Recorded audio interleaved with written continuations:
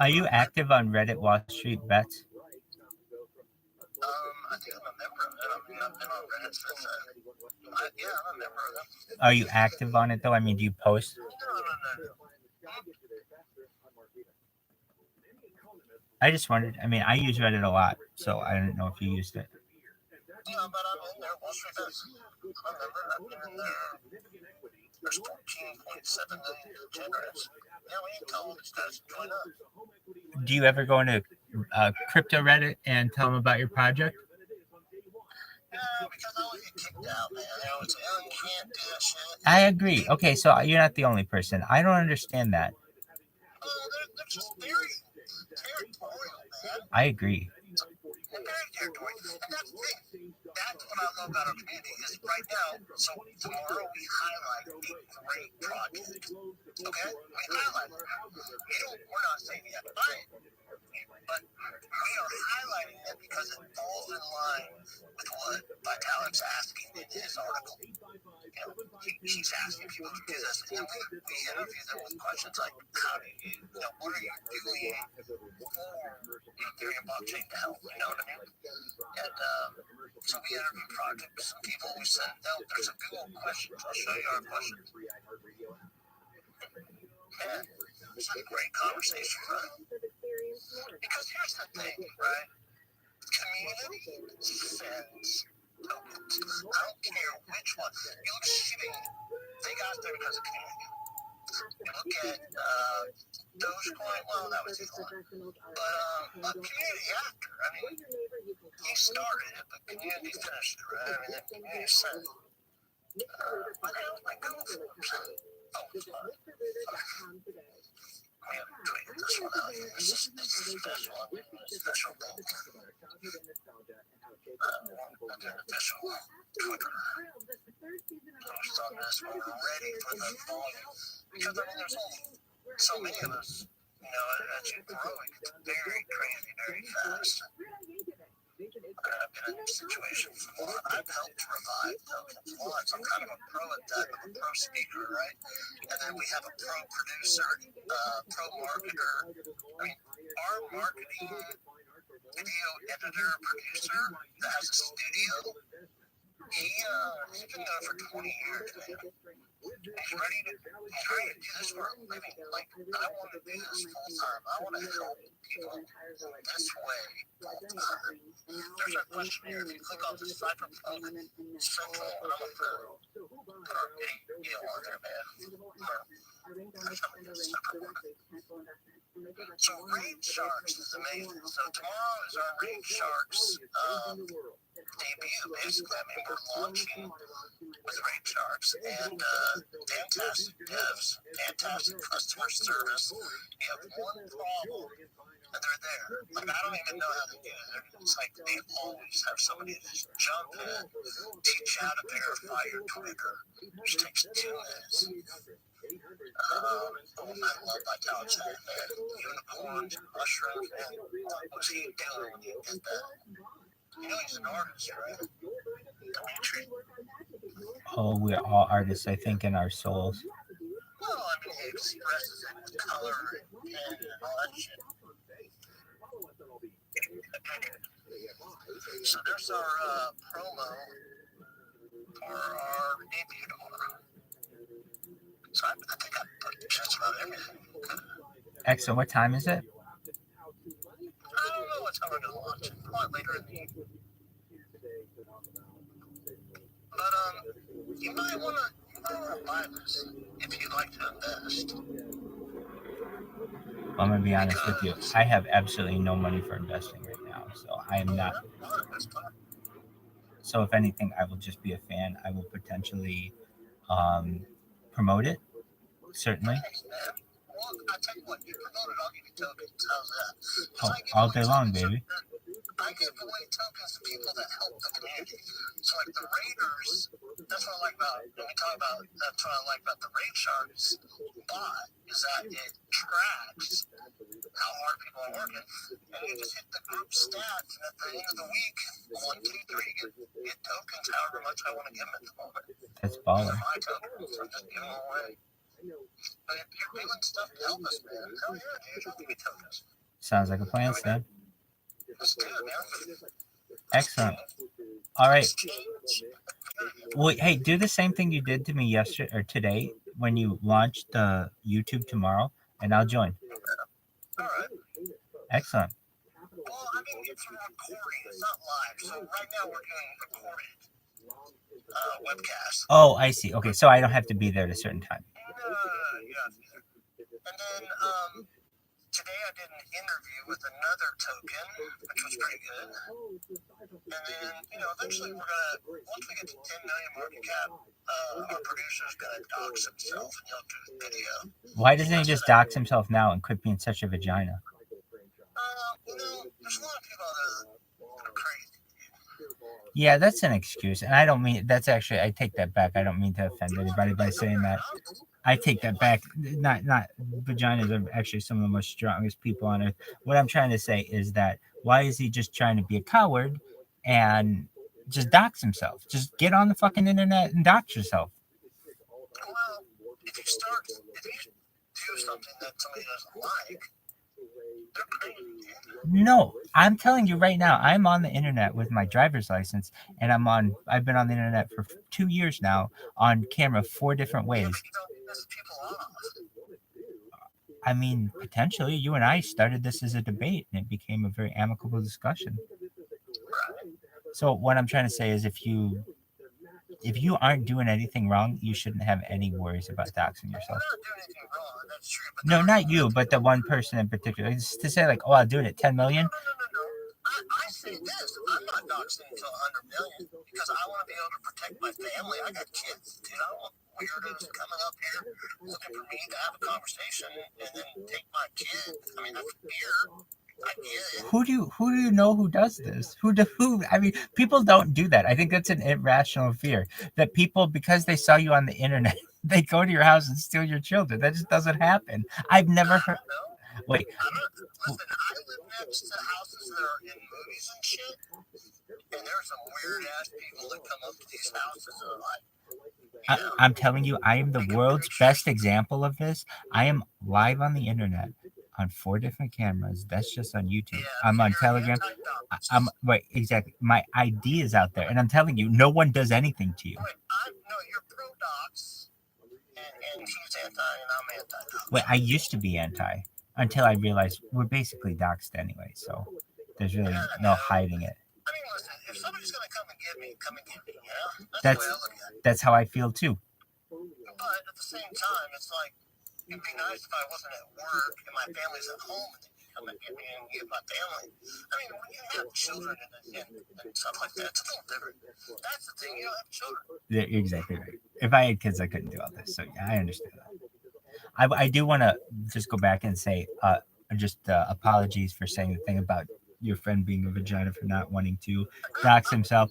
I just, in my own opinion, it's kind of a thing. I shouldn't have used that term, but also I want to say that it's certainly to me a sign of cowardice of people who don't want to dox themselves. Well, then you call me a coward. No, I'm not. I understand your justification. You don't, because you have children. If you didn't have children, though, it would be a sign of somewhat of cowardice. I understand. We have to have at least enough money so we don't have to work all the time. We can protect ourselves. I understand that. Do you have anyone in the project who is doxed? I don't know. I think so, actually. So that I think would be an important aspect of any project, is at least someone in the project is. We're a community, dude. We came together. This is trust. Listen, this is the thing in DeFi, there's not the only way that you get trust is by action. Right? And the people that have witnessed, that's the thing. So it starts out as people that come together with an idea, right? And then they do it, right? And then one person tells another one, come help, and they help, and we all started helping, right? And then the next thing you know, we're building, right? Like we're doing things. And that's that list of updates that we've done. In 2 weeks, we've done all these things together. And we're constantly on here, constantly, promoting ourselves, constantly rating, and I understand what you're saying. Just in an ideal situation, you have a project that everyone's doxxed, and then if anything goes wrong with it, you can go directly to that person and say, "Hey, I contacted you on Twitter. I contacted you on email. I contacted you via telephone. What's going on with this situation?" That's ideal. everybody knows everything about us. I mean, I'm sitting here talking and shit. I'm saying, let's say I give you $100,000 tomorrow for your coin. Okay, fine. If you're like, hey, we're all fine, we're all honest and things, okay, that's fine. You run away with it. I don't have any control over you. When someone's doxxed, then people have control over them, and that's what people don't want to give. That's what you hit the nail on the head. It's control. We don't like control. Exactly, but it's difficult for people to want to buy into such a project. I know it's a balance. We're not gonna impress everybody. Some people look at us like, yeah, community, whatever. But you know what does bring them in? The chart. And our chart's bullish. And everything's safe. That's all that matters. At the end of the day, the proof is in the numbers. Right. So, anyways. Yeah, I just shared that with you. I appreciate that. Cool, man. My whole family just wanted to drive. All right, you have a wonderful day. It was a pleasure speaking with you. I look forward to doing it again. Hey, will you do me a favor? If we can get you some merchandise or a hat or something, I see you got that. You send it, I'll wear it. Really? Absolutely. Cool, man. Or put it in front of the camera like you put that Bitcoin cup. That mug? Absolutely. I'll put something else there. Okay, cool. I just need to DM me your address or the nearest post box. I'll send you my address right now. I'll send you some merch. Excellent. Very well, my friend. Cool, man. Well, we're gonna form a movement, okay? Grassroots movement of people to finish some damn good in this area. That's what we're trying to do. That's a beautiful thing. Yep. So I'm glad you listened, and thanks a lot, man. It's been a good conversation. Excellent. It was a pleasure, and I wish all debates were as amicable and smooth as this one. Pleasure to speak with you, and take care. Well, we can both agree with that. All right, take care. Bye-bye. Stay black, my friends. We discovered the entire place in shambles. A lot of our historical items were removed off the wall. Pictures were taken down, thrown on the ground. American flags that were being set to be retired, they were draped over the fences, they were draped over the doors, windows.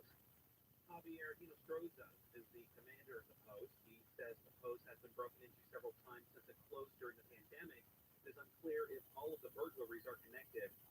The LA Rams are opening the NFL playoffs on the road. The Rams will face the Detroit Lions at Ford Field in a wild card game today at 5. Rams quarterback Matthew Stafford is facing his former team, which is quarterbacked by ex-Rams signal caller Jared Goff.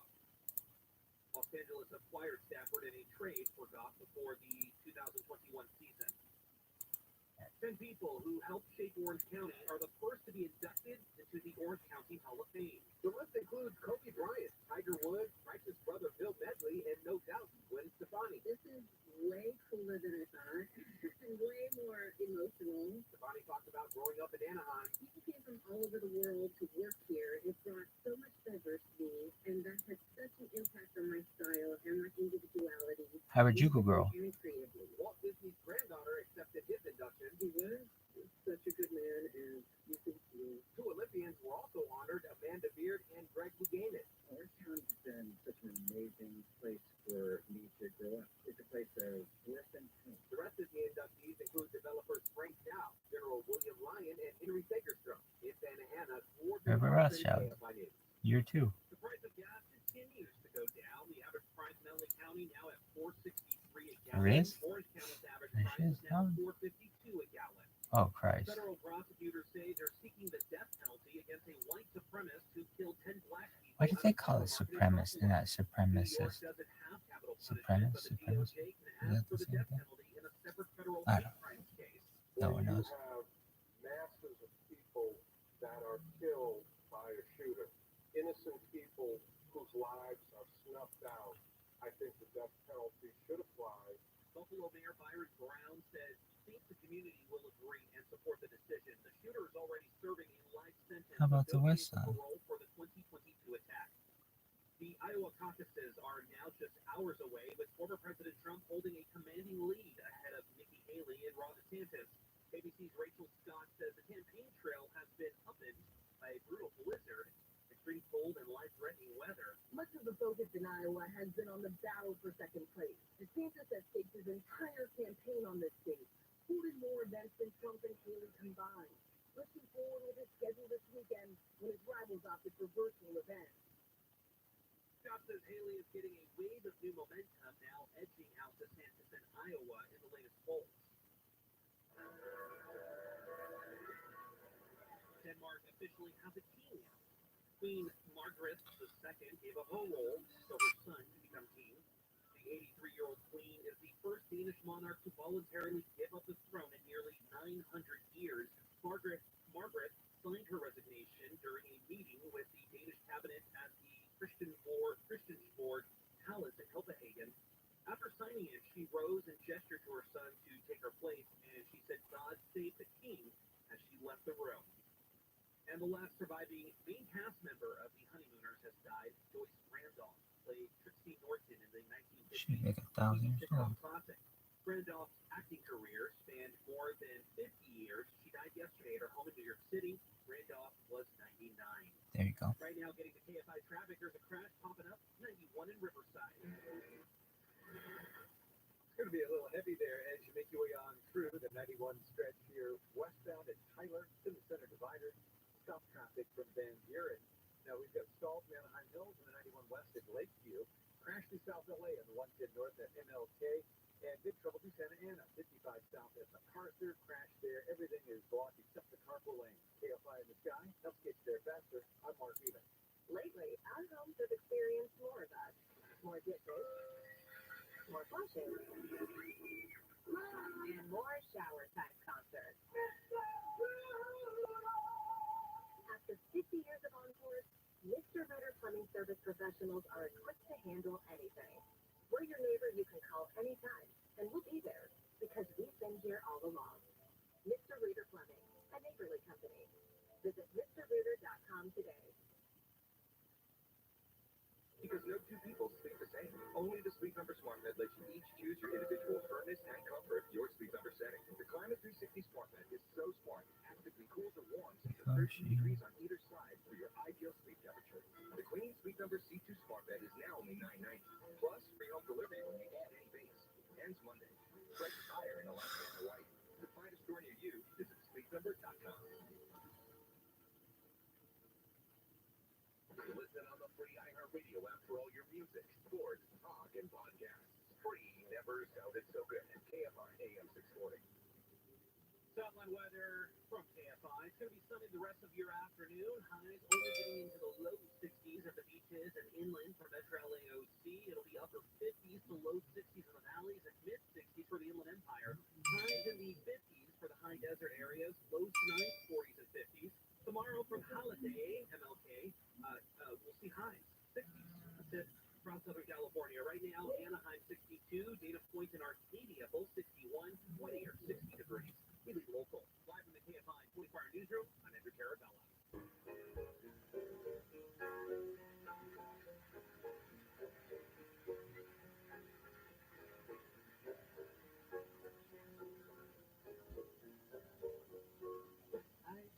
KFI AM 640 live everywhere on the iHeartRadio app. Tiffany Hawk here with you 2 to 4 today. And the crew is here. We have Richie in the studio.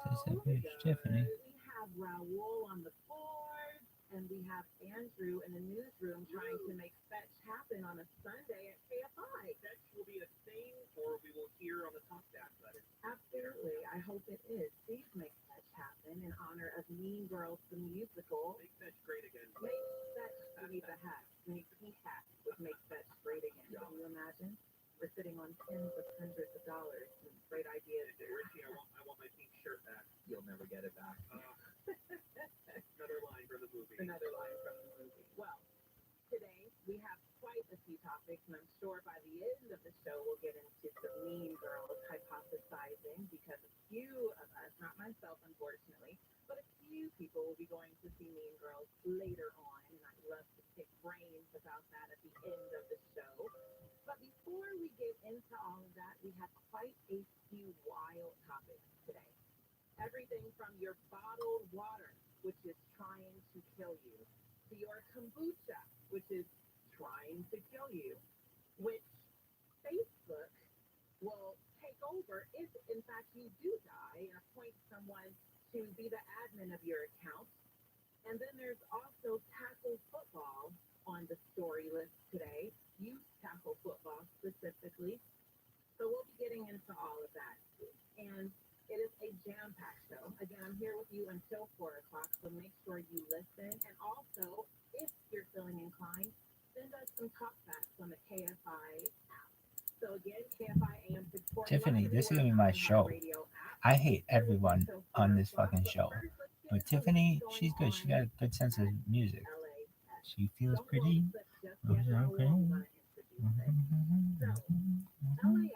And other Southern California. Would you eat a box? Yeah, just to prove a point. West side. Would you want your box on the west side? And Hell there yeah. will be a clip from ABC7 that we'll get into that will illustrate more about this, but just to give you a heads up, people have lost their damn minds when it comes to travel. And when you think about it, since 2001, we've seen an uptick in a lot of strange You're behavior able to follow more online, people a at lot this of time. bizarre behavior in airports. And it really has come to a crescendo now in 2023 and now going into 2024. But last year in 2023, records were set all around the country, especially here at 5 Southern California airports when it comes to specifically bizarre behavior. So, Raul, let's go ahead and get into clip number 1. The TSA says it found a record-setting number of guns at airport security checkpoints in the last year. We're talking nearly 7,000. And they're actually showing us many of the items that they confiscated. The guns and other weapons were on display today at LAX. Officials say many of the firearms were found loaded. Yeah, here locally we discovered 145 firearms at 5 Southern California airports. And at LAX specifically, we discovered 81 firearms. Got a lot of travelers coming through here. You know, here at LAX, we're the busiest origination and destination airport in the country. So, you know, a lot more people coming through, and we're just finding more firearms than we were taking, you know, previously. And TSA rules allow travelers to only carry guns and ammo in checked bags. They have to be in a locked container, and you have to let the airline know when you're checking that bag in.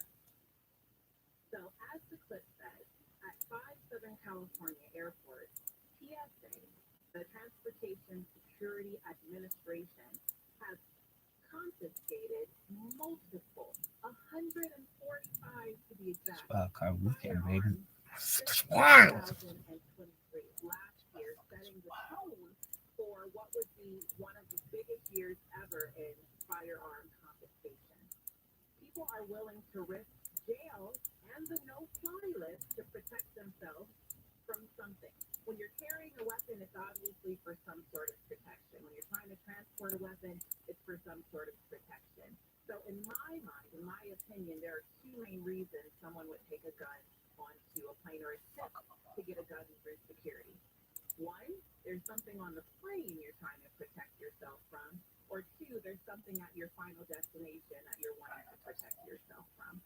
Either way, as it said, you can take a gun on a plane as long as you check your baggage, which means it has to not be on your person. It cannot be in your carry-on luggage. There are ways you go about assuring that your firearm has made it through all the proper bells and whistles, and checks and by checks, so that that weapon can fly with you. But people have been attempting to smuggle their firearms in through their carry-on luggage. Again, 145 firearms to be exact. And that's LAX. That's Long Beach Airport. That's Burbank, right here off the street in Burbank. Sleepy little Burbank Airport. There's John Wayne Airport in Orange County, and then lastly, Ontario Airport. So our 5 biggest airports in SoCal have been subjected to these attempts, again, at moving firearms through security. Of the 81 guns seized, 87% were loaded. 87% were loaded. Ready for a whistle. Really problematic. That's quite scary when you think about it.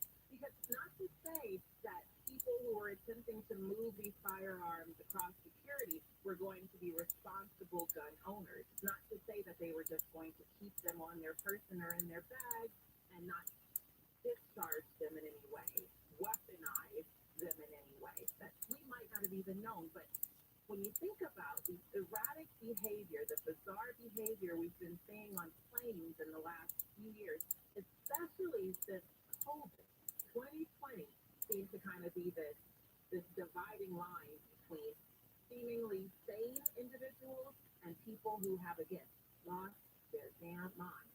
When you think about it, the majority of people who had firearms probably, I'd be willing to bet, were not necessarily going to use them appropriately. And that's just me hypothesizing, that's just me pontificating. There's no way to know, thankfully, because these guns were confiscated. But it's the fact that there were all of these attempts made. There were over 6,000 firearms seized nationwide. That sets the record for the most firearms seized ever by the TSA since the TSA was instituted. And again, you can check your firearm. You don't have to try and smuggle it through. You don't have to hide it in your carry-on. But people were feeling so brazen that they would attempt to bypass all of these regulations and send it through their check or their carry-on luggage. We fly, people fly. You know the rules at this point. And if you don't know the rules, if you're that green to flying, then Googling is right there at your fingertips. Asking for clarification on what you can and cannot take is right there at your fingertips. People know they have to put their liquids in bottles that are no more than 3.4 ounces if you're taking it on your carry-on. So you know that you cannot take a gun. Give me a break. A lot of people were feigning ignorance. Oh, I didn't know. I thought it was cool. And kind of asking for forgiveness versus permission, that type of adage. But you know, it just takes a semblance of common sense to weigh whether or not this would potentially be a good idea. And there are consequences to this sort of behavior, to these attempts. The TSA can issue a civil citation of up to $15,000. So that means if your gun is loaded, your citation, your ticket, could be up to $15,000. And as we just heard, over 80% of these firearms were in fact loaded. So you would sustain a $15,000 up to $15,000 fine. There's also a misdemeanor charge. So now you have a record. You have a record because you decided you wanted to put your block in your shoes and attempt to pass them through security. You also can be put into a 1-year diversionary program. And that program means that you'll have to go through some evaluative measures, you'll have to go through some testing, you'll have to go through some proving to show that you are a sane individual after trying to commit such an insane act. And after you do all of that, after you pay your fine, after you get your misdemeanor charge, after you go through the diversionary program, you can get your firearm back, provided that you have proven to the TSA and the rest of government officials and the local police and your family and yourself that you are a sane individual. So they will give you your firearm back after you attempt to take it on the plane. But let this be a cautionary tale for you if that's something you're interested in doing.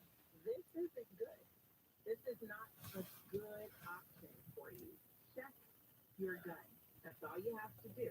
Go to the counter, ask them what to do with it, and they'll let you know. Do not put it in your carry-on luggage. And then can you imagine the guy next to you on the plane, your flight on the way to New York for 5.5 hours, is pissed that his gun was taken away. He's pissed. They took his gun and now you're sitting next to him for 5 hours. And he's just in a mood because he doesn't know what's going to happen. So now you're sitting next to this person and dealing with that. All of this is a symptom of fear. That's what I think. That's my opinion. Again, we're attempting to take weapons on planes because there's something we're afraid of. And that just really speaks to the behavior on planes that we've been seeing, from people going viral, pointing at other passengers, saying that that person isn't real, that they're seeing things, they're seemingly having episodes, mental health breakdowns on planes, to flight crews being attacked by irate passengers. Flying has become a very risky adventure, whereas in the past it might have been a bit more mundane. So don't take your gun on a plane. Don't do that. That's really, really stupid. And if you're nervous, perhaps find another way to calm your anxiety. All right? When we come back, we're going to get into a little bit more about travel. The TSA across the country has confiscated multiple strange items. I'm going to get into the list of the 10 strangest things that they have taken from passengers in 2023. It's KFI AM 640, live everywhere on the iHeartRadio app. Tiffany Haas here with you now to Andrew Caravella in the very fetching 24-hour KFI newsroom. 4 people have been arrested by sheriff's deputies at a 7-Eleven in Carson. A deputy just happened to be walking into the 7-Eleven during the attempted robbery around 12:30 Saturday morning. The sheriff's department says the robbers are linked to another 7-Eleven robbery in Compton. Officials have put a ban on indoor and outdoor wood burning in portions of LA, Riverside, and San Bernardino counties. All of Orange County is also affected by the ban. Officials say it's due to high air pollution in the area. The ban will run until 11:59 Monday night.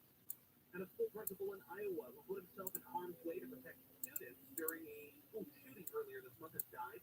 Perry High School principal Dan Barberger passed away this morning. He was critically hurt during the January 4th attack. We'll take a look at the 55 freeway next. Back and neck pain can be the worst, inescapable sometimes. Well, we found something to help out with that. Yeah, it's Gary and Shannon. We talk about wellness all the time, and the Saragem V6 can keep your body and mind feeling great. A specialized massage like you've never experienced before. The V6 is next generation technology and FDA cleared. Lay down on your Saragem V6 and immediately it does a scan of your body to find out where it needs to focus, then relaxation. No appointments, no commute to the spa. The spa is in your home. The Saragem V6 also folds right into a beautiful sleek piece of furniture in any room of your home. You can use it for 10 minutes or 90 minutes or however long you have to work relaxation into your schedule. This is wonderful for pain management, perfect for post-workout recovery. Athletes use this technology post-game. The V6 helps with blood circulation as well. So you can try before you buy at the West Hollywood Lounge or check out the Saragem booth at the upcoming LA Fit Expo. Also right now there's a promo code specially for you. The next 30 people to use it will get $300 off their Saragem V6. Here it is. Get your V6. Promo code Get Your V6 at SaragemUS.com. Pretty ugly on the 55 through Santana. Yeah, real slow one here on the Costa Mesa Freeway southbound at MacArthur Boulevard. You have a crash here. Everything blocked except the carpool lane. Keep it over to the left there. Stop traffic from Dyer Road. Now, we've also got big delays to West LA. 405 northbound. It's going to be a bit heavy as you travel right around the 10. And stop and go from Dennis Boulevard. And through South LA, trouble on the 110 north at MLK. Stop and go from Florence. KFI in the sky helps get you there faster. I'm Mark Beaver. Why choose a Sleep Number Smart Bed? Because no two people sleep the same. Only the Sleep Number Smart Bed lets you each choose your individual firmness and comfort, your sleep number setting. The Climate 360 Smart Bed is so smart, it actively cools and warms up to 13 degrees on either side for your ideal sleep temperature. The Queen Sleep Number C2 Smart Bed is now only $9.90. Plus, free home delivery when you add any base. Ends Monday. Price is higher in Alaska and Hawaii. To find a store near you, visit sleepnumber.com. You still thinking job change in the new year? Yeah, I need something that's in high demand and more stable in this economy. IT? Yeah, cybersecurity, maybe even AI. That's what I did. Really? Now, went to My Computer Career. You don't need any prior experience, and you can start your new career in a matter of months. A lot of IT pros go to school there, too, to level up. Sweet. Are classes online or on campus? Both. Wow, okay. check it out. Thanks. Make this your year. Take the free career evaluation now at mycomputercareer.edu. Financial aid is available for qualified students, including the GI Bill. Somewhere between demand and data, between platforms and possible, between desire and necessity, is the place where customers become loyalists. Hone in on that place with Brave. The Brave platform analyzes and activates customer data to evolve cross-channel engagement strategies and convert campaigns into measurable value. With Brave, you'll supercharge ROI, accelerate payback, and save more time than you'll know what to do with. Learn more at brave.com. That's VRAVE.com. Sometimes you don't realize something was bothering you Until it's gone. That's how you're going to feel. After we work on magic at your house, We make junk disappear. all you have to do is point Call 1-800-GOTCHA. or visit 1-800.junk.com. Oh, I gotta pay how much? Been to your dealership for car repair lately? You know, ask the car service at AMCO don't even need a new transmission. At AMCO, we've been shipping gears for over 15 years, delivering top-notch service and unbeatable expertise. Our expert technicians will give you an honest assessment, so we won't fix what's not broken. So before you say yes to costly repairs elsewhere, get a second opinion at AMCO. That's double A, MCO, transmissions, and a whole lot more. The free iHeartRadio app has over 100 commercial-free stations waiting for you to explore right now, like 70s Rock Ride, Pink Floyd, Eagles, Van Halen, Tom Petty, Zeppelin, and more.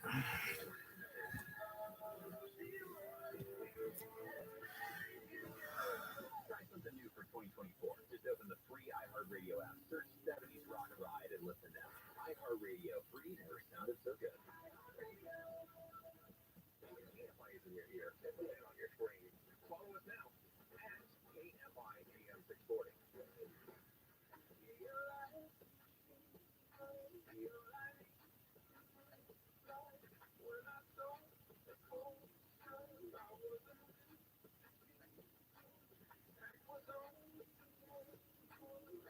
KSI AM 640 live everywhere on the iHeartRadio app, picking up 50 years till 4 o'clock.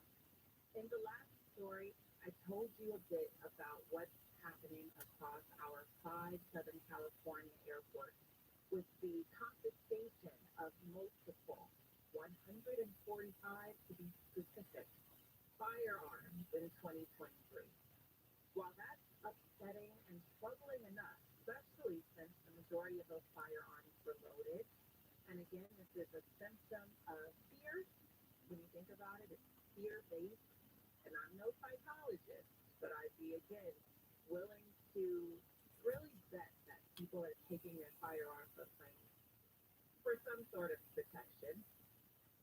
While that happens here, that's not the craziest information I'm about to give you. The TSA across the United States compiled a list of the most bizarre items that they seized from passengers in 2023. And if last year's list is any indication, if last year's record setting is any indication, then 2024 is likely to best that. It's 14th though. Follow the TSA and get those updates because they definitely share a lot of these confiscations, a lot of these strange happenings on their social media handles. One of the funnest social media handles you'll experience. So let's get into this list. And it goes in order from 10 to 1. So we'll follow the TSA list of strangest items people tried to take on planes in 2023. Number 10, throwing knives. Pretty innocuous, throwing knives. Maybe these people were intending to use these throwing knives for cutlery. Who knows? But they attempted to take them into their luggage, in their carry-on or their check bag, and they were taken from them. And it's so sad when you see something taken from someone's luggage, whether it's a liquid and the TSA dumps it out right there in front of them and they're trying to plead and negotiate to keep that, or let me just drink this really quick, or can I move this around? And the TSA is, no, and they just throw it away because that's their job, not to negotiate with you, just to get rid of the problem. Number 9, four replica rockets. someone attempted to take 4, not 1, not 2, but 4 replica rockets onto a plane. I don't know what they were planning on doing with them, but I know that those replica rockets definitely didn't make it onto that flight, and they're probably in someone's garage right now on display.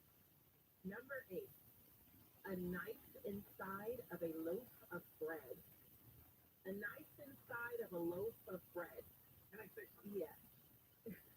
Yes, you may. Sometimes people say things like, "Oh, I didn't know that was in there," and I get that. That happens to people. But a knife in a loaf of bread, I can see that with a shoe, or a you can't towel. you can't say, "Oops, how did that get in there?" In a loaf of bread. And that one happened in Seattle, which is very fitting. It probably was gluten-free. Number 7, meth, methamphetamine, inside of crab oil seasoning. Where do you think that one came from? New Orleans. Oh, it's a little spicy. Little spicy. They tried to hide their meth inside of crab boil seasoning. I would have liked to see what would have happened if the seasoning would have kept the meth in it once they started their crab boil. What kind of party would that have been if they had forgotten that they put that in there, right? That's something. Number 6, and we'll conclude this list after the break, but number 6, a 35 millimeter projectile. A projectile. That's a pretty serious weapon, a 35 millimeter projectile. Not inside of a loaf of bread, but somewhere in the luggage was this 35 millimeter projectile. When the TSA took it out, I imagine the person went, "Why? I didn't know it was there. I don't know." Yeah, well, it was, and now it's gone. Number 5, here's another knife. This one's even better than the loaf of bread. We'll end with this one and come back with the conclusion after the break. A knife inside of a prosthetic foot. So they hid their knife inside of a fake foot. Why was the foot not on? These are questions that need answers. Backup foot, backup knife. This sounds like something out of a Quentin Tarantino movie or George Romero movie. This sounds like a wonderful plot line. We'll get into the conclusion of the list when we come back. It's KFI AM 640 live everywhere on the iHeartRadio app. Tiffany Hobbs here with you. Now to Andrew Caravella in the KFI 24-hour newsroom. LAPD Chief Michael Moore is retiring at the end of February. And all this I know with certainty that the future of this city is bright. And I'll miss sharing it with you, but I also know in my heart that now is the right time. Moore made the announcement on Friday, saying he realized there's more sand at the bottom of his hourglass than on the top. So I mean to shift my focus to those most important in my life and dedicate my time and my passion to them. For all they've given me, they're deserving. He says he and his wife plan to move closer to their daughter so they can spend more time together. He thanked his family for supporting him throughout his journey. Moore served LA for over 40 years. The extreme weather hitting the U.S. is causing power outages from the Great Lakes to the Deep South. Over half a million American homes and businesses were without power yesterday because of severe thunderstorms and damaging winds. High winds also pounded the northwest, causing over 180,000 customers to lose their electricity. At least 2 deaths in the Portland area are being attributed to the powerful winds knocking down trees.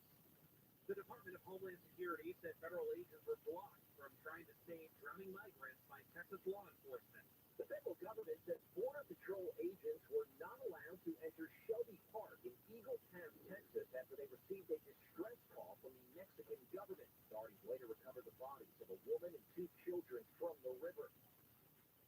ABC's Brian Clark says the Texas Military Department did not address claims they barred federal agents from searching, but said they looked into the river and did not find any migrants. Right now, problems 101 in Encino. Heavy drive right now on the 101, the southbound side, right at Talpoa. Motorcycle down in the middle of the roadway, stop-and-go traffic as you approach. And also West LA, the 405 northbound, the connector to the 10 Santa Monica Freeway. The left lane there affected. It's going to be stop-and-go from Venice and South LA, the 110 north and MLK. Crash off to the right. KFI in the sky helps get you there faster. I'm Mark Wheeler.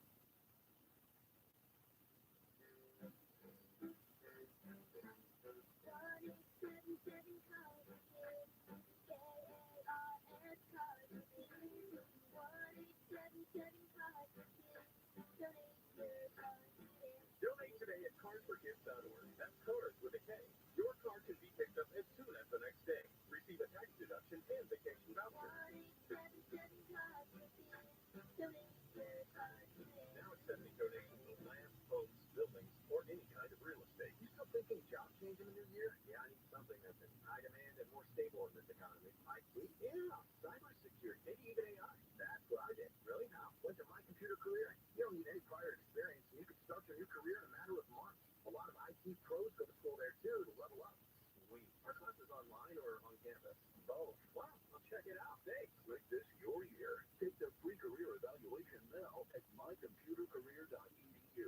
Credentialing is available for qualified students, including the GI Bill. Southland weather is brought to you by Mattress Firm. Lows in the 40s and 50s tonight. MLK Day will see highs in the 60s across Southern California. Right now, Rancho, Santa Margarita, 57, Costa Mesa, 59, Malibu, 61, Hacienda Heights, 59 degrees. With a local, Latin McCabe High, 24-hour newsroom, I'm Andrew Carabella. This is Tina Moses. This is what's trending from iHeart Sports Network. Presented by Mercedes-Benz. The Lakers have lost consecutive games after last night's loss to the visiting Jazz. Ryan Leonard and the Clippers tip off at the Timberwolves this evening. At back-door boots, USC lost to Colorado on the road. Lonnie James went 0 for 7 in his first start with the Trojans. UCLA hosts Washington this evening. And tonight, it's the wildcard game. Derek Goff of the Lions entertained Matthew Stafford in the Rams. DraftKings line favors Detroit by 3 points. I'm Darren Joyner. From the versatile EQB to the sublime EQS sedan, Mercedes-Benz makes electric extraordinary. The vehicles are all electric. The feeling is all Mercedes. The choice is all yours. Learn more at mbUSA.com/EQ. Jacob and Ronnie. If you've been in an accident, call 844-24-JACOB. The voice of the people, for better or worse. Moist Live with John Cobell. Twice every Friday between 3 and 4 on KFI.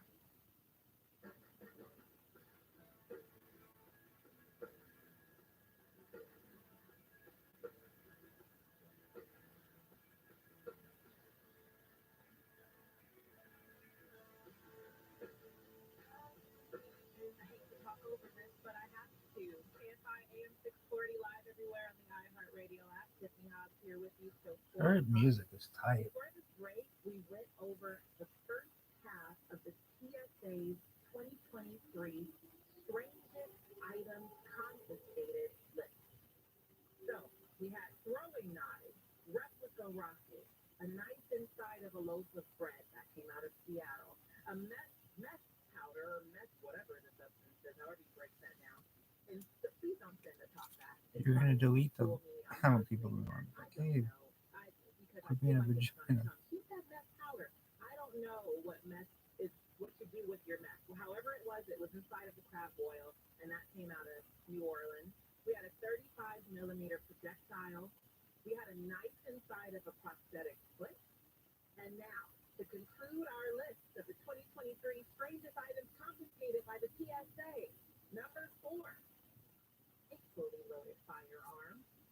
Kind of boring, but it shouldn't be boring because it's a fully loaded firearm. And they didn't say what kind. Usually do. I know. You can hear it. There. Number 3, That's not my best gets a word. bit more interesting. An It's okay. IED. Someone tried to take a weapon of war into a plane, onto a plane. A weapon of war, an IED.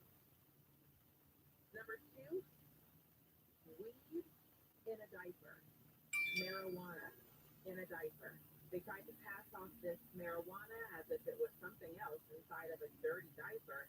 It was certainly a dirty diaper, but dirty in the way that colloquialisms are used when it comes to explaining drugs or crime. The dirty diaper, weed, and that came out of New York. Shout out to New York on that one. Very creative. Last but certainly not least on the list of 2023 strangest items confiscated by the TSA, another IED. But this time, it was in an energy drink. An energy drink. These are the 10 strangest items. There were likely hundreds, if not thousands, of other items that probably could have made the list, maybe should have made the list, made other lists. People made no-fly lists because of what they attempted to take. Again, We have not just started flying. This is not the Wright brothers and some new invention. Airplanes and flight travel have been around for years and years and years. We are all practiced. And if you are not practiced yourself, you know someone who is. You cannot take weapons. You cannot take an IED. Do not hide a knife in your prosthetic foot with the foot on. Do not hide a knife in your bread. Do not put meth in your seasoning. Come on, people. Come on. Because what you're risking now is, again, not being able to fly ever. It completely takes over the fines that you may incur, because if your infraction is serious enough, you won't be flying. You know, you become that conversation during the holidays too in your family. Like, oh, there's Uncle Joe. He's the one that, puts stuff in his foot, on the airplane. Yeah, you don't want to be Uncle Joe with the knife in his foot. Yeah. That's not fun. Well, it depends on what your idea of fun is. Maybe this was a way for people to get some excitement in their lives. But let's not use the TSA and the experience of flying to get your own kick. Because not only are you subjecting yourself to all of these now inconveniences and pauses, but you are delaying other passengers from being able to enjoy their flight travel, their flying experiences. And again, this is 2023. Now we're in 2024. The list is being compiled. I imagine in the last 2 weeks there's already been something strange confiscated out of Seattle's airport. Just wait and see, and I'll have another list for you at the end of the year. Now let's move on to bottled water. In the very beginning of the show, I teased that bottled water was trying to kill you, trying to kill all of us. And that's really sad, because bottled water is something that many of us reach for. Type in office robbery statistics.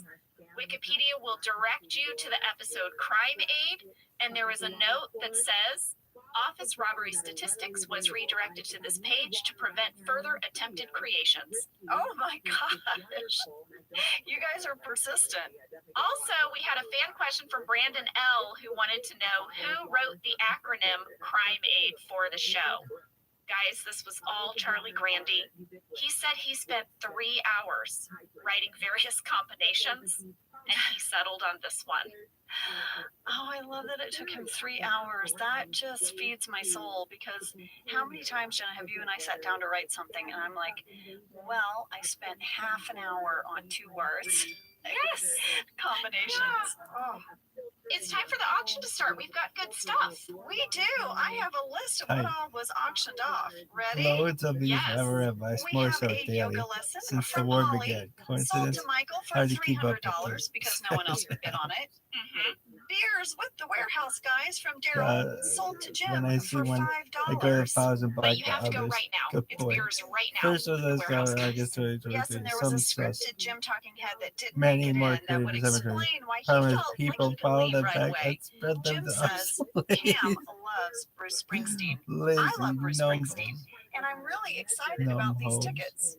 My one reservation is that Bruce Springsteen is not currently touring, so I'm leaving. Loads of these ViralRabbi, more so daily since the war began. The next thing auctioned off was a Creed all-inclusive.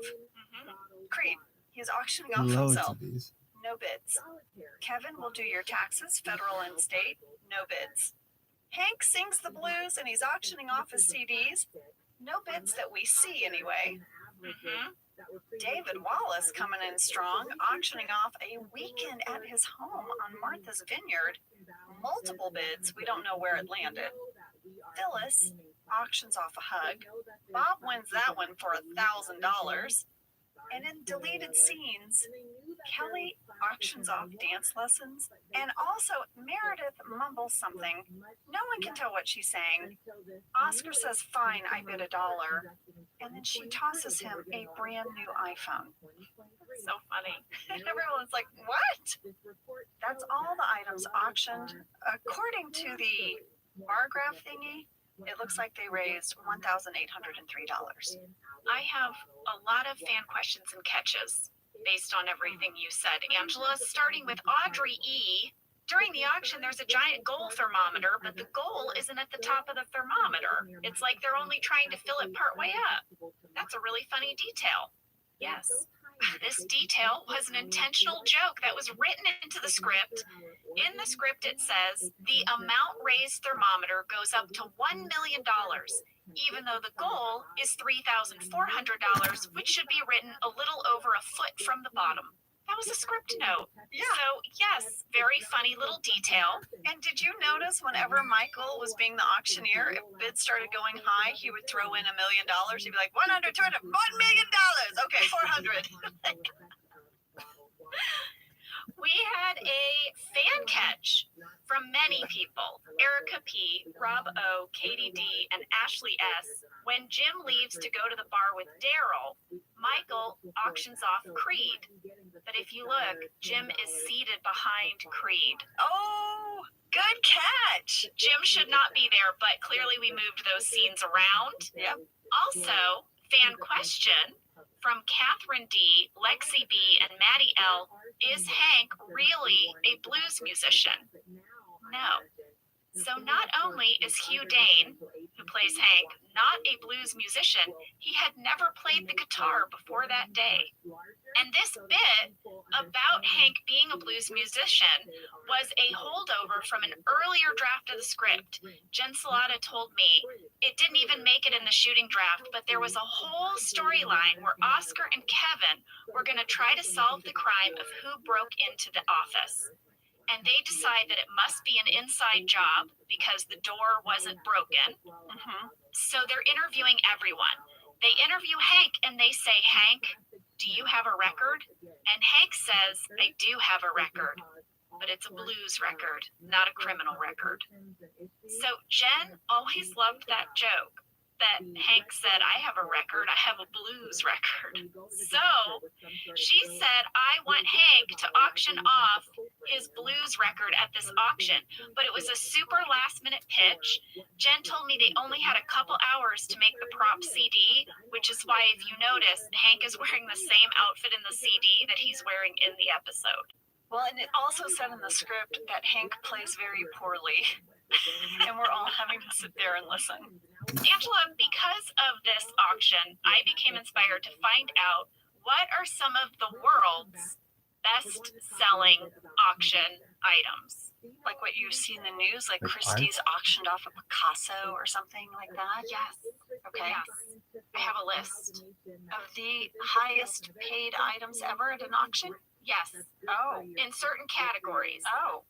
For example, the world's most expensive work of art sold at auction was a 500-year-old painting of Jesus Christ believed to have been painted by Leonardo da Vinci. Ooh, I was going to say Da Vinci's on this list. I really was. Okay, go. The painting is known as Salvator Mundi, which means Savior of the World, and it sold at Christie's auction in 2017 for $450 million. Dang! Who bought it? I don't know. Oh my God. I wouldn't want you to know that I have that. I mean, that feels like a security risk. Right? It's got to be anonymous. I don't know if it is or not, but it didn't say. The record for the most expensive work of art by a living artist goes to Jeff Koons. His rabbit sculpture, which sold for $91.1 million in May of 2019. Wow. Jeff Koons actually has two of the top 5 items that were most expensive for a living artist. Also his dog sculpture, his like balloon dog. Wow. The most expensive dress ever sold at an auction? Ooh, can I guess? Yes. Was it either Audrey Hepburn or like Princess Diana? It's Marilyn Monroe. Ah, Marilyn Monroe! Why didn't I say Marilyn Monroe? Her Happy Birthday Mr. President gown. Oh, yes. It sold for $4.8 million in 2016. The most expensive wristwatch ever auctioned. I mean, I found this fascinating because I was like, really? A watch? Sold for $31 million. I don't get it. It's called a Patek Philippe watch. It was in the Grandmaster Chime model. Now does it make more sense, Angela? It was a Grandmaster Chime. Somewhere there's someone fancy and their ears are bleeding because they're like, ladies, you have no idea what you're talking about. Yeah, we need to pay $31 million for the Grandmaster Chime. I hid this watch up my ass. Oh boy, that watch. I'd love to know how much that watch could go for at auction. But this shattered the record. The previous record was a Rolex that was once owned by Paul Newman, and it had sold for 17.7. I don't want to tell people that they're spending their money wrong, but I don't know. Do you want to know the most expensive diamonds? I mean, does Elizabeth have one? No, sorry. Elizabeth Taylor did not sell the most expensive diamond. The most expensive blue diamond ever sold in auction history was the Oppenheimer Blue, and it sold for $57.9 million. The most expensive diamond was sold for $71.2 million at an auction in Hong Kong, and it is a 59.6 carat pink star diamond. Wow. And it was the largest, flawless, fancy, vivid pink diamond ever graded by the Gemological Institute of America. What do you do with that? I don't know. It is. What do you do with that? It would stress me out. I don't know what you do with it. I mean, I'm always like, you have one lamp that's nicer than your other lamps. And I'm always like to the kids, don't touch that lamp. Guys, you guys, stop touching the pink star diamond. Stop it. If you have to play with something, play with the Oppenheimer Blue. Do not throw the Frisbee near that diamond. Damn it. Stop it, guys. That's how my other diamond broke. Exactly. And no, you cannot wear my Grandmaster Chime to school. Finally, I'm going to tell you what I am assuming is the most expensive used tissue. What? That has ever been auctioned. I can't be sure. I'm sure I'll beat What's that. a used tissue? That one's easy. Somebody did Elvis blow his nose as an Elvis tissue? No, it belonged to Scarlett Johansson. She sold it for $2,050 on eBay. The story is that she had been on The Tonight Show with Jay Leno in 2008, and she had a cold. She said, Samuel L. Jackson gave me a cold. And she said, you know what? I'm going to auction off my tissue for charity. And she did. Okay. All right. You know what I learned here? People bid crazy amounts of money on really random things. Yeah. Should we go to the bar? Should we get back to the episode and go to the bar? I guess so. Well, Jim and the warehouse fellas are having a great time at the bar. Jim's going to get another round. Yeah, he heads over to the bar. And who walks in? It's Roy Anderson. Oof. He's like, Albert. And Jim's like, and Roy's like, don't worry, I'm not going to hit you. So Jim and Roy end up having a rather friendly conversation over some beers. They're catching up on life. He's telling Roy about Pam. Yeah, he tells Roy Pam's at art school, and also she's engaged to me. And Roy's like, wow, okay. And then they kind of do they don't quite shake hands. It's weird. It's like Roy holds his hand up over his shoulder, and then Jim grabs it. They have some type of bro handshake moment. I loved that. Jim even sort of doubles down and is like, oh yeah, she's having a great time at art school. She was out till 9 in the morning with her friends. And then Roy says, you were a friend. And Jim is like, oh crap. Oh crap. Like it kind of plants the seed of doubt in Jim's brain. Like, is Pam connecting with other people the way she connected with me? What's going on at art school? So Jim spirals and he's like, I'm gonna go see her. I'm gonna drive to New York. Yeah. I want you guys to know that there were some missing scenes in this Jim and Pam storyline. There were extra scenes because we did get some mail from people where they were like, wow, this one comment from Roy really made Jim spiral. Why was he so insecure about their relationship? Now we know he's going to turn around. He's not actually going to drive to New York. He's going to turn around.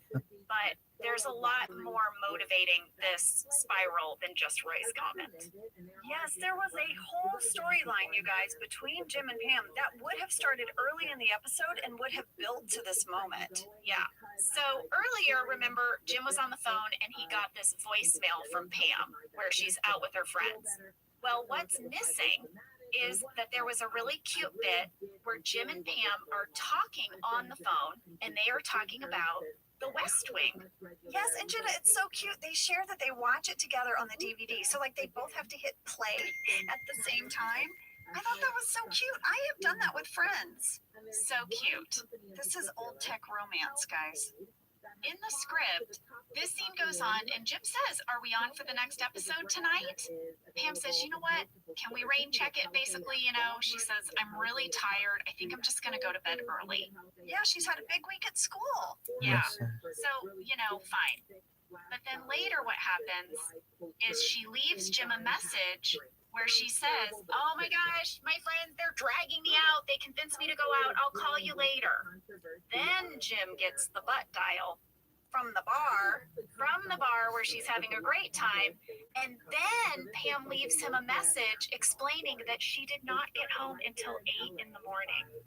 So she was too tired to watch West Wing, but she went out with friends till 8 in the morning. So that is really why Jim spirals for a second and is going to drive to New York. Yeah, that's why Roy's comment really took root, because he's like, well, wait a second. I kind of feel like she just blew me off for these people I don't even know. Yeah.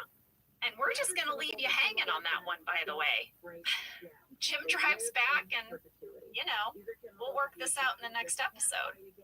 Well, back at the auction, it's 6:14. Yeah, it's the deadline.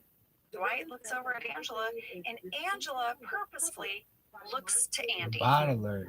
Dwight is crushed. She's made her choice. She's made her choice. Another girl. There was a scripted Angela talking head that didn't make it in. That would have gone right here. And Angela says, "I'm not the type of person who breaks engagements.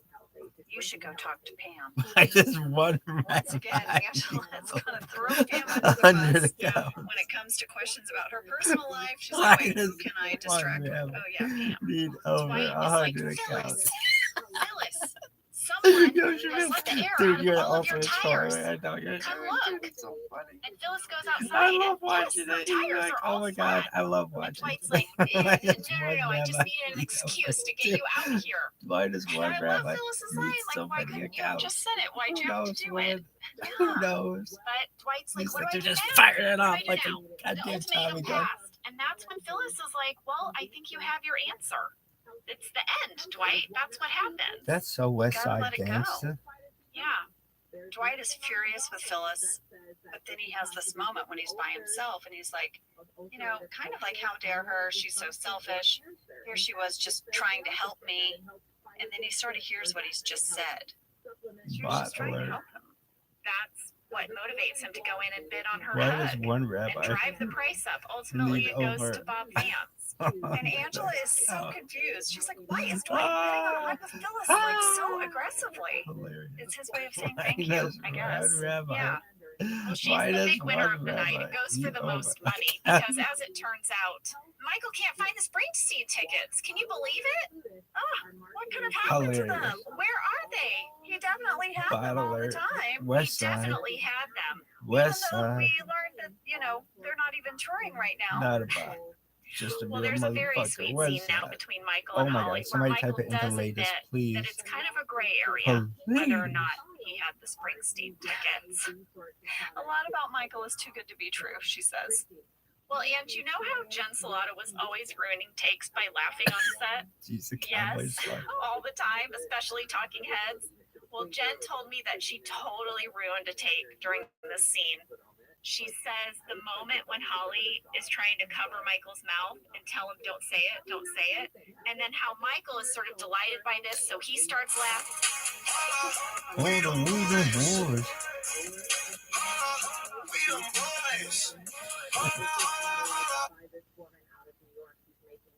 We done boys. Oh, that's funny. The cover did that.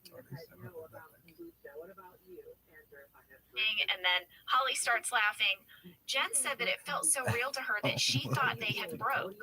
So Jen started laughing and ultimately ruined the take And Steve was like, "Why were you laughing?" And she said, "I thought you were breaking." And he said, "No, we were just acting." And then they all kind of laughed at that. But she said that moment made it onto the blooper reel.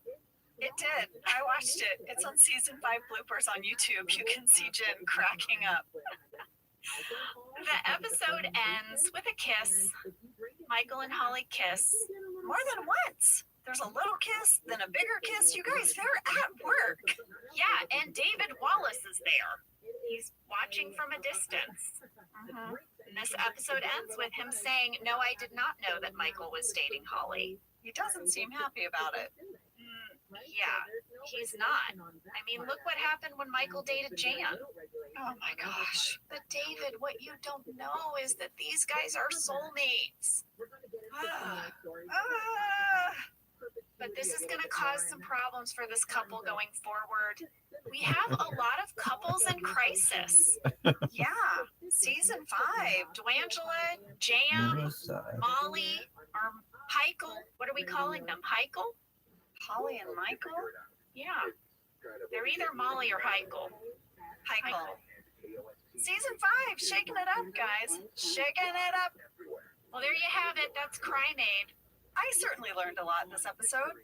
For example, Groupon doing crazy surveys. Yeah, very crazy surveys. And we know the most expensive used tissue ever sold at auction that I could find. There could be more. There could be more. But as far as I could find, that record goes to Scarlett Johansson. Congratulations, Scarlett. And in Crime-Aid, the most expensive item sold goes to Phyllis. Way to go, Phyllis. Way to go, Phyllis. I'd take that hug. It's a good hug. All right, guys. We'll see you next week. We'll see you next week. We hope you have a good one. Thank you for listening to Office Ladies. Office Ladies is produced by Earwolf, Jenna Fisher, and Angela Kinsey. Our show is executive produced by Cody Fisher. Our producer is Yes, Our sir. sound I be engineer young. What is side Sam do you know Kiefer, about? and our associate producer is Ainsley Bibico. Really? Our theme song is Yeah, Rubber that's Tree by right. RABBI. For ad-free versions of Office Ladies, go to StitcherPremium.com. For a free 1-month trial of Stitcher Premium, use code OFFICE.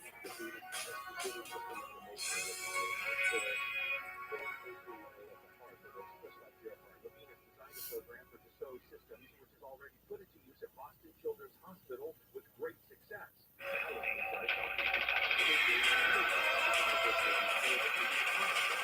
Try it on the virtual copy of your heart first. They can perform the surgery on your twin, make sure they get exactly the right valve in the right place, and then copy it on you. Levine says they're already working on modeling for the brain. Most people give up on their resolutions by mid-January. Walmart Plus can help save yours this year by saving you time and money. Walmart Plus is the membership with benefits like gas discounts, video streaming, plus so much more. Is your resolution to simplify your life? With free delivery, Walmart Plus makes ordering what you need online a no-brainer. Join now. New members get $50 in Walmart cash to get what they need to help save their resolution. Terms apply. See walmart.com/plus for details. I'm Jenna Fisher. And I'm Angela Kinsey. We were on The Office together. And we're best friends. And now we're doing the Ultimate Office Rewatch Podcast just for you. Each week, we will break down an episode of The Office and give exclusive behind-the-scenes stories that only 2 people who were there can tell you. We're the Office Ladies.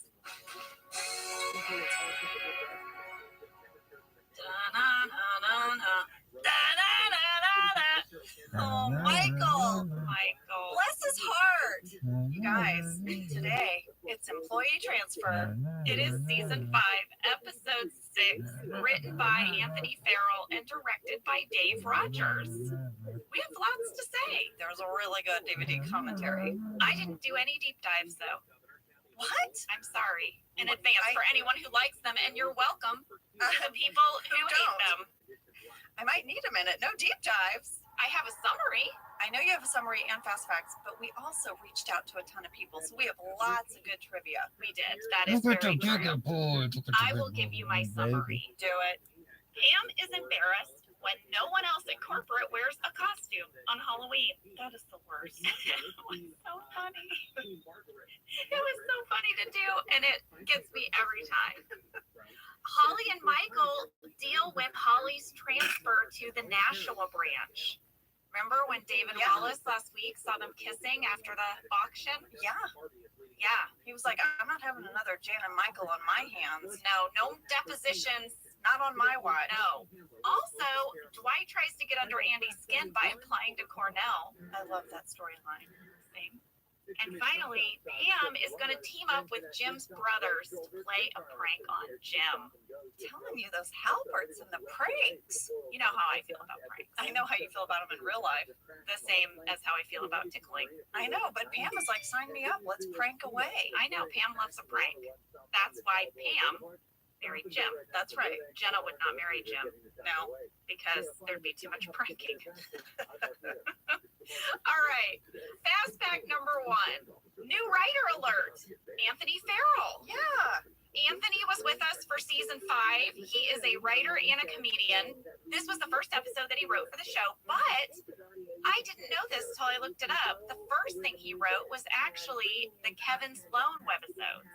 That's right. He wrote a series of webisodes, and some of our writers got to break off and do that. I would have loved to done that. I would have loved to written a webisode. I feel like you had a lot of freedom on the webisodes. Yeah, you And did. dogs. They were pretty Listen. fun. Which reminds me, we should break down the webisodes sometime. I mean, you don't even have to make it into a question. We definitely should. The accountants, the webisodes won an Emmy. An Emmy! I'm so jealous that you have an actual Emmy I know, lady. in your house. I know. It's very pointy. Yeah, those wings are pointy. It's pointy. Angela, do you want to share that we got in touch with Anthony? Yes, we were emailing with Anthony. We had the wrong email. Aaron Schur to the rescue. Thank you, Aaron. Thank you, Aaron. Got us in touch. It was so great to reconnect with him. He and his family are back in Toronto, where he's from, and they're doing awesome. He shared with me that he is the showrunner for a show called The Parker Andersons / Amelia Parker. And it's actually 2 shows about the same characters from 2 different perspectives. I love that. It's so cool. He shared a lot of stuff with us. We're going to sprinkle it through the episode. But one of the things he said was before he got the office, he was a comedian, but he still needed that day job. And he was working at Countrywide Home Loans. And he was so excited when he got the job as writer on The Office because it meant he could quit Countrywide Home Loans. He quit like the day before he started in the writer's room, Yeah, right? he was Something working- crazy. Yeah, he was working at Countrywide Home Loans, and then literally like the next day was like, I'm gonna go right now on a TV show. But all of that experience paid off because he was often called on in the writer's room to pitch like those very minutia office space storylines. And he sent us in audio clips. We'll share those and some other trivia he gave us. It's interesting because actually not a lot of our writers had real office work experience. So he was fine. This was awesome Yeah, to have him in there. great perspective. All right, fast fact number 2, new director alert. Yes, our very own Dave Rogers. Our editor. Yeah. If you guys haven't listened to his extended interview in our revisited episode, you should check it out because he is an amazing person and knows so much about the show. I dare say I don't know if anyone else knows the show as well as him. You should dare to say I that. dare say it then. Say it. I dare say it. She said it. I said it. We were also able to get in touch with Dave. He shared with me that he was so nervous to direct. Very excited, but he had a ton of anxiety. He said he had a panic attack Aw. the night before filming, but he just pushed through. I was really curious, like, what the most challenging thing was coming from editing and then directing. Oh, that's a good question. He said the toughest thing about this episode was that there were so many locations. There were these multiple storylines. Michael had this huge emotional journey to go on. Yeah. And a physical journey. Yes. He said that the most challenging thing for him was just the pace of shooting. And he said it's like, if there's one thing, if you have a ton of scenes in the bullpen and you have to make your day, but it's a whole other thing if after you finish a scene, you have to pick up the entire crew and all the gear and move to another place and reset up because that eats up so much of your on-camera shoot time. Yeah. But he did feel that coming from editing gave him an advantage because he just knew inherently the kind of stuff that got used on the show. He had watched so many directors do shots that were just never going to make it in. Right. So he said he was able to be really, really efficient. And he got to edit this episode. Oh, that's great. Because how hard would it be as an editor to then direct and then give it away? I know, right? Yeah, I would think. He said that Dean Holland assembled a few scenes, and then Dave took over, and he did a full assembly. He did like a director's cut, and he said not much changed. I doubt it. And he was really, really proud that basically it was his director's cut that went to air. Nice. Well, I have more stuff from Dave too, so yeah, I can share that. My fast fact number 3 is fun facts about Nashua. Let's hear that. I mean, Holly has to go live in Nashua. Don't we want to know more about it? I do. Good. I'm going to tell you. Okay. Holly is lucky because Nashua was named the best place to live in America 2 times in an annual survey by Money Magazine, and it is the only city to ever win that ranking twice. Holy crap, Nashua. It was in 1987 and 1998. Going strong at the end of the 90s. Really? What else you got? Russian dressing. Originated in Nashua? Yeah, the salad dressing, You're Russian kidding. dressing. No. What? You said you didn't have any deep dives. You were fooling. This is a mini deep dive on Nashua. Okay, you're right. It kind of is. And also on Russian dressing, it was created by a grocer named James Colburn. He started mixing it up. It looks like around 1910. Okay. And he started selling it at his grocery store under the name Colburn's Mayonnaise Salad Dressing. Well, that's not a catchy title, so I can see why they had to zhuzh it up. Soon, he started manufacturing it on a bigger scale and shipping it around to other places. And he got so rich that he was able to retire. Whoa! In 1924. Wow. So just 14 years of selling this salad dressing, and he was like, Should we peace out. Should we make a salad dressing?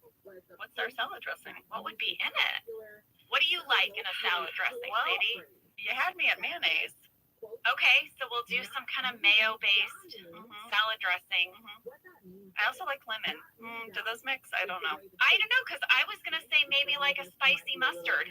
Oh. Because I know they do a honey mustard salad dressing, but has anyone paired a spicy mustard with a mayo yet? Probably. We need to cut this out. We need to cut this out because we're onto something, and we'll never do it, and someone else will, and then we'll be mad for the rest of our lives. Office ladies. But we need to give it a really long, clunky name. Office ladies, creamy mayonnaise, spicy mustard delight. Yes. And then Later, later, got to go on the end. I don't care what it is. later we'll call it like Dutch dressing. We'll just pick a country. Denmark dressing. We'll just pick a random country. Pick a country. Okay. This is the formula. Oh, okay. And then we'll retire in 14 years. Okay. All right. My final fun fact about Nashua is also about Amy Ryan. Her character in Gone Baby Gone. Yeah. She is being interrogated. Yeah. About a possible drug deal. Yeah. And she admits that she did, in fact, make a drug run to Nashua. No. And she made $150,000 on this drug run. Amy, what is it? All your roles lead back to Nashua. I don't know. Love it. I now need to Google Nashua. Why? I already told you everything you need to know. I need to There's only 3 things to know about Nashua, and I've told you what they are. Well, I need to Google image Nashua. It's really cute. I'm a big fan of the Google image button, guys. The button. Like I say it like it's an actual button on my computer. I would love it if it was a button on my computer. Less clicking. Yeah. Okay. Before we get into That's our next edition. yeah, like computers for old people. Before we get into employee transfer, I want to share that there is another great DVD commentary for this episode from our crew, and I want to let them introduce themselves because I'm going to be bringing up some of the trivia they share. Here is the DVD crew commentary for this episode. I'm going to cry again. By the way, I'm Dave Rogers. I'm an Emmy Award-winning editor on the show, and this is my directorial debut. And to my left here is Kyle Alexander, location manager for the show. I'm Anthony Farrell, writer of this fantastic episode. I'm Veda Samar, script supervisor. Been on the show for 99 episodes now. And I'm Philip Shea, the property master, and I have also been on the show since first season. I'm Chuck Canzoneri. This was my first full year as a production assistant on the funniest show on TV. Oh my gosh, I love it. I know. I love hearing their voices. So whenever there's a crew commentary, I just want to let them introduce themselves because it just brings back so many feelings just hearing their voices. When Dave introduced himself as the Emmy-winning editor, it reminded me, Angela, that we were at that awards show. Remember? Yes. We read off the people. We co-presented. Yes. And then we got to give the Emmy to our own editors, and then we partied all night with them. That was so much fun. That was one of the most fun award shows. Absolutely. Yeah. Without a doubt. Yeah. So that is who does the DVD commentary for this episode. I'll sprinkle in tidbits they share. And then also, you guys, the bloopers for this episode are some of my most favorite of all bloopers. And you can't find them online. You know, they're not all there. So the bonus for this episode on the DVD box set is so great. I wish all of the driving scenes had been left in because they are all gold. I am bummed. And Daryl Des Moines' father, again, identifies himself as the poster and says that this was Daryl's final wish. So, back to the idea of perpetuity. You, like Daryl, can appoint someone to be the administrator, the controller of your account in the effect of your demise, in the wake of your passing. This episode are some of my most favorite of all bloopers. And you can't find them online. You know, they're not all there. So the bonus for this episode on the DVD box set is so great. I wish all of the driving scenes had been left in because they are all gold. I am bummed because I have every DVD set for every season except this one. What? I don't know where my season 5 DVD went. Oh, lady. I know. Well, while we take a break, maybe I'll order that DVD, Ange. Yeah. So I can watch these bloopers. These bloopers are my favorite. Some of my absolute favorite. All right, I'll do it. We'll be right back.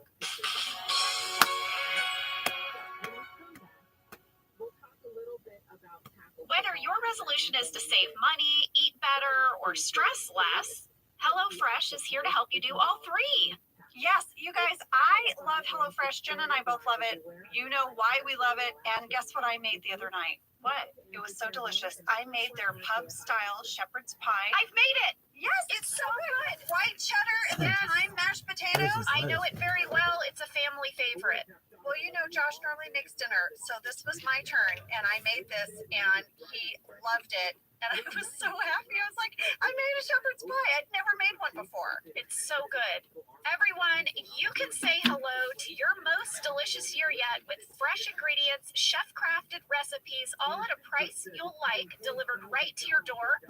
Go to HelloFresh.com/OfficeLadiesFree and use code OfficeLadiesFree for free breakfast for life. One breakfast item per box while subscription is active. That's free breakfast for life at HelloFresh.com/OfficeLadiesFree with code OfficeLadiesFree. HelloFresh, America's #1 meal kit. This show is sponsored by BetterHelp. You know, around New Year's, we all reflect and people really start making lists of what they can do to be their best self for the next year. Yes, I think, you know, the new year definitely makes you think New Year's resolution. What do I want to change? New year, new me, that kind of thing. Yes, but perhaps this year we could be reflecting on what we're already doing right. Yeah. And therapy can help you figure out your strengths so that you can ditch this idea that you need some extreme change or this extreme New Year's resolution and just, you know, you can make changes that really stick because they're based on your strengths. I like that. If you're thinking of starting therapy, give BetterHelp a try. It's entirely online, designed to be convenient, flexible, and suited to your schedule. Just fill out a brief questionnaire to get matched with a licensed therapist and switch therapists at any time for no additional charge. Celebrate the progress you've already made. Visit BetterHelp.com/OfficeLadies today to get 10% off your first month. That's BetterHelp, HELP.com/OfficeLadies.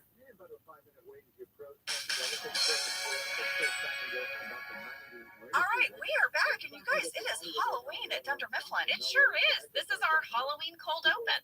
Not through the rest of the episode, just in the cold open. Well, we found out why. Let's play Anthony's first clip. He talks all about it. The show was initially, the entire episode was supposed to be Halloween. So everyone was in their costumes for the entire episode. So Andy was a kid initially, I think. And the whole B story with Dwight being in the Cornell sweater, that was his costume. an accidental costume initially, and that's where that story came from. So costume-wise, we had a thing where once we decided we were going to just put the Halloween stuff in the cold open, we rewrote the cold open, and that was mostly led by Lee and Jean, and that's where the idea for the 3 Jokers came from. That was obviously a situation that year with that costume being super popular, and they just totally made the most of that situation. It was amazing. The Charlie Chaplin thing, that was actually a full runner for you, Jenna. We had initially in the first draft where you were going to be, it was Halloween all day, so it was just going to be you running around the New York office as the only person dressed for Halloween, trying not to look like Hitler.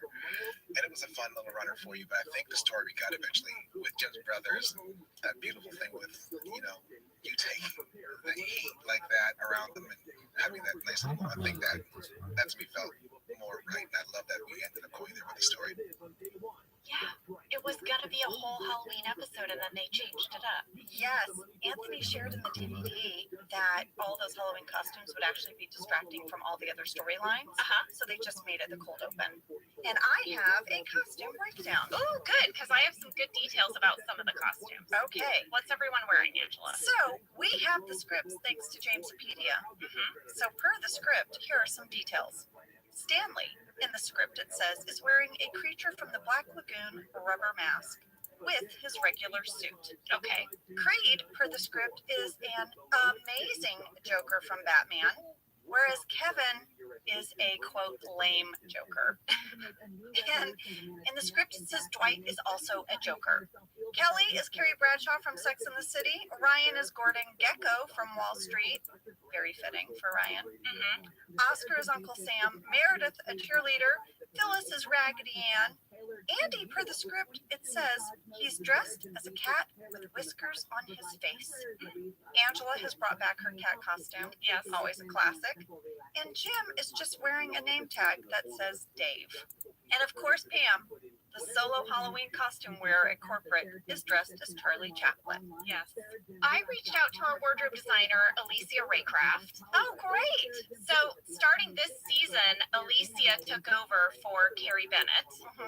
Alicia was amazing, particularly, I think, at building wardrobe from scratch. My memories of her when I would visit her in the wardrobe trailer were that she always had, one of those fabric mannequins with, swatches on it, pinned on it, or on her wall. I am telling you, she was always pinning something to something. Yes. And then standing back and looking at it, and then moving a swatch here up and down. She said that with this episode, she had to really ride the line of designing wardrobe, but also making sure that the costumes looked like things that we could have put together ourselves. Right. The idea is that if Kevin is going to dress like the Joker, it'd be Kevin's effort. It'd be like something Kevin had to put together. Yes. Like you said, the script said that Creed's Joker was supposed to be the best version of the Joker. Kevin's was supposed to be lame. And they're the Dark Knight Joker. Yes, that's what Alicia said. They were supposed to be based on the Heath Ledger Joker. And so she had a picture and she made a shopping list. And she still had her shopping list. Stop it. I love her. This is what it said. They had to go shop for a vest with a high neck center front. Green for Creed, not for Kevin. Because Creed got it right and Kevin didn't. Correct. They needed a gray or dark lilac patterned shirt, green or olive tie with a pattern, pinstripe navy pants, pleated for Kevin, but flat front for Creed. Argyle socks, black Oxford shoes for Creed, but Kevin is to wear his regular character shoes. She said the overall direction in shopping for Kevin was that all of the clothes they purchased should look like they came from his closet, and the direction for Creed was that Creed went out and picked it out specifically for Halloween. Yeah. But for Dwight, she said they went with a nod to the Jack Nicholson version of the Joker. I thought something was different when I rewatched it because the way they drew the smile, yes, did not look like the Heath Ledger Joker. That's how they were like, how do we do 3 Jokers, but it's not all the same costume or the same look. But she also shared with me that she brought in a rack of clothes and that Rain really put together his costume from everything she had bought, which tracks with when we talked to Carrie. And Carrie Bennett said that Rain was always really invested in what his character wore. That's awesome. So let's see, what's next? We got a lot of questions about Andy's kitten costume. A lot of people wrote in to say they thought it looked a little bit like, my favorite was Katie L. said it looks like an off-brand Rum Tum Tugger costume from the musical Cats. She said, in my mind, I like to think Andy was in a school production of Cats and he still had his costume. Katie L., you would be right on there. Dave told me that Greg was very involved in Ed's costume. Really? Yes, that he wanted it to look like it was from the musical Cats, and he went over the top to please Angela. Right. He was not just going to draw whiskers on his face, guys. Right. Alicia said she showed Greg a bunch of photos from the Broadway musical of Cats, and Greg picked his favorites, but she did not base this cat on any one character. It was a meld. She built that whole costume from scratch. She bought a unitard and hand painted it. She used to do textile painting. Wow. I mean, that's amazing. And then she found another email that she shared with me. It was an email to her crew detailing how to build the little like fur diaper thing that he's wearing. What is it, right? Yeah, I don't know. It looks like fur underwear. And then there's also like a rope belt and a tail, and oh my goodness. Yes. She said, please make a loincloth using a thong or small brief underwear as a base, and then swatch felt, wool crepe, and heavy knits on top. And please get faux fur for some gloves. So amazing. So that is how she put together all of those costumes, which were really amazing. And I remember my costume. We did like, Pam went to a store and rented a tux, basically. Well, I took a lot of photos this day. I have some great ones of you and Rain. You guys were hanging out by your trailer. I was walking by you guys in my cat costume, and I see Rain as the Joker talking to Jenna as Charlie Chaplin, just casually hanging out. So I took pictures. They're some of my favorite. Well, I think he put that one in his book. I gave it to him. Yeah. That's for me. I loved this episode, Angela, because I had been away for a very long time at Pratt, but you know, the corporate offices were over on the warehouse set. We never got to see you. But you did on this day. Exactly. And I got to participate in the Halloween, which was always one of my favorite things on our show. And I would have been really bummed if I didn't get to see everybody in their costumes. But I got to be in hair makeup. And we were in there a long time. Me, not so long, but oh my gosh, that had to come in really early. Yeah. And so did Phyllis. Like, there was a lot of makeup there. Well, my hair was not easy to wash out, I'll tell you that. Are your eyebrows? I felt bad for your poor eyebrows. Yeah. It was a real grease paint. They shellacked you. Yeah. I have a few little background catches for this cold open. I want you guys to know that at 44 seconds, when Kevin is annoyed that Creed is such a good Joker, he brushes past me and knocks me over. This was like a little running bit Brian and I would have, that if Kevin bumped into Angela, she'd go flying. It was like our own personal bit that cracked us up to no end. When he did it, one of my cat ears fell forward and didn't come back up, and I could feel it laying on top of my head, and I was trying not to laugh. And if you go to 44 seconds, you'll see that Angela's ear flops forward. I want you to know that 3 people that I reached out to on this episode pointed out that moment to me. I know. I know, they talked about it in the commentary too. I think it's gone down in the lore of this episode. I know. And then the other thing was, you guys, they really let Ed as that cat play around and mess with John. And in one take, Ed as Andy came up to Jim and rubbed on his leg, like kind of rubbed on him like a cat. And the two of them lost it. It's in the bloopers, but they had a lot of fun with that. One of my favorite moments is when Andy, it says in the script, Andy walks back to his desk smugly. And Ed's like sashaying in that cat costume. Cracked me up. You guys know we love this fake elevator in our lobby. The Dunder Mifflin lobby. Yeah. We've talked about it. 2 wooden doors and a guy pulling a rope. Yep. On the side. And they add all the sound effects later. They add it all in. Well, in the script, when Rain as Dwight arrives in the Joker outfit, he just was supposed to hop in the elevator, and he was supposed to, a la the Joker, say, "And here we go," and the doors would shut. But it was just kind of falling flat. So they came up with this alt about the magic trick of the pencil disappearing. Yeah. and it wasn't really working still. And so Anthony pitched, what if the doors close as he's saying the line? And then he opens them back up to finish the sentence. And they said they played around with this for a bit with the doors opening and closing, which you and I know means that there was someone working that pulley really hard. And that's how they found this moment. And I thought that was really fun. That is awesome. Those things that happened on the fly like that in the moment, I love to hear about. Now it's time to get into the episode. We're down in the warehouse. They are loading up a big truck so that they can take Holly to Nashua. Yes. We got a fan question. Okay. That is very funny to me. 2 people. Okay. Ian O and Mary S wrote in to say, did Holly live in the warehouse? Isn't it odd that this road trip started from the office rather than from her home? This is such a good catch. It's true. Where is this stuff coming from? Oh my gosh, I guess we have to justify it that like they went to her apartment, packed it up, but then why did they drive to the warehouse? Why not just leave? This piggybacks very nicely on a question that I had along with Aaron S. and Amanda E. What is Holly wearing on the day she is moving? She is dressed in her work clothes, same as Pam driving to Pratt. I know. What is that? Michael's casual. He's got his little casual little like his little jacket. Yes. Also, they pointed out, I don't think it looks like she had any intention of helping move any of her own belongings. She is not dressed for a move. No, she's not. Why couldn't she be casual? What's happening? I thought these were good catches. You know, I talked to Dave about this, and he said that during the prep for this episode, they brought him a bunch of trucks to look at, and they were all giant 18-wheeler moving trucks. And he was like, how am I going to film with that? How do I tow it?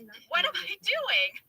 But he said he loves this truck that they found. It looked really realistic. He also just loved that the back was open, because then when you got shots, that, you know, the farther shots of them going down the road, it just like, you really felt the move. Yeah. Because you could see her bed. You could see the stuff. Right. They said that they wanted the table hanging off the front, like in the bubble wrap. I love it. I loved it too. Phil Props, you know, we love Phil Props. He shared that Anthony and Dave really wanted Michael to have packed all kinds of crazy things for the road trip. Like him and Holly are little kids, like the finger puppets and the cats in the cradle, and movies to watch. You guys, a lot of those are in the deleted scenes. I mean, of them doing it in the van. And my absolute favorite is the two of them. The windows are down and they're watching a movie and they are pissing themselves laughing. They are laughing so hard, and Daryl looks miserable. And Daryl takes a hard turn on purpose, and the laptop that's playing the movie goes flying out the window. I remember that. It is so funny. I am so bummed it didn't make it in. Dave said they spent 3 hours on that gag and finally had to just let it go. They said every time Craig turned, the computer would slide and never go out the window. It only went out the window one time. Oh my gosh. But it's in the bloopers on the DVD, and it's so funny. We had a fan catch from a couple of people, from Erica S. and Mary F. And I have to say, they're making a good point. What? So it said repeatedly in Goodbye Toby that, you know, she's coming in to train for this new position and that they only allowed 1 day for training. And when she's on the Ferris wheel with Michael, she talks about how she was unable to be promoted at her former company. Right. But then in this episode, it says she's being transferred back to Nashua, as if she's been a Dunder Mifflin employee all along. I don't know, guys. I mean, I think they caught a continuity error there. Oh, yeah. Here's one of the things I was curious about.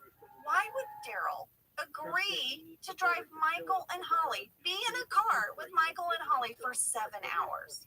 Well, there was a talking head in the script that didn't make it in. That explained this. Daryl said, I'm driving them up for 5 times what I would have made at work. I thought I made a good deal. Then I realized I'm going to be trapped in a truck with Michael all day. But he did earn a lot of money. So Michael paid him, is why. They paid him, yeah. Okay, that does make more sense. Well, Michael is not the only person who's leaving for the day. Jim comes walking out of the building. He's saying goodbye to them, right? Mm-hmm. And we find out that Jim is going to go to New York and he's going to have lunch with Pam and his two brothers. So we set up that storyline. And I'm bringing this up because at 3 minutes 24 seconds, Jim is holding the keychain that he got in the Yankee Swap Christmas party from Oscar back in season 2. Oh my gosh, what a great tiny detail. Yeah. I love that. Still shame. Still shame, man. Well, as Jim and Michael are having this little scene in the parking lot, Holly would have said goodbye to everyone in the bullpen. It was a deleted scene. Jenna, I laughed so hard in this scene. I was really glad. I'm way deep behind the partition. It's a series of people saying goodbye to her, but my absolute favorite was Oscar. Oscar Nunez is so good at like being the character that rains on your parade, but he's just being reasonable, right? Yes. So he's like, well, good luck. And she's like, well, I won't be that far. And then he goes on to say all of this, and he just slowly rains on her parade. Can you play it? I'll miss you. I'll be around. It's a 7-hour drive. That's not that bad. If I'm really jolting to see you guys, I can always fly. I don't know if it'll be short to fly. You have to drive to Boston, right? It's an hour and a half. Get there an hour before the flight. You're 2.5 hours. The flight to Philadelphia is an hour 15. It's another 2.5 hour drive to Scranton, assuming there's no traffic. Well, Because if you say goodbye. okay, It made me laugh I just so wanted to hard. say goodbye. Right. But like, she's trying to make like it's not going to be that bad. And he's like, well, I don't know about that. Like, that person, Oscar was so good at being that person.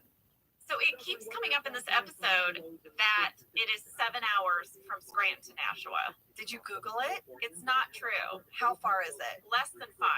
What? It's such a big difference. Why didn't anyone look that up? I don't know.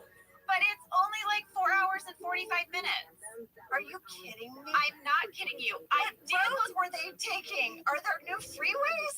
There were some like fan theories that it took them 7 hours in that big truck. But that's not how we present it in this episode. We present it like, how are they ever going to see each other? Like Holly says, even if you leave right after work, Michael, you won't even get here till after midnight. And then we'll just have one day together. And you'll have to go back. But it's not true. They really scared themselves. I mean, at 4 hours, they're in the middle of nowhere. That's how we sell it. Exactly. Oh, wow. I know. So anyway, I just wanted to say that. I also did check the train schedule. For a reason I can't explain, it takes over 12 hours on the train. Maybe our writers check the train schedule. I don't know. A lot of stops, though, I guess. Oh, my gosh. Yeah, I know. Are you checking my work? You got your phone out. She is checking my work. I'm not. What do you think? I don't know how to Google Scranton to Nashua? No, I'm very. After all of my great information I've given you about rabies. Can I tell you something right now? What? I'm doing it too. We're both Googling Scranton to I Nashua. was doing it, baby. There it is. 5 4 hours. hours. Oh, that's It's nothing. 311 miles. Done. You know what's amazing is that a lot of people have written about this.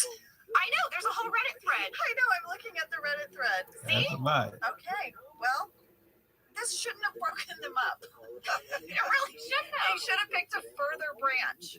Okay. Well, all right. Speaking of all of these driving scenes, should we get into it a little bit? We'll come back. Stuff is happening back at the office with Dwight and Andy, but we'll get back to it. Should we do the driving? Let's do it. Let's get to the driving. Sam, Can't give it this shit. She's already making All night long. Whisper. If you're going my way, I want to ride. Driving all night long. Something all night long. okay. Tom Cochran. According to Jamesopedia, they had 2 days and a little more, like 2 days and a half to shoot the driving scenes. They shot mostly on the 118 freeway, a little bit on Burbank Boulevard. That's how we made it look like the East Coast. Some tidbits from Dave Rogers. They filmed this using lipstick cameras in the car, and for the most part used a tow car. So they had a big old truck that pulled the truck. Craig was not actually driving. So Dave told me that it was over 100 degrees the days they were shooting. 104 is what they said in the commentary. And he, Randall Einhorn, our DP, Paul Feig, and Veda had to sit in the back of the tow car Under a tent. yes, like a black box tent where they could see monitors showing them what was happening inside the car. They had little walkie-talkies so that they could talk to Amy and Steve and Craig. He said Paul Feig started removing layers of his suit because, you know, Paul used to wear like a three-piece suit every day. Yeah. He said they were really jealous because Randall Einhorn wore the cooling vest. Yes, Yeah. the cooling vest that Steve Carell had worn. Yeah. Veda said inside the tent with 5 monitors, all the heat was trapped in there. She said it felt like it was 200 degrees in there. Dave sent me some pictures. Oh no, were they like all melting? They were. They looked so hot. It was crazy. Yeah, so they are driving. They are singing this song over and over again. Over and over. Who the hell is And then, this of course, chick? in the deleted scenes, you guys, Rabbi they're pulling things out of Rothschild. that bag Michael packed and doing things. And then one of the things I they buck do over is 6 accounts. they just Whoever start doing like hissing push-ups. Oh my gosh, Be creative. Daryl's face. They put their lips to each other and they're going 1 and 2 and 3 and 4 and 4 like that. It's so good. They And come that from didn't about make it in. forever. It's But they're hunting it driving down. Daryl crazy. She's doing a good job of it. Then they start to realize this is far. It's starting to hit them. Oh, you got Michael wants another to save one. the day. Nice. He's like, stop right now. Get him. We're Get him. halfway. Just There's start got to getting be an these amazing motherfuckers. bed Just piss breakfast 'em right off. here. Yeah, it's where Fuckers. we'll meet. It's going to be Hi, so Ross. Meet in cute. the middle. So they pull off the Damn it. road. There's nothing. They're in the woods. We're friends. Kyle, our location There's manager, lovely that shared friends. this. He said when they went tech scouting, they found this location, kind of like off the Oh, side of look the at the road. They were boo. like, "Oh, this will be I'm perfect." such a sucker for Then they dogs. found out another production I don't was think I'm gonna filming get just that a back. little ways down the way, in the same area. No. He didn't say who it was, but he said normally this wouldn't concern us because we would film in our little nook, they would film in their nook, and we'd be fine. Suspicious account But of then we found out 37 they were filming a reposts of live San Mar band 0 all plus. day. Same And he DMs said we after couldn't you have a follow back. live You band, need all so we connected had to find monetized a whole accounts new so I can location. stop fake And this accounts. spot was actually in Griffith Park. Oh, wow. Yeah. It's so funny when you said another show was filming there. I assumed it was like a murder show or 24 or something. Right. Because who else needs just like to be out in the weird woods? Maybe a teen rom-com. I guess so, with a live band. Right. Here's another little thing I caught, Jenna. At 9 minutes, Got 53 banged. seconds, while Michael and Holly are having this heart-to-heart in the car, Daryl's getting gas, Mhm. right? Yeah. Did you see what the front license plate said? No. It just says Rock 107. The license plate on the truck? Yes, on the front of the truck says Rock 107. Oh, The radio station. is there a Rock 107 in Scranton? Yes, Oh my gosh. it plays classic That rock. is Of course it does, yeah, Sam. she. There's a highway. I wanna ride it all night Rock long. 107. Yeah, baby. Although I suppose If you're actually going these are all right, coming off of Michael's big CD that he made for the trip. Life is a Highway. Now, we all know I made Your Scranton mix CD. Sounds of Scranton. I would have put this on there because it was just a mix of classic rock. You know who would have appreciated my CD? Michael Scott. Michael Scott. Jenna Fisher and Michael Scott. Yes. Hanging out. So while Daryl is getting gas, you know, Michael says that he's dated 4 women in the last 10 years, and Holly surpasses them all. Well, Veda, our scriptie, shared that the last 10 years was an improv from Steve. Oh, it made it so much better, I have to say. I know. Everything about that when she thinks he means 4 people in the last year and he says in the last 10 years, kind of at the same time. Yeah. I was like, oh, I know. I love you so much, Michael. And they were ad-libbing right there. Aw, all of it really breaks my Look at heart. that whistle, Because as they're getting closer, you can really see Holly shutting down. Oh, she starts crying while the song is playing, and Amy Ryan crushed that. I know. That was so good. Well, Dave talked about this. He said, you know, he really wanted a 3-shot. He wanted to I bet see you was gonna say Michael he and really Holly wanted having this 3-some. moment. Like, damn, Michael boy. begging Holly, West no, Side don't do this. Gang. We don't need to break up. And Daryl just making a random phone call. Like, just he need to talk to anyone, Yes, someone. yes. And he wanted to see all of that at the same time. I mean, it's not an easy shot, but Dave was like, no. I want to see all 3 of them. You had to see all 3 of them. Yeah. It only works that way. Because he said it's like two scenes happening at the same time. Well, maybe we should take a break from the car because we need to cover what's happening back at the office. Oh yeah, Dwight is applying for Cornell, you guys. Oh, yeah. And also, Pam's about to have lunch with Jim's brothers. There's a lot to still talk about. We'll be right back. The bigger the hit and the bigger the ability of players to get back up, the louder Dwight arrives to work. He is wearing a Cornell sweatshirt Over his mustard shirt. Yeah. You want to know why he's wearing that sweatshirt? Because he's applying to Cornell. That's right. Yes. I mean, did he know how to go after Andy or what? Oh, what does Andy covet? That Cornell diploma. My favorite thing is when you see Andy fuming in the back of Dwight's talking head. When he's lobbing his chair back and forth. So good. So good. I have a little Phil Props tidbit about this talking head. Dwight is holding up a coffee mug that also says Cornell. Yeah. Well, this was sort of a last minute pitch from Dave. He really wanted to pump up the Cornell merch. Okay. So he was like, what if he's holding something? They made that mug in 2 hours. What? Our props department. Oh my gosh. Yeah. So that he could have it in this talking head. You know, I've seen that happen on set sometimes where there'll be an actor and they're supposed to carry a briefcase, for example. And the props team will come up during the rehearsal of the scene on the day. We're lighting, we're getting ready to shoot, and they show the actor 3 briefcase options. And then the actor says, oh, no, I imagined it would be like a distressed leather. Maybe it was my father's and it passed down to me. And the props person, you just see them just having a heart attack, basically.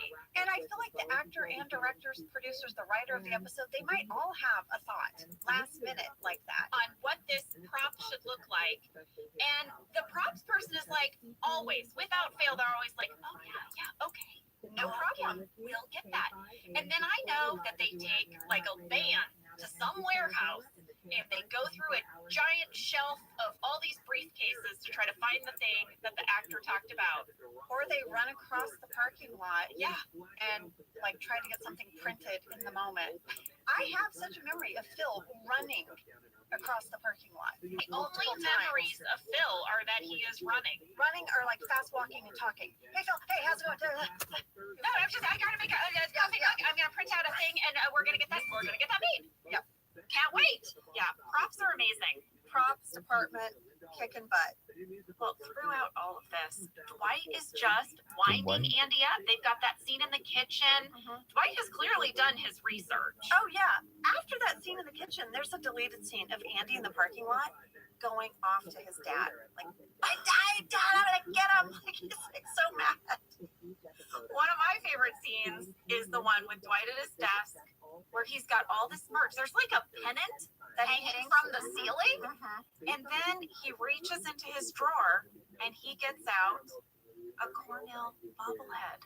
Yeah. And Andy loses.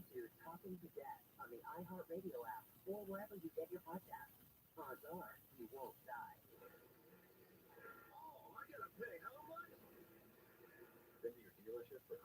He's like, that's Big Red Bear.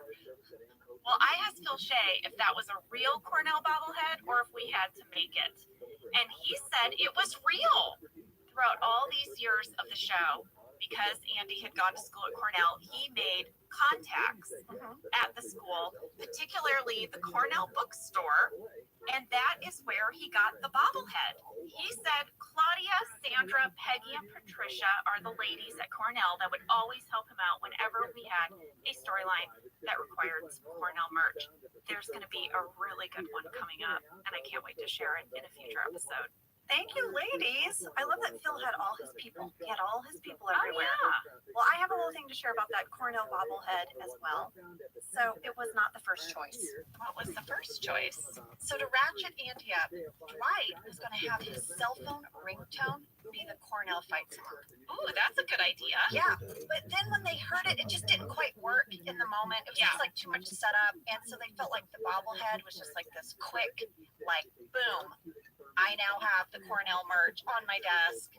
Well, I like the personal connection to Angela and the bobbleheads as well. Side by side, yes.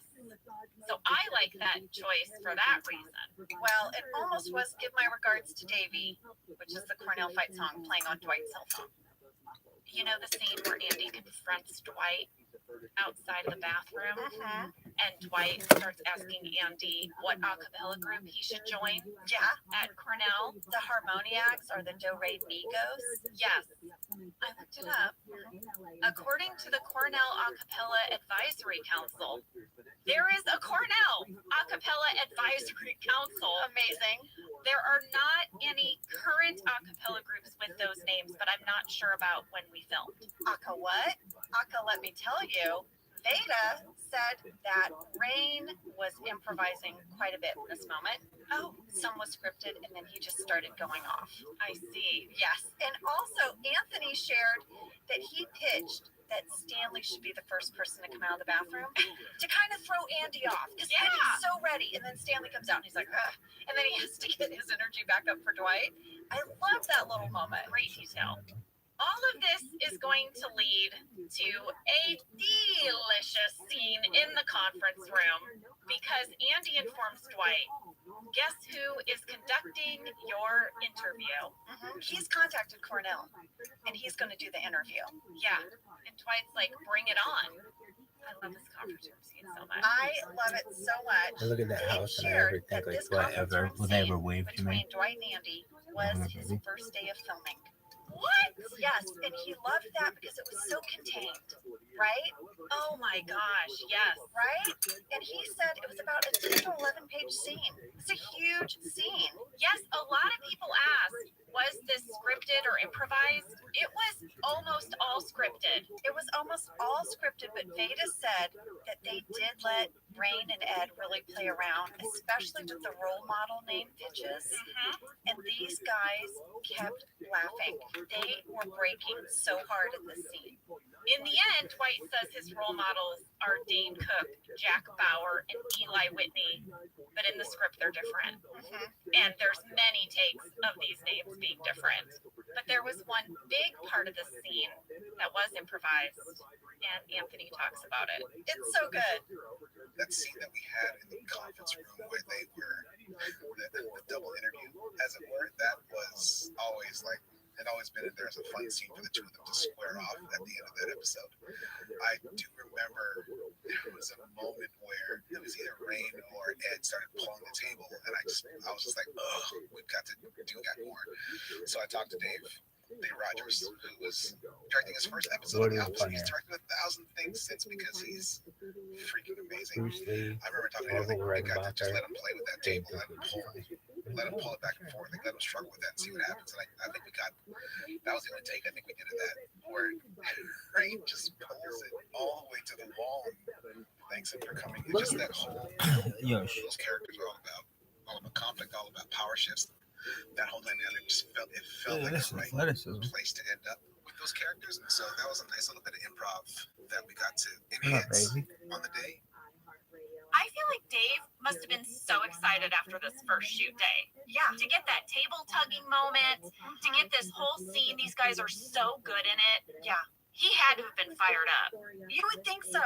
I mean, the biggest stuff was ahead of him, but at least he had that first day in the conference room. Well, you know, it's interesting. Dave shared with me the last thing we shot for this episode was the Halloween cold open. That was the last day of shooting. Oh, wow. Yeah, he said we needed time to get all those costumes and everything organized. Yeah. Should we talk about what's going on with Jim and Pam during all of this now? Yes. So we know that they're going to have lunch with Jim's brothers. What is this what shit? we find out is that Pam gets to the restaurant early. Yeah. She wants to do a prank. Because she wants them to like her. Yeah. She's like going to be the fun sister-in-law. Jenna, do you have a guest star breakdown? You know I do. Pete Halpert was played by Tug Coker. And Tom Halpert was played by Blake Robbins. Blake Robbins. They were super tall. Very tall. There's the reason for that. John Krasinski has two very tall brothers in real life, and they thought this would be a fun nod to his family. Yeah. I was able to get in touch with Tug, by the way, and oh my gosh, What's your I name? could not love this guy more. I mean, we had such a fun time shooting together, and I had so much fun reminiscing with him about this. He told me that the audition notice for this episode, it said it was looking for actors who were 6'1" or taller, preferably with brown hair, but it did not reveal that you would be playing Jim Halpert's brother. Huh. And when he got to the audition, he said, first of all, he's 6'5", and when he got to the audition, Allison Jones said, "You look like you could play John Krasinski's brother." That's what she said, and he was like, "Oh, I'm going to be playing a helper." Yeah. That was his first clue. He read with Allison's associate Ben Harris, and the next day he got a call that he'd gotten the part. Well, I definitely felt like these guys look like they could be John's brothers. And you know, John's brothers in real life are super tall. They're like 6'8" or something. They're like the tallest family. Isn't John the short one? Yes. And John is 6'3". Yeah, and he's the shorty. That is so crazy. Well, Tug said, here's the thing that happens when you're a really tall actor. You usually have to bring your own clothes. Listen, Tug, that's what happens when you're a really short actor, too. Angela can relate. He said that is his own suit, and those are his own shoes. I believe it. He's pretty sure that Blake wore his own clothes in the scene as well.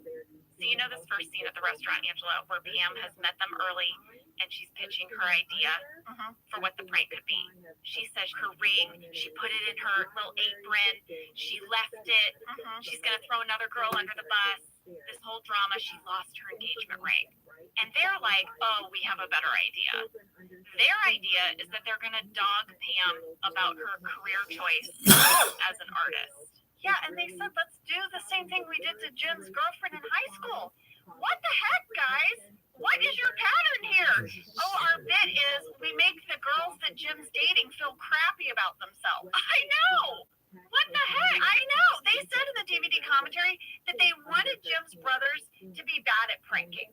Like, they're like the less sophisticated prankers of the family. Right. Jim is better at pranking. They're kind of lame at it. So most of this stuff was scripted in the restaurant. We did not have a lot of time, actually, to play around. But Tug reminded me that we did improvise the very end of this scene. He said, Jenna, I'm pretty sure you improvised that line, so not the ring thing then. And then the two of them are like, no, this is better. And I checked the script, and he's right. The scene had actually been meant to end sooner. That sounds like you in real life, by the way. That sounds like something you would say. Maybe so. I feel like we've ordered lunch together, and I've gone back and forth about an appetizer, and you've said, so not the dip then. We're not doing the dip. Just to clarify. Well, Dave shared that you guys filmed this restaurant scene the day after Labor Day. Oh, Tuesday in September. I thought that was a fun little detail to know. And Kyle, the locations manager, said that this restaurant was called E3rd. And it was on the east side of downtown LA. They were really trying to get this area to double as Brooklyn, where Pam was attending Pratt. I think they did a good job. Yeah. Well, the restaurant was a steakhouse. And in the next scene where you see that we're eating, after Jim has arrived, we got to just pick off the menu. Oh, so you're really eating the restaurant food? Yeah. Oh, that's so lucky. I know. Oh, that's cool. Well, Tug said he remembers it very clearly because it was the very first time he had to eat in a scene. And when they gave him the menu, he thought his character would order steak at a steakhouse. And that John Krasinski said, oh, dude, you're going to regret that choice. You're going to be eating cold steak for several hours. And Tug was like, what do you mean? I'm going to eat steak. And that's what my character would eat. And he said, John ordered a salad.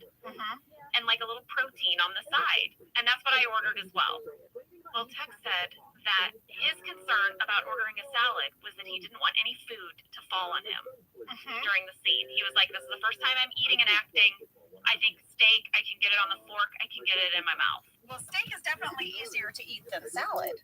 Well, Tug pointed out to me, and I didn't notice it the first time I watched it, but he said it's burned in his brain because this is the scene that was on his acting reel for years and years.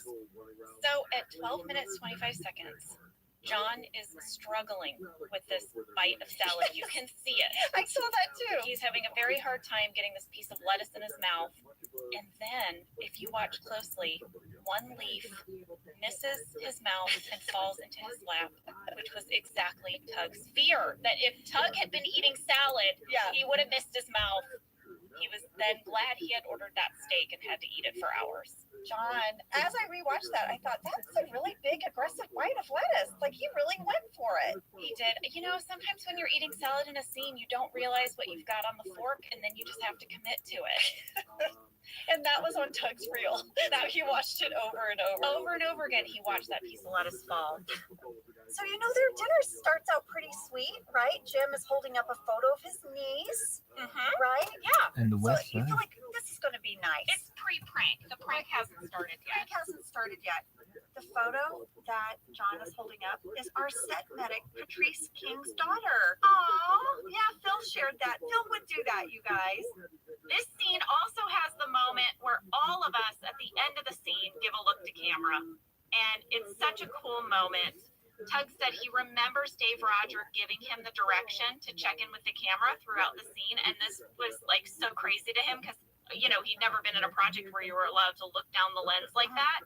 But I love this moment. I love the look that he gives the camera, and you just go around the table and we all give this little look to camera about this prank that is not going well. Not going well.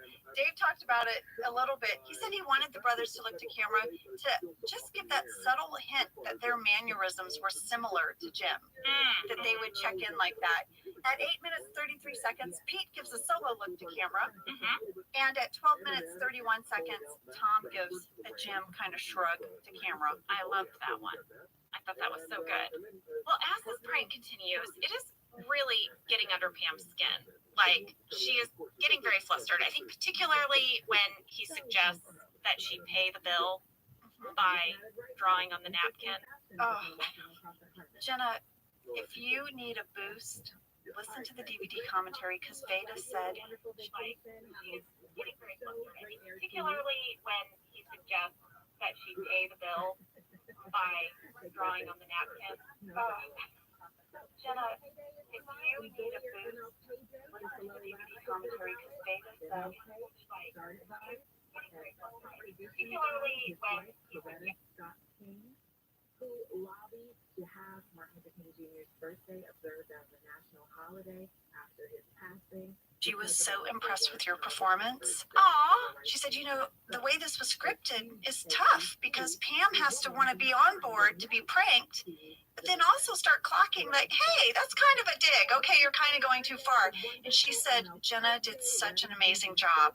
It's really sweet. Veda was showing you some love. that's really sweet. Well, it was kind of a fine line because everything that Veda said, part of this storyline was also meant to further Pam's insecurity about the idea of being an artist. Oh. And, you know, because this is something that she wants, but Pam is not a person with a lot of certainty all the time. And this was supposed to play on that.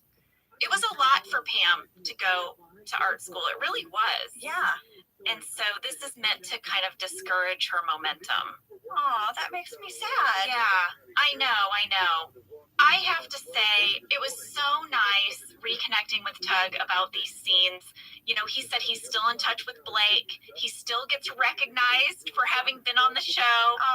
Something he told me that I thought was really special was that the day this episode aired, Dave Rogers called him personally, complimented his performance, and told him, hey, I wanted you to know that the bulk of the brothers' scenes made it into the episode. And so when you see it tonight, it's there. That is so nice. No one does that. That was so nice of Dave. No one does that.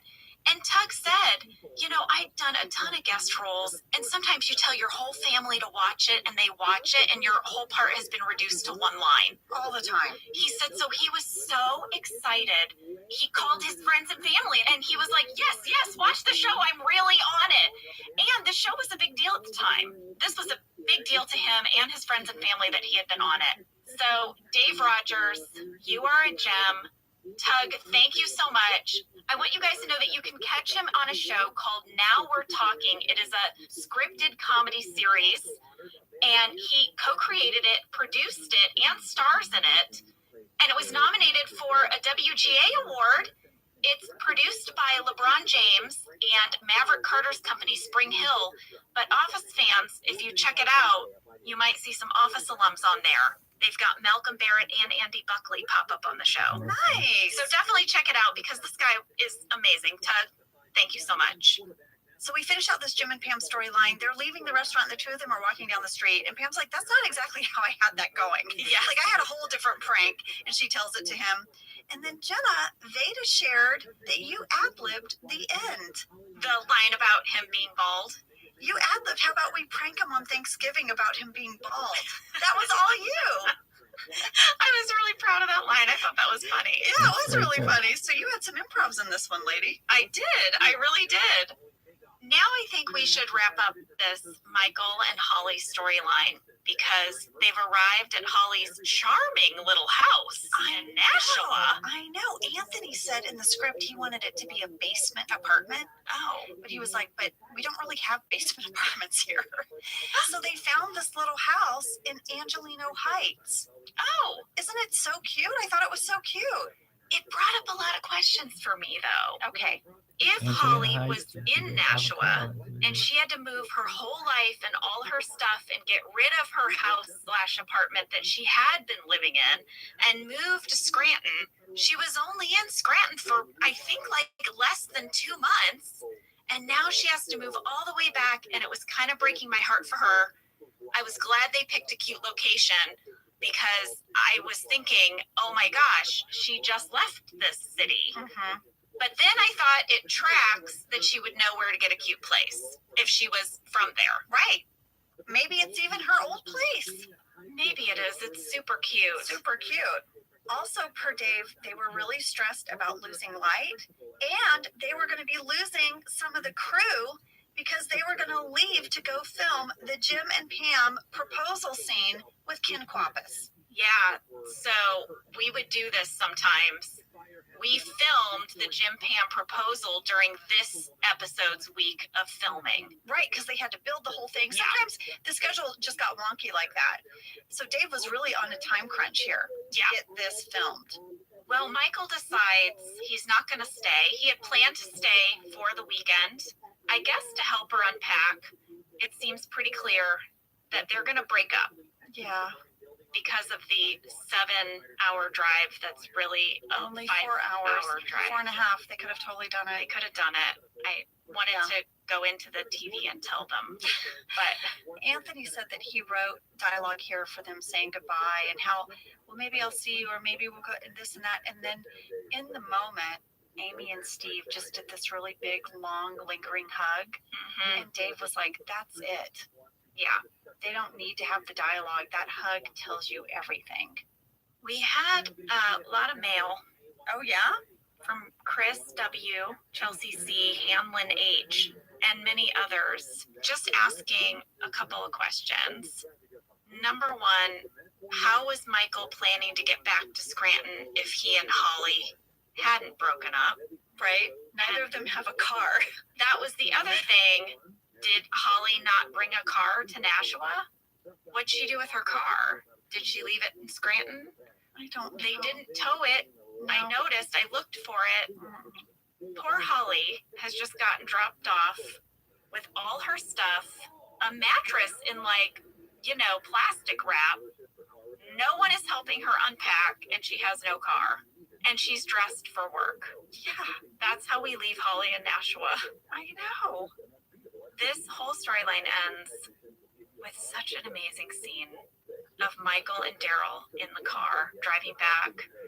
Dave was really stressed because, like you said, they were losing light. Yeah, he said Randall, our camera operator, was going, come on, we got to get this now. We got to get it now. The sun was setting, but didn't it make for such a beautiful backdrop? Yes. It just meant that they didn't get a lot of takes. They had to nail it. Anthony said he loved that it was getting dark because you really got the sense that they spent the whole day together. I liked that too. Dave told me this is his favorite scene from the episode.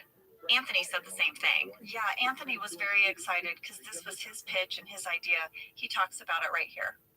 Yeah, this is my first ever episode of television that was written and got onto TV, so it holds a very near and dear place in my heart. This one, all the stuff with the breakup and the thing with oh my God, of course, the scene at the end where Michael's singing the blues. That's a special moment for me in particular because I do remember pitching that in the room, and it's one of those things as a writer. So many things you pitch, they might end up in other people's scripts, but they might end up in your script, and you're just trying to tell the story the best way you can, and every once in a while you get a situation where something you pitch is in your script and it ends up being on the show, and you feel like, oh, that's amazing. So that whole blues moment at the end when Michael Scott just doesn't get it, but still has the cathartic moment he needs at the end of that. I remember pitching that in the room and thinking, oh, that would be fun to get to do, and then I got to write the episode, and then I got to watch it happen, and it was getting dark, and it was just a perfect little moment for us, and I just remember feeling like I have the best job in the world. I know those scenes. Well, I just love that. There is something so special about seeing your idea fully realized. And I just love that he shared that. Well, lady, we have one last scene. We do. You know, we don't really ever find out exactly how this Cornell interview application thing wraps up. I assume he doesn't get in, but that was never really the point. The point of this storyline was really Angela. Angela was the point. This was Dwight was performing for her, right? And he's winding Andy up because he is jealous. That's right. Well, there was a whole runner. There were scenes between Angela and Andy where Andy's all worked up and Angela's trying to calm him down. And then Angela goes to Dwight and it's like, what the heck? Here's one of those deleted scenes. Why are you doing this to Andy? You once told me that Andy and I had different strengths. Well, he can't do what I can do. I can get into Cornell, but he doesn't know how to make food and shelter from a golden retriever. Even if you do somehow get in, that's not going to make me leave Andy.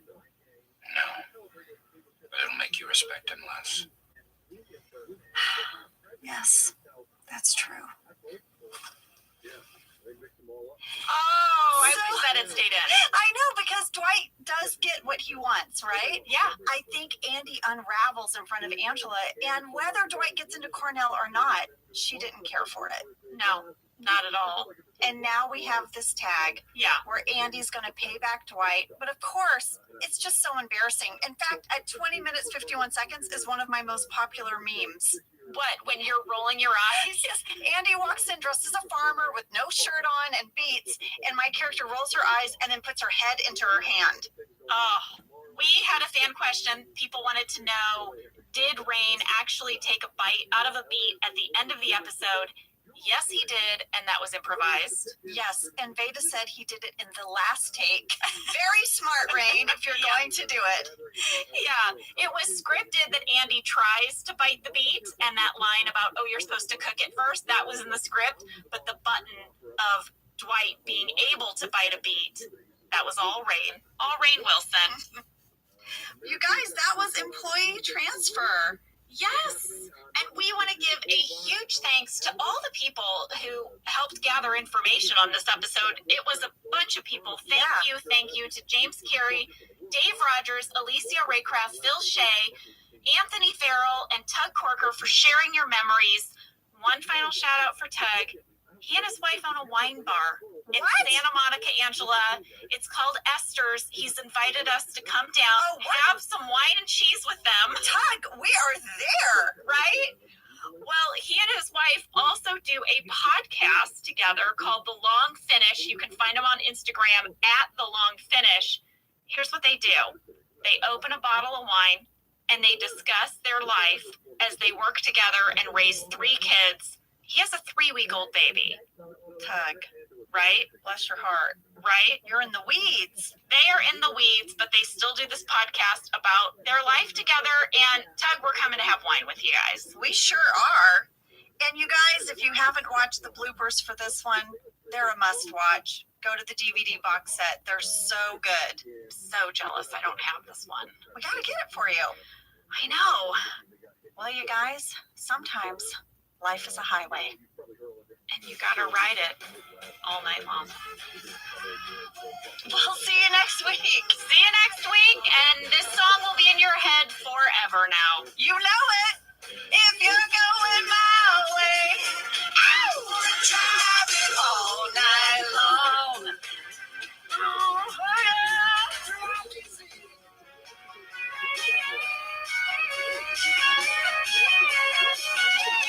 Thank you for listening to Office Ladies. Office Ladies is produced by Earwolf, Jenna Fisher, and Angela Kinsey. Our show is executive produced by Cody Fisher. Our producer is Cassie Jerkins. Our sound engineer is Sam Kiefer. And our associate producer is Ainsley Bubico. Our theme song is Rubber Tree by Green Rat. For ad-free versions of Office Ladies, go to StitcherPremium.com. For a free 1-month trial of Stitcher Premium, use code OFFICE.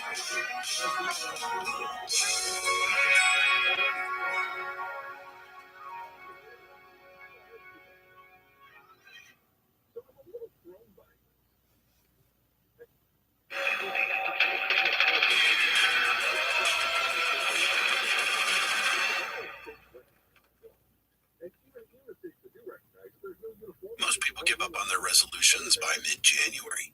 Walmart Plus can help save yours this year by saving you time and money. Walmart Plus is the membership with benefits like gas discounts, video streaming, plus so much more. Is your resolution to simplify your life? With free delivery, Walmart Plus makes ordering what you need online a no-brainer. Join now. New members get $50 in Walmart cash to get what they need to help save their resolution. Terms apply. See walmart.com/plus for details.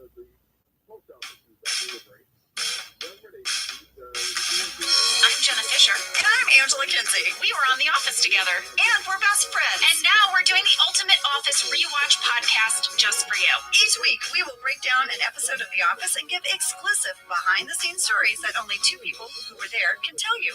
We're the Office Ladies. Oh boy, this is a good episode of Office Ladies today. I'm so excited for you guys to hear it. I'm excited to listen to it. I'm going to listen to it over and over and over again. We're listening to ourselves right now. Today, we're going to be talking about customer survey. It is season 5, episode 7. It was written by Lester Lewis and directed by Stephen Merchant. The Stephen Merchant. Come on, you guys listening, you know who Stephen Merchant is. Yeah, creator of The British Office. Come on. We got to talk to him, you guys. I was supposed to wait until Fastback Q, but I can't wait.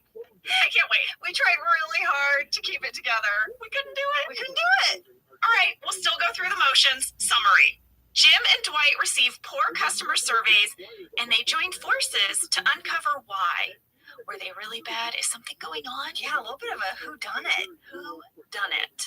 Meanwhile, Pam and Jim communicate all day long via teeny tiny Bluetooth earpieces, and Andy and Angela make some wedding plan decisions. Oh, yes, they do.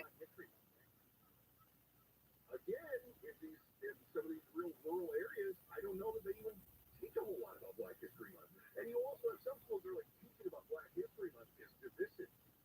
And we can't do that. I mean, this is half the argument going into the political season right now is, this is critical race theory. You can't have Black History Month.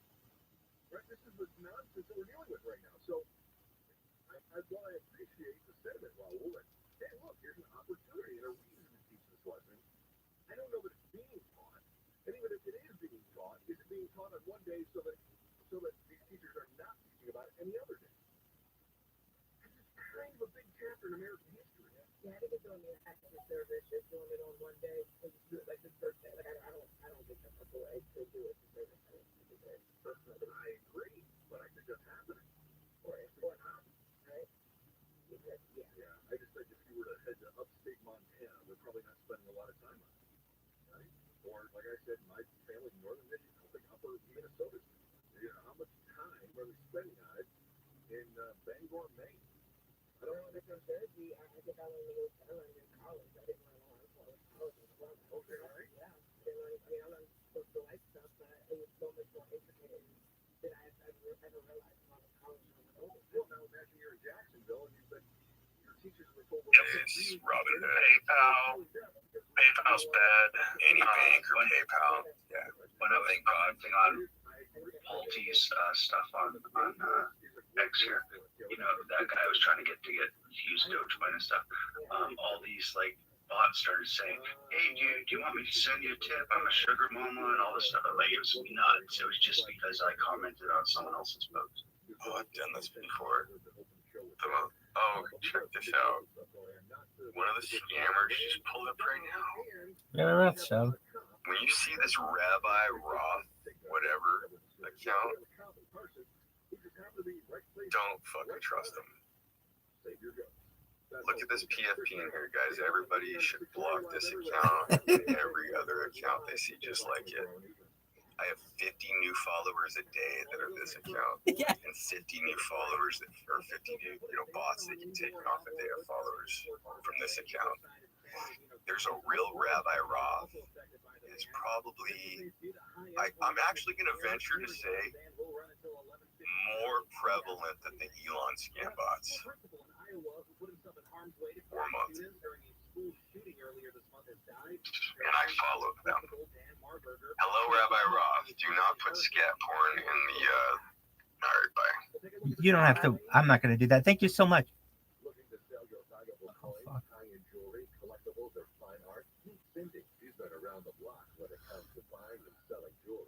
Damn it. But hey, it gave you some feedback. You are on this motherfucker like a champ.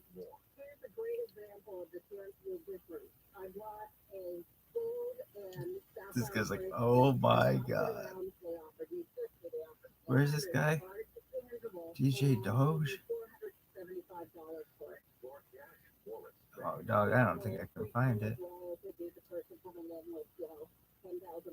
I got banned. This guy's like, oh my god, and one of these guys just pulled up. DJ Doge. Don't trust this guy? Don't trust this guy? And oh my god, one of the scammers just pulled up. I get 50 of these things a day. Come on, let me in this bitch. Let me in this bitch. How many people have followed him? A lot. Come on, work, bitch.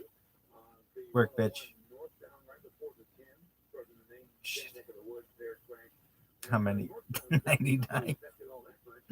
That's hilarious.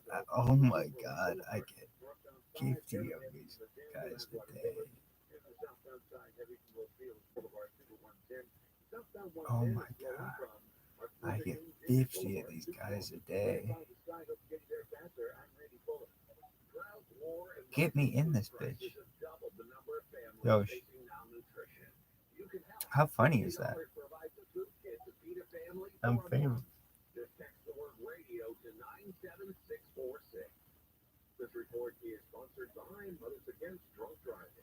Hey man. But you are not alone. You always have a place at MAD. Call our 24-hour gifting hotline at 877-MAD-HELP or visit mad.org. Are you a business owner, CEO, or responsible for marketing? If you are, I heard video can help you reach your goals and find new customers. Now, you've been discussing a little bit of this. People with blue check marks even being removed from the platform. Looked at as bots, stuff like that. I've seen bots that have the blue check mark, so it's not completely out of reality that an account could be created with a different spelling of Derek and actually spoof you. Which they've done it. They've done it. I mean, they've done everything they possibly can. I assume it's my ex-wife, but that's just me. So yeah, there's another reminder, guys. Like, even if you're following a friend back and forth that has a huge account, you gotta double check and verify that's the real account, even if there's a blue check mark. Like, You hear this shit? How funny is it? Yeah, and if it's my account and it has 310 followers, it's not my account. Exactly.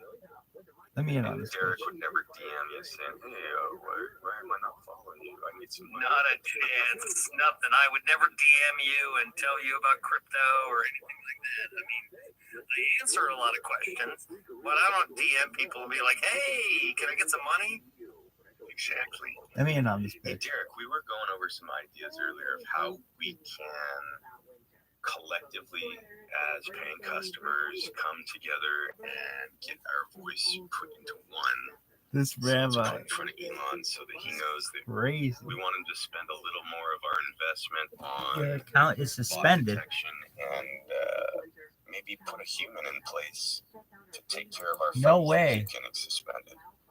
Well, I have a great idea for you, DJ. You can do this yourself. I already have created a community on mine. Do you have a community on your account? How'd they get me? Unfortunately, and I made it for memes. So okay, well, we need to find somebody to create a community, or we create a specific account that creates a community that we promote, and that community itself is dedicated to what our opinions are, like gathering those opinions of good people that can put those and consolidate those opinions about what X should, could, and shouldn't do, right? So you get these people that consider that's very valuable to somebody like Elon, right? That you can consolidate these opinions, that these people are gathered in one location to give their opinion to him about a product that he bought, right? Yeah. That's really, really valuable. You pay for stuff like that as CEO, right? If you can create one for free, he'll probably sponsor it. Well, they have the bugs community, but it's so inundated that I don't think the developers actually see real problems. Like did you hear? It's like, oh my God, this Rabbi Ross. About my Stripe account. Okay, I haven't gotten a single dime from X for 10 months, Rabbi right? Rothschild. Full time, 1.5 billion views. I've got not a dime of the money that they owe me because they can't correct my Stripe account. The Stripe account I no longer have access to. Somehow Oh my God. they can't. This they Rabbi can't Rothschild. X has big problems. Well, it's because Stripe is a third party to them. Let me They're not the same company. Yeah, Let me in on this. It's awful. It's terrible. They're well, that particular problem. Let me in on this bit. You should actually take Oh that up my with Stripe. God. I have actually, but see, here's the problem. They're not fixing it. It is actually an That's X another issue one. because Did they X ever runs cover the it? API. So X created the Stripe account through their API. Stripe This can't do Rabbi anything about it because it came through their API, right? So they issued the API. I'm a dev, so Fuck I you, get Rabbi. this. Quit I bothering know all exactly your who's responsible for mutated this. identities. The problem Fuck is it's you, a legacy Rabbi. API. So I believe it's Twitter 1.0, Hilarious. and that they've Fuck developed all this you, other new Rabbi. code, and they've got a big problem with this stuff right now. So I'm kind of locked because I'm a very old account. I've been around, I don't know, since 2000, From all your since mutated 2008 or 9 or identities. something like that. Yeah, Fuck and you have a following where like it should put you at the head of a trouble ticket, but bad experience in customer service. How funny is that They shit? do not care. I mean, they try, but I can tell you right now, there's something else going on. But I mean, 10 months into this now, 10 months. Yeah, it's like there's too many problems. Can't fix them all fast enough. I don't know. Elon seems more efficient with his businesses than that, too. At least more efficient than we've experienced with our particular issues. I wanted to say hi to strangers because you've been up here for a minute and I'm such a bad host. What's this guy? How are you? What's his name? Hi, Dog. I'm good. What's his name? Can't really tell much though. Dog? DJ Dog? How many friends have you known that have been wiped out? Have you had a couple that were suspended? A few, I think. Yeah, we were talking about Major Tom earlier because everybody knows the Ben Eats account, the crypto scammer guy that created tokens, the Linus Pockets. A lot of those came back though, I think. Well, none of my friends have. Is it called Best Rabbi Ever? If you've seen any of those accounts that were affiliated with that badge come back, then I think that... Look, we have 2 of the scammer bots in the room requesting the mic now. This is awesome. We gotta screenshot this for posterity. Yeah, I have a request from Rabbi29 and a request from Best Rabbi Ever now.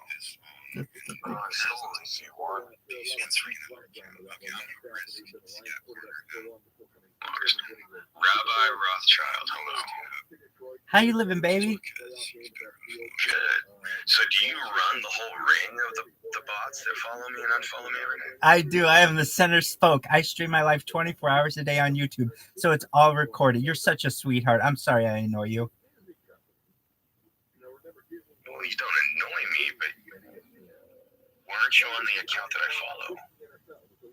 Oh, I maybe. I don't know. I have like 500 accounts. It's because you're pretending to be that guy, right? No. I am that person. I'm Rabbi Rothschild. I have 500 accounts. Rabbi Rothschild. You got it. 100%. Best rabbi ever. Okay. Can you come in on your main? Yeah, sure. Just one moment. I'm here. I'm joining it. I'm just switching on another device. But yeah, if you wonder why I do this, I'm trying to get out the word that I stream my life 24/7 on YouTube. Okay. So, and I do it for world peace. How does following me with 50 new accounts every day work out for you?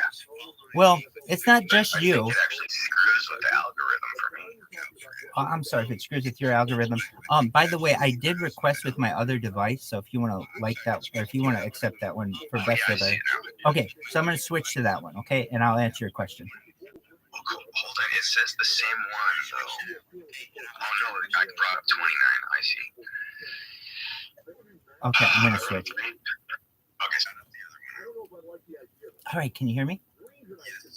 Excellent. The reason why I follow people is just to make that impression on people that I am streaming my life 24 hours a day. I don't have the money for major advertising, and so this is how I do it. It's basically grassroots effort to make people aware that someone streams their life all day, every day, and has been for more than 2 years, like the Truman Show.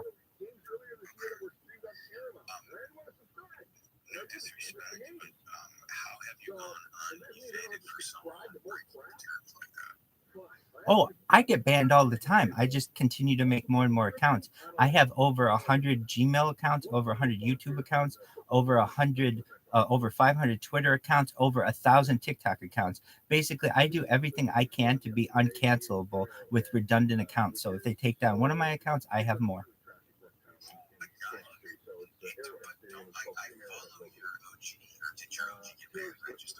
No, it's this one. You're good. Oh, my original Rabbi Rothschild? Yeah, that one got banned.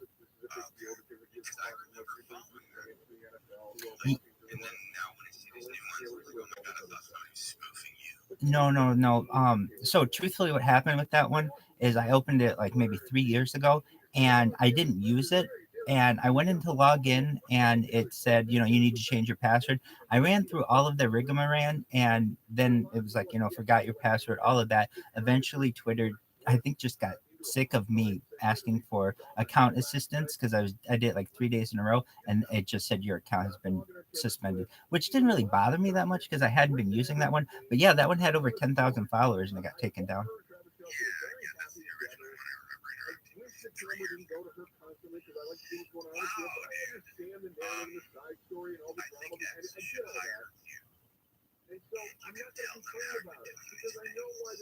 Oh, I think they should too. I'm a king of their sign-up process.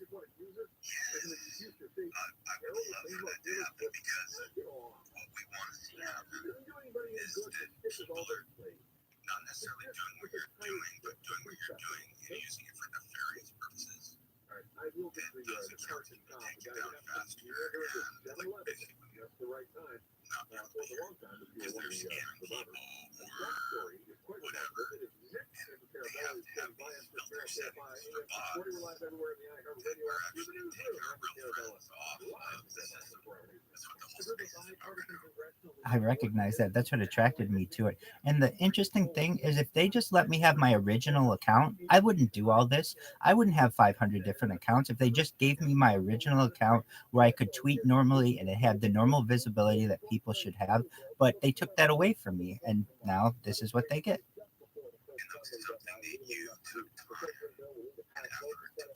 Exactly. There are people who invest their entire lives in their social media, and for some other faceless person on the other end to be able to remove their mode of providing for themselves, I feel is unjustified.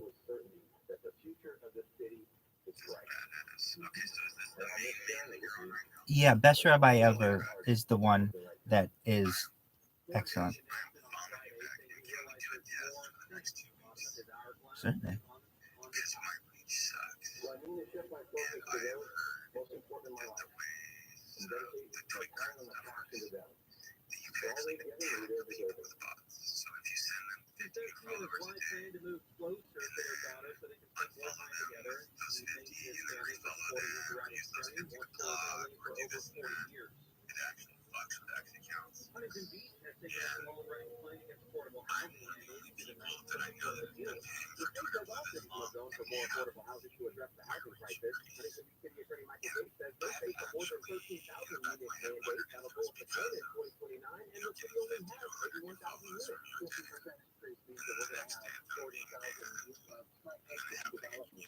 I certainly do. I've only been doing this though aggressively since. Yeah, exactly. So I don't know if I necessarily would have been the person who would have been affecting that. And as you know, we all get bot requests every single day.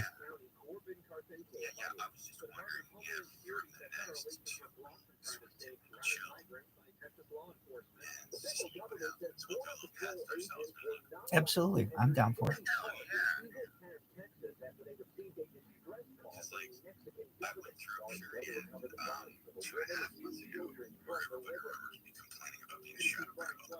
That's my issue.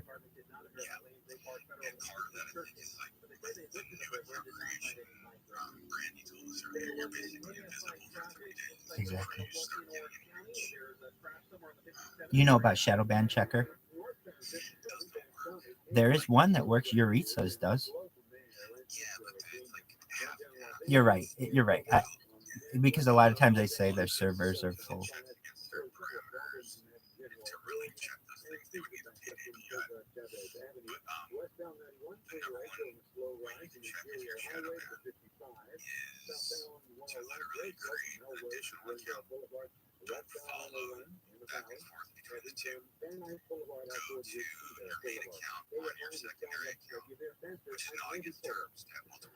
Correct.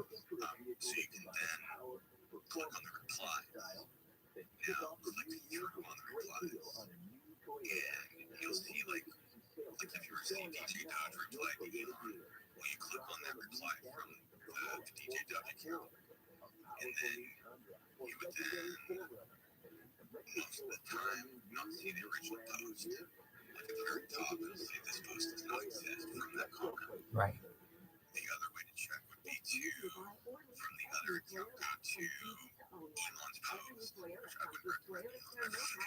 Takes too long to find. Yeah.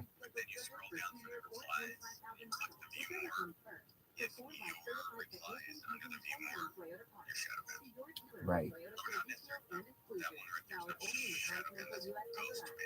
Or exactly. And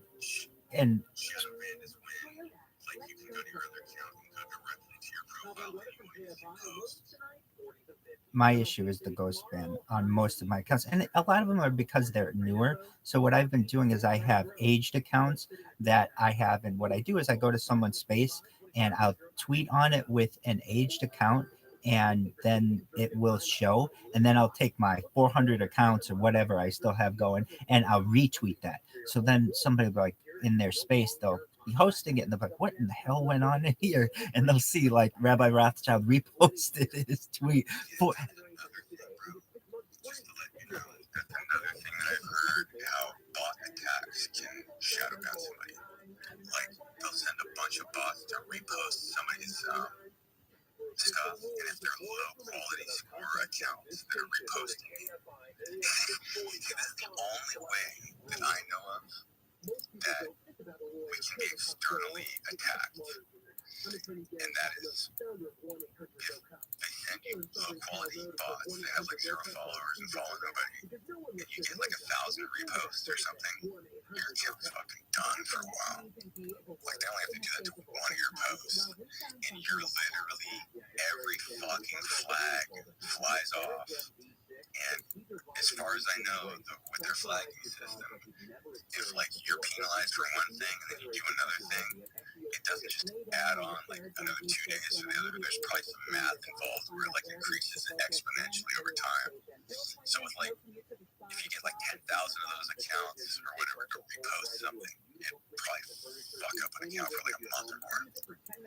And that's why I've gone with quantity over quality. I tried quality. I mean, I had tens of thousands of followers. It only gets you so far. And like you're finding that your reach gets limited. So I said, you know what? I'm going to do quantity. I'm going to take over Twitter, swarm botting this essentially. And it has gotten me so much attention. I can't tell you. I mean, they're just random people are like, my phone will not shut up. And look, I'm sorry I have to do it to people, but eventually somebody's going to see, wow, somebody is streaming their life 24 hours a day, 7 days a week, 365 days a year for more than 2 years. This is the most amount of data anyone has on the internet. You can watch this person eat, sleep, go to the bathroom, bathe, everything. Essentially, So we're all on YouTube right now. yeah, on 4 different streams. And you're live on 3 different Twitters. You're live on Telegram. We're also watching the NFL playoffs, and I've got my little bot going. Heck yeah. This is essentially a time capsule for the future. This goes back to the pandemic. We've seen the death of a queen, the birth of AI, the coronation of a king, and everything in between. Every single day is yet another chapter in the history of this, and I plan on doing it for the rest of my life. That's some dope. Now, are you a real rabbi? I am a real rabbi. Awesome. On a daily basis, we daven, which is pray. I say blessings over food. I lay tefillin, which are those leather boxes that you may have seen Orthodox Jews wear. Yeah, I do absolutely everything I can to live my life in a rabbinical way as possible, while also streaming my life from my room in California. That's awesome, dude. Well, I'm glad to finally hear your voice after 3 years. Hey, it's such a pleasure to meet you. I'll let you guys continue. Thank you so much for letting me introduce myself. DJ Doge, if there's anything I can do for you ever, please let me know. If any projects you have, you need help, I'm here to assist you. Thank you, everyone, for the opportunity, and take care. Appreciate you, Rabbi. Thank you for coming clean. They were all so nice. DJ Doge was so nice.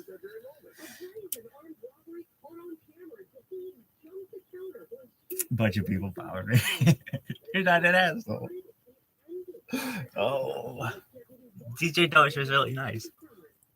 Shout out to DJ Doge. Did you see that? DJ Doge was really nice. Tight. I love how he's like, this asshole has been following, and he's got another account in here. That's so funny. I also think it's hilarious that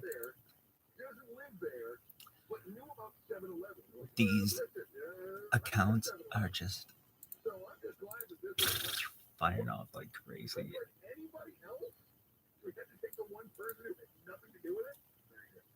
You can watch me 24 hours a day, 7 days a week, 365 days a year. You're starting to get some momentum, the Big Mo. No, but we'll see. That's funny though.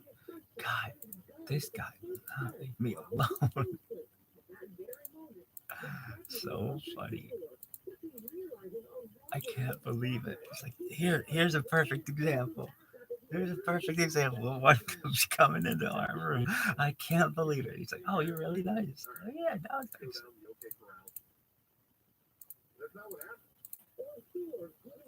We temporarily limited some of your features. Fuck you. They're just destroying things. He's like, I'm not gonna start making new ones. 411, so we have to close this one. Yeah. And then what? Just gotta open another one. 416. Somebody's like, I block 50 of them a day.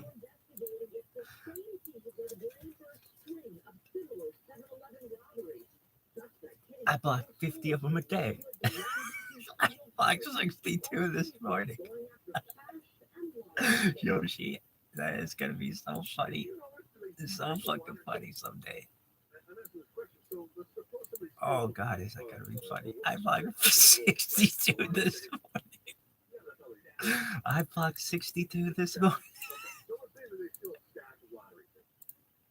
Oh, they should hire you're the sign up king. Really? Oh, for sure, dog. You want to see me do it again? I swear to God, this guy keeps following me.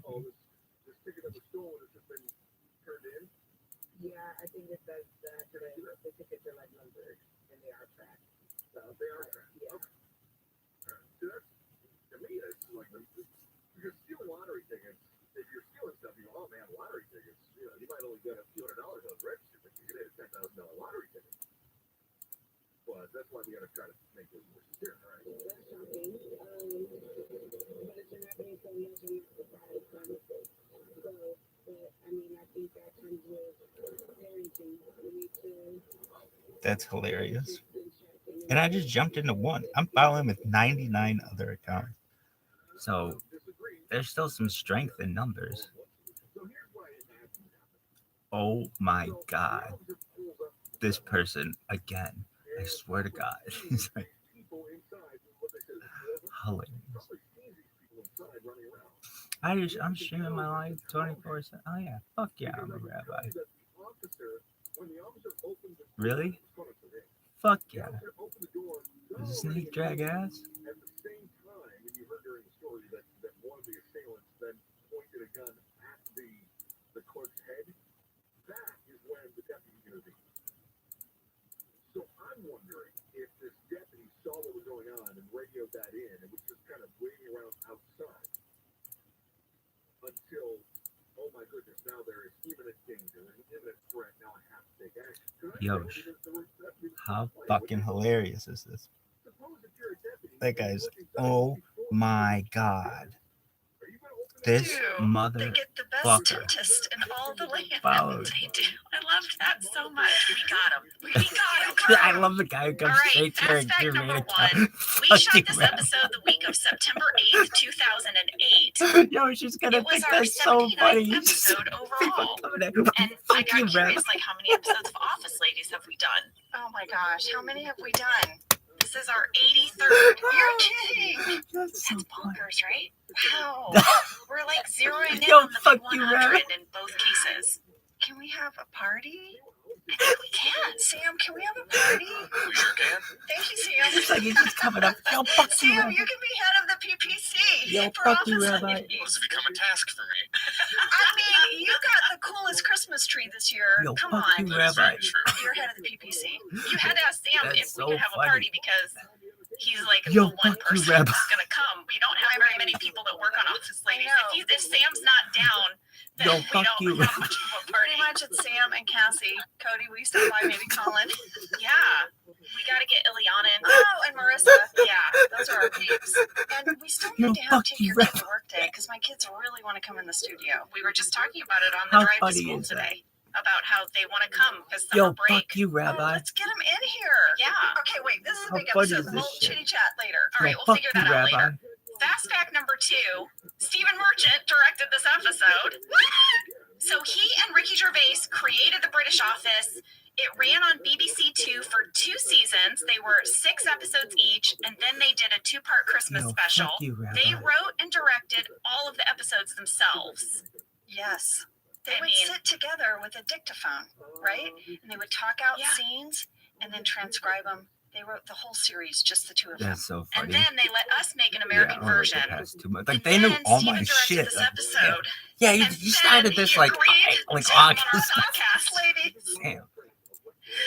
Oh my goodness. I mean, wow. Yo, fuck you, Rabbi. Before we listen to the interview, I thought we should go over a few facts about the You think British Office shadow and the banning and American ghost banning are the Office. same I or like it. different? Okay, so the British Office was set at a paper company called Wernham Hogg, and it was located in Yo, Slough. fuck you, The Rabbi. building that they used for the exterior of their show, it was located on Slough Trading Estate, and it was called the Crossbow House. But they tore it down in 2013. Aw. So you can't visit it. When we do our England tour of office locations, we're not going to be able to see that fuck one. you, Well, we Rabbi. might just have to go to the spot. Yeah, we'll point to the spot. That's so funny. It'll I be a bet great Joe's how photo. funny is that? You know He's what? like, I'll put it in our I'm scrapbook. howling. I'm howling. Dave Don Mifflin, would on be the other howling hand, over that was shit. located in You're like, yo, Scranton. fuck you, Rabbi. And the exterior Fuck of you, our Rabbi. building Fuck was you. and still is located at Chandler Valley Studios on Sataquai Street in Van Nuys, California. Oh, yeah. You can take a picture with that one. You can. But as a nod to the British series, the address of Dunder Mifflin is listed as 1725 Slough Avenue. I know. I always love that. So sweet. So sweet. It's even on like the fakey business cards. Oh yeah. Yeah, like Michael Scott had business cards. I might have taken one. I might have stolen one. It has that address. Well, we will talk more about these two companies when we speak with Stephen. Should we get to it? Well, I have one more fast fact. Oh my lord! Okay, let's do it. I know. I'm so excited. Fast fact number 3. This episode was written by Yo, Lester Lewis. you And I found an interview with Lester where he talked a little bit about what it was like knowing that an episode he had written was going to be directed by Stephen Merchant. That's fucking hilarious. Can I hear it? Why? Yeah, so he said that the Just don't story get no for this better. episode was already in place fuck you, before Rabbi. Stephen was attached to direct. So as he was writing it, luckily he They had should no hire idea you. that like There's one of sign-up us, yes. I wouldn't want that in my head. I would just want to like write what I was going to write Oh, I know. without any I'm pressure. sick. Yes, I'm so but sick. then he was so Yo, nervous fuck you, when he Rabbi. found out. Because, you know, the writer gets to walk around with the director for the whole week. They're together the whole time. It's like a very close relationship. Yeah. I mean, I would be pooping my pants. Yeah, a little bit. But he said any nervousness that he felt totally disappeared when he met Stephen, and that Stephen participated in the final rewrites of the script. He wished that Stephen Merchant could be with us for every single episode.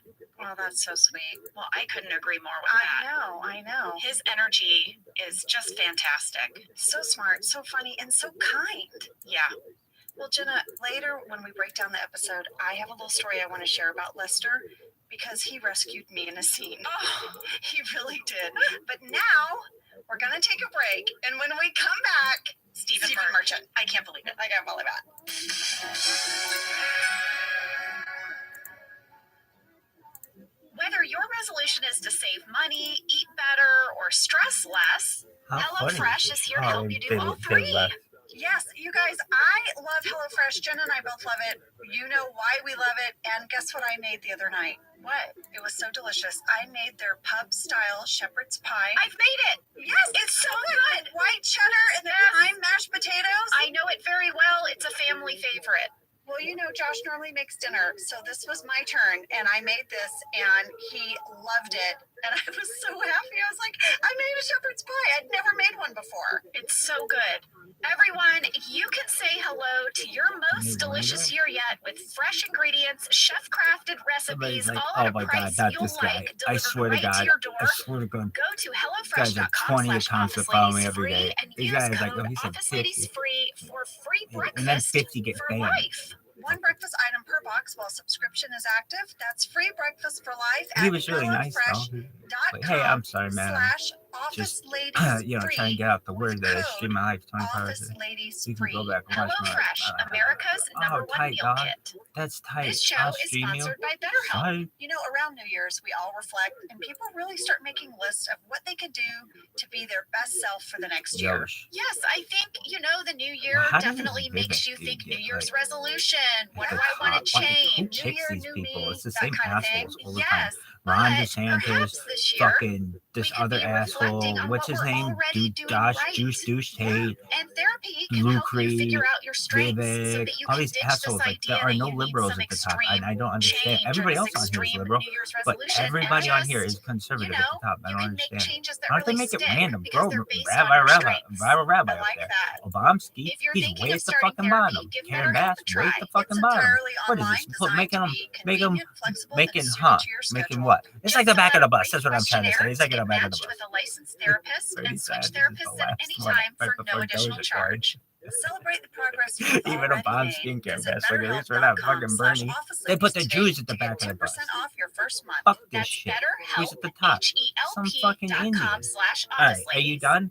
Vivek. 1, 2, 3, 4, 5, 6, 7.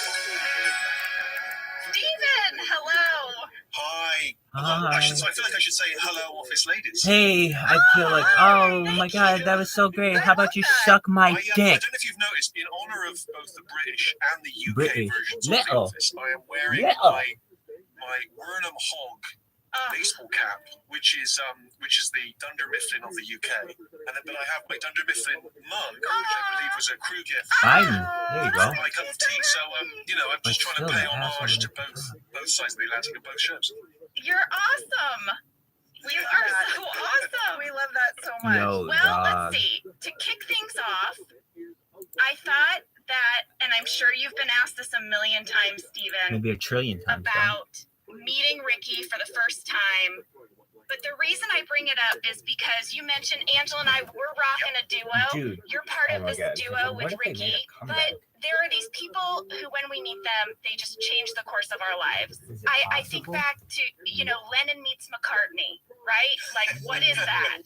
Wow, I'm already in amazing company. This is exciting. I should have said that. I'm like, I'm sorry. Wow. When we sat next to each other in the basketball episode, I didn't realize the impact I was going to have. That was our Lennon McCartney moment, Angela. Oh, wow. So, Stephen, I know that you went into interview for a job to be Ricky's assistant at a radio station. You walk in the door, you meet this man. Did you feel it? Was there a spark? Was there a shift in the universe? Well, it was interesting because as you say, I did indeed go into a building to meet him, but he very quickly said, "Let's go to the pub for a pint of beer." Oh my God, this is my guy. There aren't many bosses that do that. He was hiring me for the job, so I was immediately charmed by that. I thought that sort of seemed like the right approach. And we went down the road and had a pint and we got chatting, and we seemed to have a lot of sort of common loves of things like music and comedy and stuff. So we hit it off in that regard. But then he said something to me which I think was revealing. He said, "Listen, this was a radio station where we were both going to work." And he said, "Listen, I don't know anything about radio. I've sweet talked my way into this job. I don't know what I'm doing. And you seem to have had a little radio experience. If you do all the work, I'll make sure you have fun." And I, in need of a job, thought that sounds like a fair deal. And so I joined the station with Ricky as essentially my boss. And true to his word, he did not know what he was doing. But we managed to find a sort of working relationship, and after a little while, we were behind the scenes guys, but after a little while they realized that our better asset was being on the radio. And once we went on the radio, we started talking and being kind of presenters, kind of like you guys. That was when I think where it all started to make more sense. And I think that was where our, if you like, our sense of humor and our relationship with each other and our rapport, I think that's where it really began to develop, sort of on the radio. And then from then it was sort of, it was plain sailing really, and we just, and so much of our experience, so much of sort of getting to know someone that you end up working with in that way is, I think, just, as I'm sure you guys discovered, it's just finding all the things you have in common. So and I suppose the things you don't like. They're all mine. And sort of deciding that these are the baby. movies we like, these are the comedy we like, this is what we don't. And I think that so much of the initial sort of partnering was finding that common ground. Oh man, that is such a great story. And also I feel like something Angela and I have discovered in working together is like our strengths and weaknesses, and how they, and our differences and our work. We both have strong work ethics, but we work differently. What do you think were some of those things that made you and Ricky a good duo? Well, I think I was a little younger than Ricky, and so I had a sort of youthful ambition and a kind of get up and go sort of dynamism. I mean, at the time, we were working at this radio show. I can't believe I already blocked 408. That's kind of cray in a good way. But I realized the more somebody tells me I can't do something, the more important it becomes. That's like cray in a good way. Just like the worst side. Is it Sky Rizzy? I almost want fucking eczema just so I can get a Sky Rizzy on my nips. Be like, yeah, I've got eczema nips, but I need some Sky Rizzy.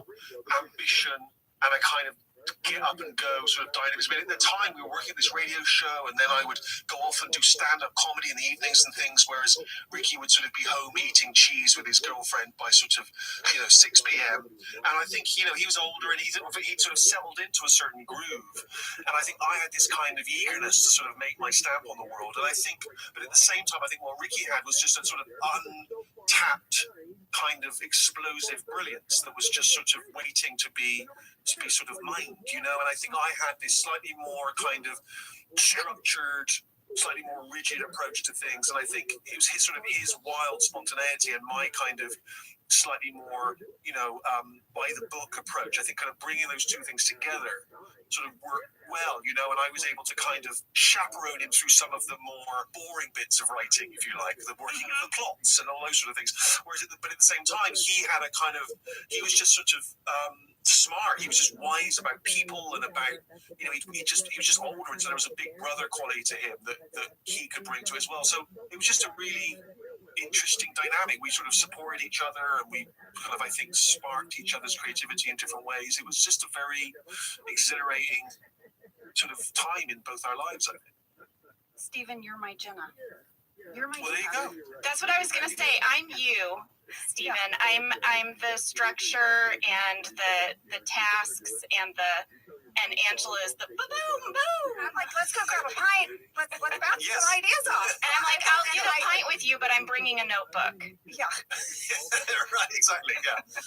Exactly. Well, I remember meeting you for the first time when you came to the set of The Office. Early. Jenna, where was that? Where did you guys meet? Was it the original Culver City set? Wasn't it, Stephen? Do you remember? I definitely think it was a season 1. Yeah, and we weren't on the sound stages yet, right? We were in an actual I think it was office building. That's right. Yeah. It was a real office above a real factory. Is that right? Or a real warehouse? Above a real warehouse. Yeah. And didn't you guys, Stephen, when you filmed the BBC version, weren't you in an actual office building as well? Weren't they like people working on the other side of the wall? That's absolutely true. Although bizarrely, we were within a studio complex, a small British TV studio, but we were not in the studio. We were in an actual office in the studio complex. And as you say, there were people sort of who were kind of annoyed by the noise we were making, and were trying to get on with a job of work, and we were there kind of running around and making noise and doing funny dances and whatever else. So so it was definitely very much a real office, and it had all of the sort of pros and cons of that, I suppose. That it felt real, and we wanted it to feel very lived in, and we always wanted our version of The Office to feel like a documentary that had sort of been made, and then everyone forgot about it, and it was just on a shelf somewhere at the BBC for like 10 years, and someone dusted it off and was like, put this on TV. So we wanted the whole thing to feel tired. The office should feel tired. The people, the clothes. We always were very excited when the plants that we had on the set were slightly dying. We liked that idea. It was that British approach. You reflect the weather by just making shows that are depressing. And that was what that office had. It had a slightly tired feel because it had been a real place. And it's somehow slightly harder to create that artificially when you build a set. You're always striving for that. So it had that nice lived-in quality, but obviously also restrictive to shoot in and a little bit difficult, and and not much elbow room, and so it's pros and cons. Right, our camera guys have talked about that. Where we filmed the original, set in Culver City was an actual office, so no walls moved, and you couldn't pop anything out, and that really just added to the authenticity. But that's where you guys met. You guys met for the pilot, maybe, Jenna, or the table read? I remember doing a reading for you guys. And then I remember we ordered some food and had some lunch and just... Yes, but I think you were maybe shooting by then. Were we? Maybe shooting. I have a photo from that time which feels like you're on the set and everybody's kind of... I'm sure you're maybe working, and we were up and running by the time we actually visited. I felt like a lot of what we did initially was remote. I know that Greg Daniels came and visited us in England, and we sat with him for a couple of days, and we sort of chewed the fat and tried to talk about how, tried to give him a better insight into why we had chosen certain things for the British version and how they might translate to America, what the equivalents would be in America. And it was fascinating to me because there were things which we assumed would be the same all over the world. For instance, the idea of a group of people in an office going to a pub quiz is quite a traditional idea here. You'd go to a trivia night, as a group. And that, I remember at the time, it felt like Greg, that wasn't as familiar to Greg, the idea of kind of the trivia night or the quiz night, and I guess maybe they are more common now, but I don't know that was as... And it's interesting because when they did a version in France, it turns out that apparently on Friday night, at the end of the working day on a Friday, the champagne comes out in an office. Where I guess in France, I think champagne is just like water in France. It's just everywhere. And I just thought it was fun, just these interesting, variations. Yeah, how many different countries is The Office in now? There was a French version, there was a French-Canadian version, there was an Israeli version, there was, I believe, there might be an Indian version. Oh my God. And I think there's a South American version, but I forget where exactly in South America. But it was frustrating because they would send us copies of these, but of course none of them had subtitles, so it was just speaking in their local languages, and I have no idea whether it was good or bad. It's gotta just be so amazing, Stephen, when you take a moment and sit in that you went and grabbed a pint with this guy, and all these years later, this idea that the two of you had is everywhere. It's everywhere. It's got to be just so humbling. It's like COVID-19. Oh no. Yeah, no, it's no, I know what you mean, but I think but I think also what's exciting about that, and I think particularly when you guys began your version, was that we always were a fan of our show, but we could never watch it as an audience watches it because we were too immersed in it. We were there, we'd written it, and we were just too involved, and we couldn't get any distance from it. Whereas I remember when they would send the seasons of your show, the episodes of your show, I could watch it like a fan. It was like I was just enjoying it as a fan and not as a creator in the same way. You know what I mean? It was very, very pleasurable. It was like you get to design your ideal show and then go off and have talented people make it and send it to you. You know what I mean? It's like sort of a weird, like an amazing kind of, you won a competition. You design a show and then talented people make it for many, many years. One of my favorite experiences was after we filmed the pilot. I was in London, and you and Ricky grabbed drinks with me at, is it called the Groucho Club? That's right, yeah. Okay, and that was just so exciting. But then I was on the tube, and I picked up what was like your version of TV Guide, and I looked in there, and there was an article about how America was going to ruin The Office. And there was a little picture of my face in a bubble comparing me to Lucy Davis. And there were bubbles of all our faces talking about how it specifically outlining how we were each going to ruin the show. Oh. Yeah, I put it in a scrapbook. Let me tell you right now, Jenna, what really happened was Ricky and I had that manufactured specially. Planted on the tube in order to really make you buck up your ideas and do a good job. But it's funny you should say that because I remember that when it was first being discussed, as you say, there were a lot of things about America going to ruin the show, and then there was when your show started airing in the UK, it was kind of it's not as good as the British version, and then over time it's become the American version is far superior to the British version. This is the way we do things here. You know what I mean? We're like we kind of build you up and then we knock you down. And so now very much the American version is kind of the much loved version, even by the British press. And Ricky and I are seen as kind of those guys. We're tired. No. It's amazing. It's amazing. Maybe it'll come full circle. Well, I remember meeting you guys on the new set when we moved, way deep in the valley, Chandler Valley Studios. And I'll never forget because you guys were coming for lunch and we were all super excited. And I think by now the supporting cast, we were actually, we had real contracts. So I think I was a little braver to come up and say hi because maybe no one would fire me now because I was locked in. And you guys, we were going through the food line. And the assistant director came up to me and said, Angela, you're the first talking head up after lunch. And Ricky and Stephen will be here. And I just went, I was like, oh no. No, I just got the courage to say hi. Please don't make me do a talking head in front of them. And Ricky said, oh, don't worry. I don't tisk too loudly. And he did his finger. And I was like, and then sort of broke into a cold sweat.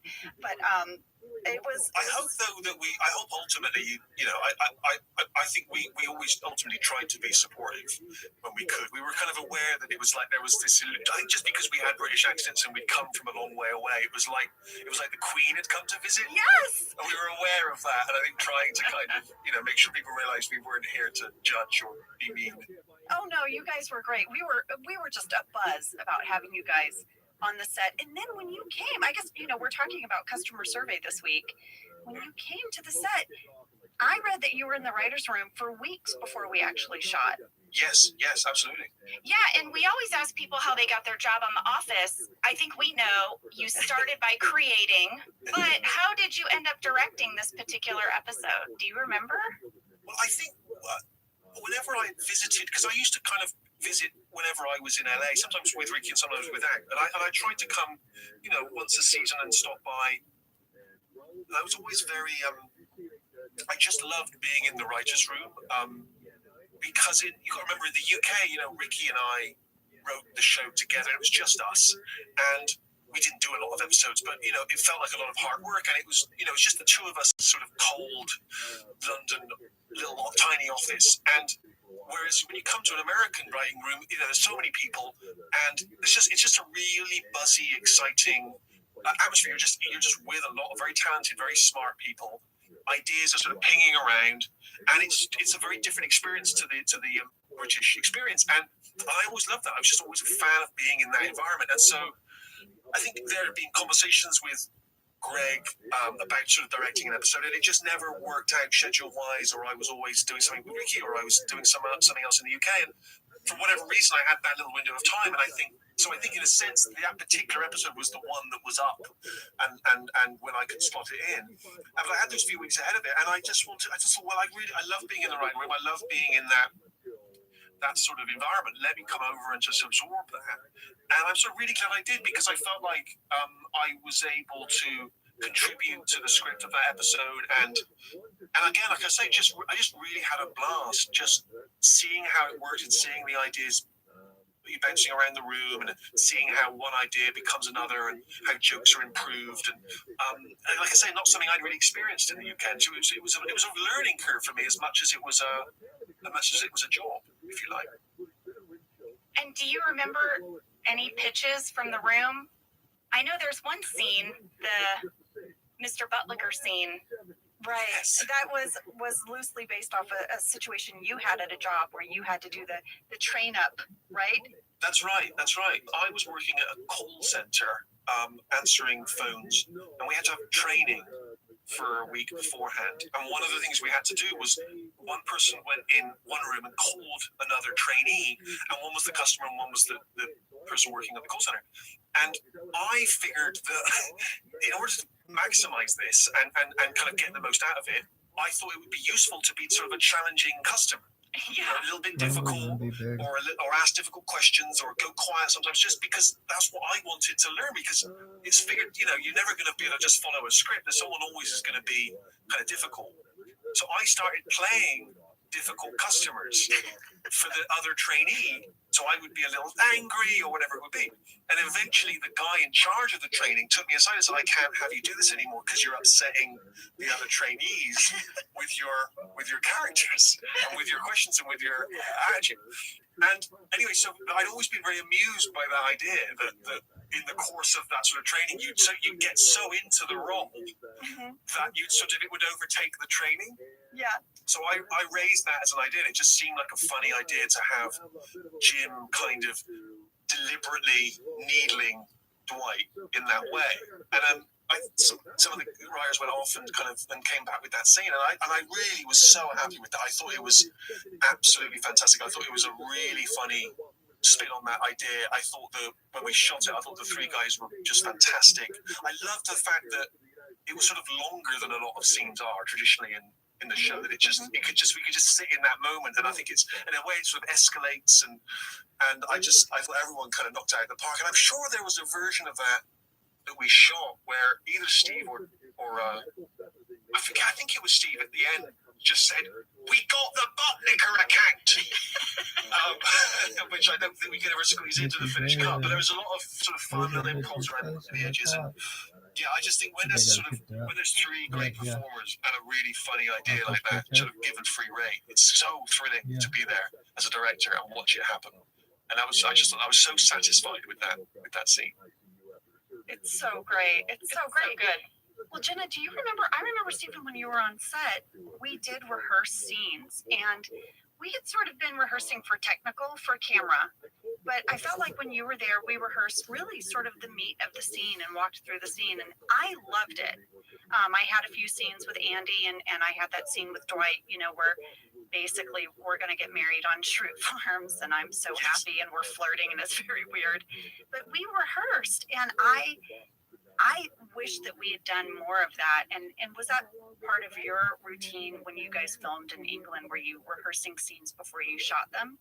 We were, and I think also what I think I probably brought with me, which was perhaps a bit unnecessary, was I think I was still slightly hung up with this obsession with the kind of realism of what we tried to do and not that your show wasn't realistic, but I think Ricky and I became very obsessed about realism and naturalism and what was real and what might happen and what might not happen, and I think actually it was a sort of unnecessary obsession, because in the end it's a TV show, and it's just you just do what's the sort of funniest and smartest thing to do. And so I guess I was bringing with me this let's get to the truth of it, and it's kind of like, wait a minute, aren't they wearing tiny little Bluetooth headsets that don't exist? Like, why am I so hung up on the realism of this, and so I think I was probably bringing an unnecessary obsession with that, which I transposed from Average. And it's funny because even when I look back at Average, it's not realistic. It's not some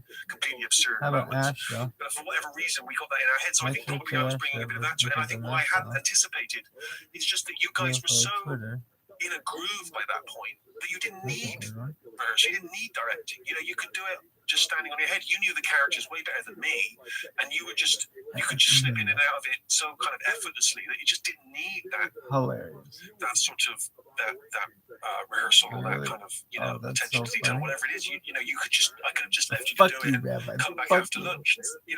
So I think it was just like I say, I think it's just slight naivety in a way about having not done American shows, particularly long-running shows, where at some point the cast are just so in sync with the show and the characters, they don't really need directing. I gotta read it again. That's so funny. We were a machine at this time, season 5, but for me and Jenna and I and the cast have talked about this. When we did rehearse with you, you'd be like, what? It sort of grounded us back down and got us back into character, and not that we would step following out of character, because we could, like you said, we could go right to Angela Martin. I know her, right? But I don't know, for us as actors, we got really into it because it allowed us to, like, not to the craft, right? And that is so feel like fucking you're funny. Really part of a production, and kind of remind ourselves, oh yeah, we're here to do this really cool show that's a mockumentary, and I don't know, I geeked out about it, Jenna. No, I agree with you, Angela, because by this time it was season 5. Fuck and, you, Rabbi. At a certain point, it can feel like a comedy factory, a comedy TV show factory. And we never wanted that, and we did always try to come back to that place of authenticity. And when you came in this season and really reminded us of that, I thought there was such value in it. DJ and then also, I was so grateful that you directed this episode, Stephen, because it ends with this big Jim, Pam, Alex art school guy scene. You talked about the tiny Bluetooths that actually did not work. They didn't exist at the time. They were like completely made up, right? Yeah, it's funny, isn't it, now? Because now with the AirPods and these other things, they're kind of standard issue, aren't they? Really? But at the time, that just seemed such a kind of crazy. That was probably something I was probably hung up on. I was like, what is this? Is this thing? Yeah. And not only that, they probably would have been really expensive because no one had them. Yes. And so we would be shooting these scenes, and it would either be like an AD reading the lines, so you'd be shooting John's side, and I'm either off camera saying my lines so he can hear me, or it was an AD reading the lines. But in that last scene in particular, when Alex comes in to Pam at corporate and Jim can hear him giving her this pitch that she should not leave New York, we spent hours on that. I mean, it felt like a whole day we spent on that. And the script had like 7 alternates to that scene. It was bonkers.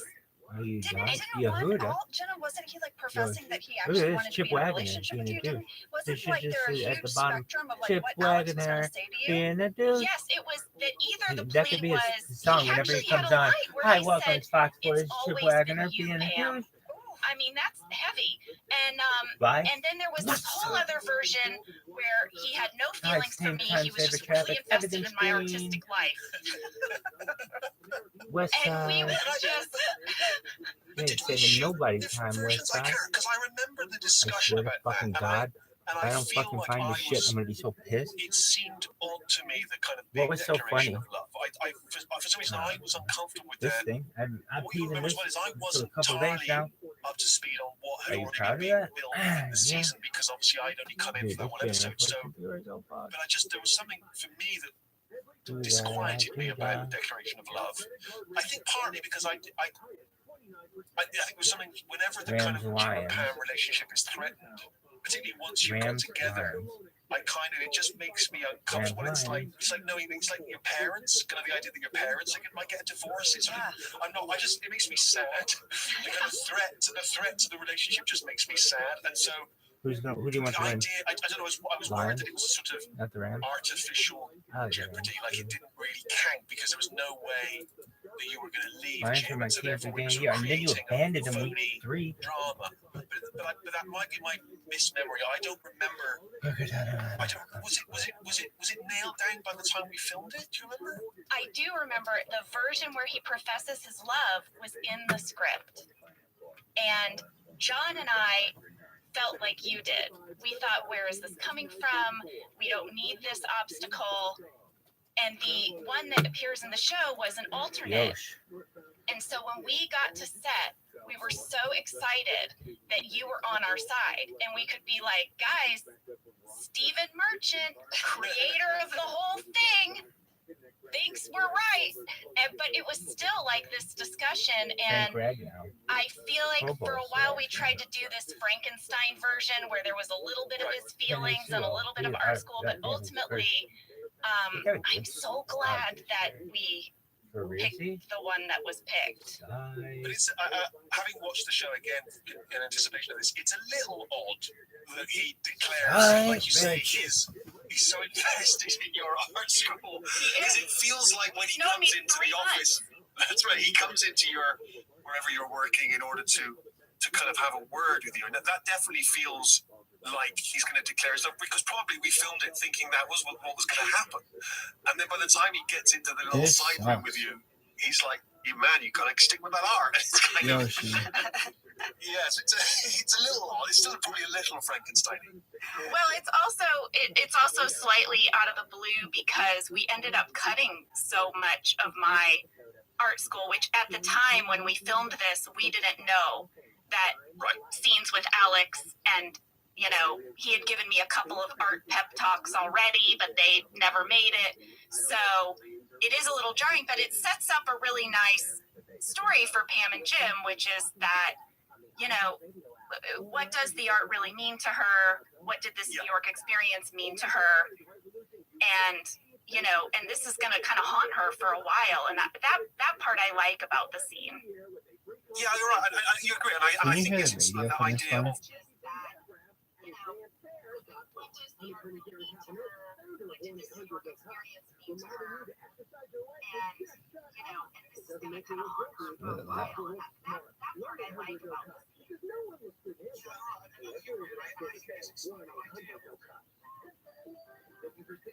At the monitoring center, we've been delivering wholesale alarm monitoring rates directly to our customers for over 20 years. Cut out the middleman. Get monitoring rates that's Well enough, yo.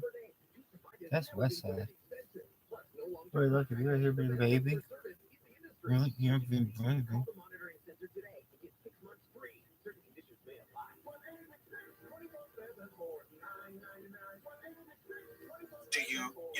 Do you pursue a particular dream, or do you be with the person you love, and the two things pulling at each other is an interesting idea. Yeah. Well, I watched this episode again last night with my tweens, my 13-year-olds, and just when Alex says, "Hey, can I talk to you?" just that, like the fact that he went to Dunder Mifflin Corporate and sought her out to have a private conversation, they were like, whoa. So it to me, it was a reminder that you don't have to do much to really convey emotion. And yes, Alex is saying you've got to give your art a shot. You can't do New York in 3 months, but it's clearly about so much more. And Jim can hear that. Jim knows. It's that dude thing where when he's like, oh, he's into you. And so for me, it was everything we needed. We didn't need anything more. There was something in the script that didn't make it in that made me laugh, which is that while Alex is talking, Jim says, cough if you still love me. And I cough. Oh, that would have been great. Again, I don't want to take credit for things that weren't mine, but I feel like, and maybe I'm wrong about this, but my instinct is that the little sort of tag on that when Dwight recognizes the brand of Bluetooth in Jim's ear, I feel like I had some contribution to that because I felt like the scene originally maybe just ended with the sort of the kind of ... and the drama of it, and I felt like it needed a little conclusion or something to just kind of take away from the sort of emotion of it or the drama of it or something, and also sort of slightly resolve the Bluetooth idea. Yeah, that wasn't in the script, Stephen. That Oh, it wasn't. Maybe it was not. So that was clearly like an on-the-day thing. Yeah. Pitch, yeah. I also loved the reveal of the coffee mugs and how, in fact, they had not gone to Kelly's party and how this had built within the episode. And you talked a little bit on the DVD commentary how you were so invested in shooting this coffee mug reveal. I was quite excited because there was a sort of mystery element, and I quite liked that. It's funny, the project I'm working on at the moment has a sort of thrillery element to it. It's the first time I've done that. And that little taster on The Office of just sort of Jim as the detective kind of piecing things together was very pleasing to me, and sort of seeing the Columbo, seeing the evidence in the kind of the mind working. I don't know why I find that very, very fun, and sort of seeding the cups early on, and then the kind of the sort of when Jim looks around the room and he sees the mugs on the different desks, and then he rushes to the office. Just the idea of it having no a little music bit of today. Let's chat about X not having manpower to solve the bot problem and taking out real people NCIS for false reports I just find with that zero fun. It was a humans kind of nice, it involved. was a different kind of energy, which I found very pleasing to do. I remember. I took my mug. I have it. Totally nice person's account. I literally just all of started. your memorabilia from the show. It's just in a giant warehouse somewhere. This is a damn travesty. All he did is tip Doja. Yeah, you were in art school. Please. Oh, wow. Stephen, this was so great to reminisce about this episode with you and just reminisce with you in general. Is there anything else that you would want to share? Well, the only thing that occurred to me as I was watching it the other night, the thing that I was suddenly reminded of, and I'm sure this was a trick that was used a great deal in your show, and I certainly we've used it in our version, but I remember there's a moment where Michael calls Jim in for his kind of customer. Let's hear what they said about you. Let's hear how they were like, God, that guy is so sexy. They're like, I know. And they're like, man, I didn't know a rabbi could be so sexy. I know. But God, I know. Because when you say cold wallet, so that to me is like a trend. Boring. It has a lot to do with intelligence. Wait. Like more prevalent. Storm chasing guy. Where do you think might have? The best metaphor or a truck, and you change every I gotta piece hear of what they it say. over I gotta a hear it. period I gotta of hear it time. now. They're going to power how to answer. That was 3 hours ago, dog. Yeah. Play recording. Why does his Twitter suspended before? Elon was transparent to Damn, I just can't get it. And I have to do the number one thing for the service, or just get next now for 10 months, $1,000 USD over a span of time, and submission of Yoshi. How do you find it? It's impossible. No one will ever know. All that is submission of being monetized.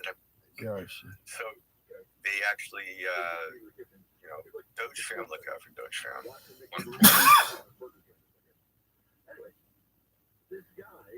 Well, that sucks.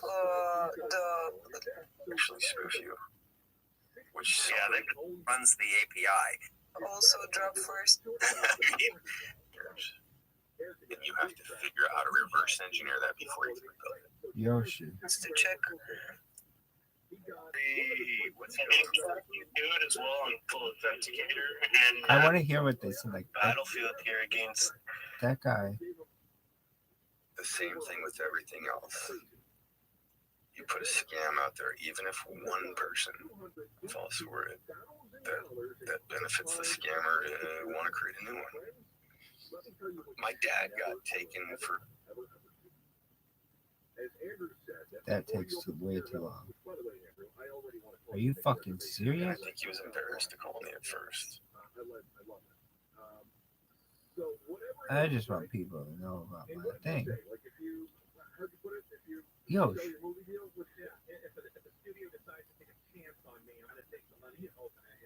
Tips are on his profile. Give him some support. Appreciate it. For real. For real. You deserve it, man. what about Rabbi? Stripe account I no longer have access to. What about Rabbi? And friends that are in the room, please, when like right now, especially when we see bull runs, we see like What about all this these new Rabbi? accounts created that or a truck and you change. no, let's go and talk to me, this real person. You know what I mean?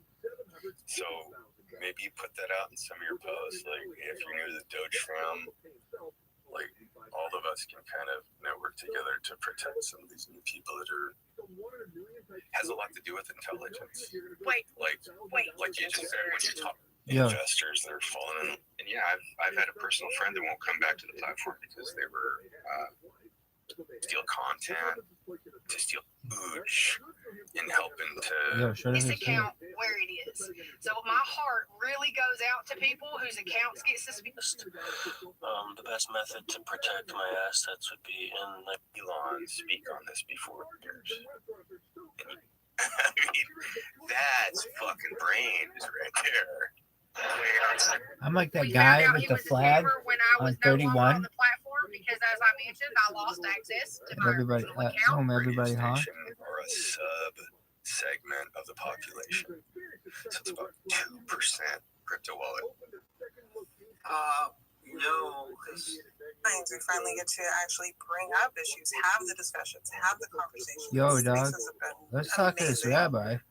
If you want to be part of it, you can. You can change your whole life. More prevalent than the Elon scam bots. Yes. Oh no, this is yours. In the last 4 months. This was actually the first time that I've seen Rabbi Roth show up. Yeah. In the space, but yeah. No, it's cool. I'll bring him up. But I know it's not the real one because the real one has an account and 50 new followers that or 50 new bots. We gotta go. Multi's stuff on X here. You know, that guy was trying to get use Dogecoin and stuff. All these like bots started saying, "Hey, dude, do you want me to send you a tip? I'm a sugar mama," and all this stuff. Like it was nuts. It was just because I commented on someone else's post. Oh, I've done this before.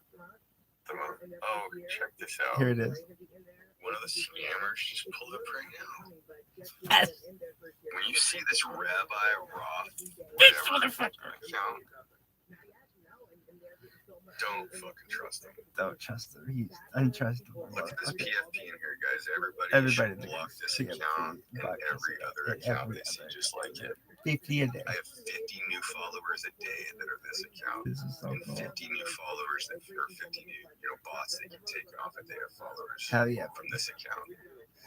There's a real Rabbi Roth. This probably I'm actually gonna venture to say more prevalent than the Elon scam bots. Yes. In the last 4 months. Hell yeah, baby. This was actually the first time that I've seen Rabbi Roth show up. Yeah. In the space, but yeah. No, it's cool. I'll bring him up. You're cool. But I know it's not the real one because the real one has lots of followers, and I follow them. Hello, Rabbi Roth. Do not put scat porn in the. All right, bye. You know, I'm guessing that was gonna happen. Did it happen? No. Nothing's popped up yet. But they had connection issues. Yeah, so no, literally, man. I tell you, every day I'll show you my notifications. It's like maybe, and I've heard that people can use bots to attack your account to fuck with your reach and everything else, like with the whole tweet system. So that might be part of what's going on too. But I literally get 50 of those that follow me every day. And yeah. What's up, Jerry? What's happening, DJ? Oh man, I'm just chilling now, but yeah, I was in my fields earlier. But we've been. Well, yeah, we're talking about scammers on this app or what, man? Yeah, I have. That's the main reason why I pay for the blue check mark, so I can tell people, hey, if the blue check mark isn't present, it's not me, because I paid for that and they verified me. I sent them my driver's license and all that crap, you know. So it is my face. It is my face, even though it's AI. If anybody's seen a picture of me, I look just like my AI picture. It's me. I mean, I'm me. So that blue check mark means something, because I have so many bot accounts that have replicated my account, right? And they try DMing people and pulling at their heartstrings, and they'll say, hey, how come I was just now not following you, or something like that. I mean, they get hundreds of messages like that. I also have a YouTube channel with 107,000 people on it, so I get a lot of weird shit, man. I mean, I get a lot of attacks. I'm kind of used to this by now. Yep. But yeah, I mean, you know, folks, there are scammers out there. I mean, I've gotten wind about people that have scammed people of tens of thousands of dollars using me as their excuse that they were me. They were impersonating me. Tens of thousands of dollars. Yeah. Now, you've been discussing a little bit of this. People with blue check marks can be removed from the platform, looked at as bots, stuff like that. I've seen bots that have the blue check mark, so it's not completely out of reality that an account could be created with a different spelling of Derek and actually spoof you. Yeah, they've done it. They've done it. I mean, they've done everything they possibly can. I assume it's my ex-wife, but you know, that's just me. So yeah, there's another reminder, guys. Like, even if you're following a friend back and forth that has a huge account, you gotta double check and verify that's the real account, even if there's a blue check mark. Like, verify, don't trust. Yeah, and if it's my account and it has 310 followers, it's not my account. Exactly. And Derek would never DM you saying, hey, why am I not following you? I need some money. Not a chance. Nothing. I would never DM you and tell you about crypto or anything like that. I mean, I answer a lot of questions, but I don't DM people and be like, hey, can I get some money? Exactly. Hey, Derek, we were going over some ideas earlier of how we can collectively, as paying customers, come together and get our voice put into one, so it's put in front of Elon, so that he knows that we want him to spend a little more of our investment on bot detection and maybe put a human in place to take care of our friends that keep getting suspended. Well, I have a great idea for you, DJ. You can do this yourself. I already have created a community on mine. Do you have a community on your account?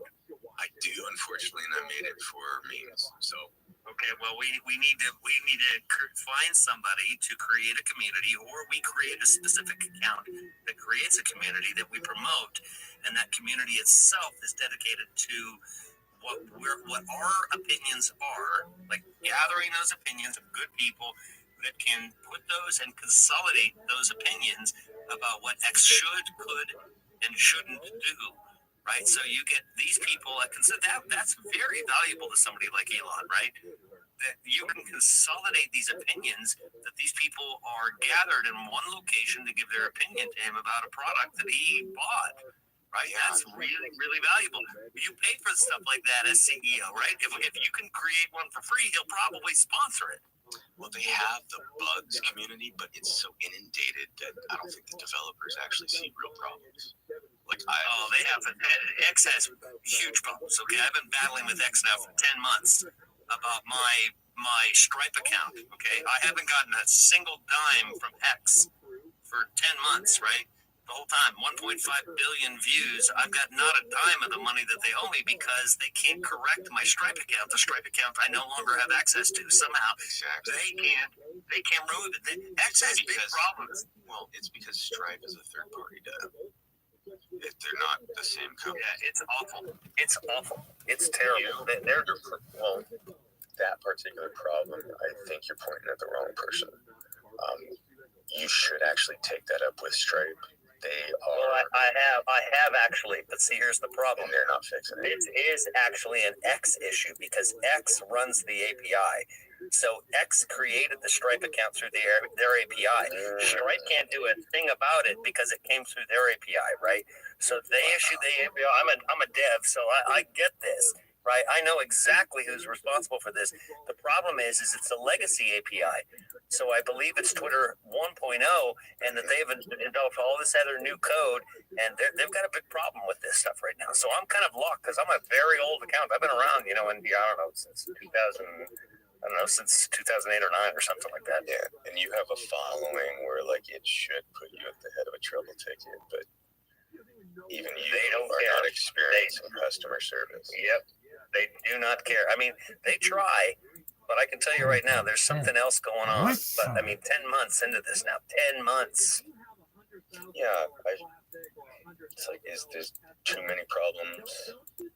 Can't fix them all fast enough? I don't know. Elon seems more efficient with his businesses than that to me. At least more efficient than we've experienced with our particular issues. I wanted to say hi to strangers because you've been up here for a minute. I'm such a bad host. How are you? Hi, I'm good. Can't really tell much though.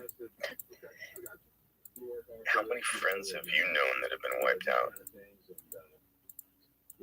Have you had a couple that were suspended?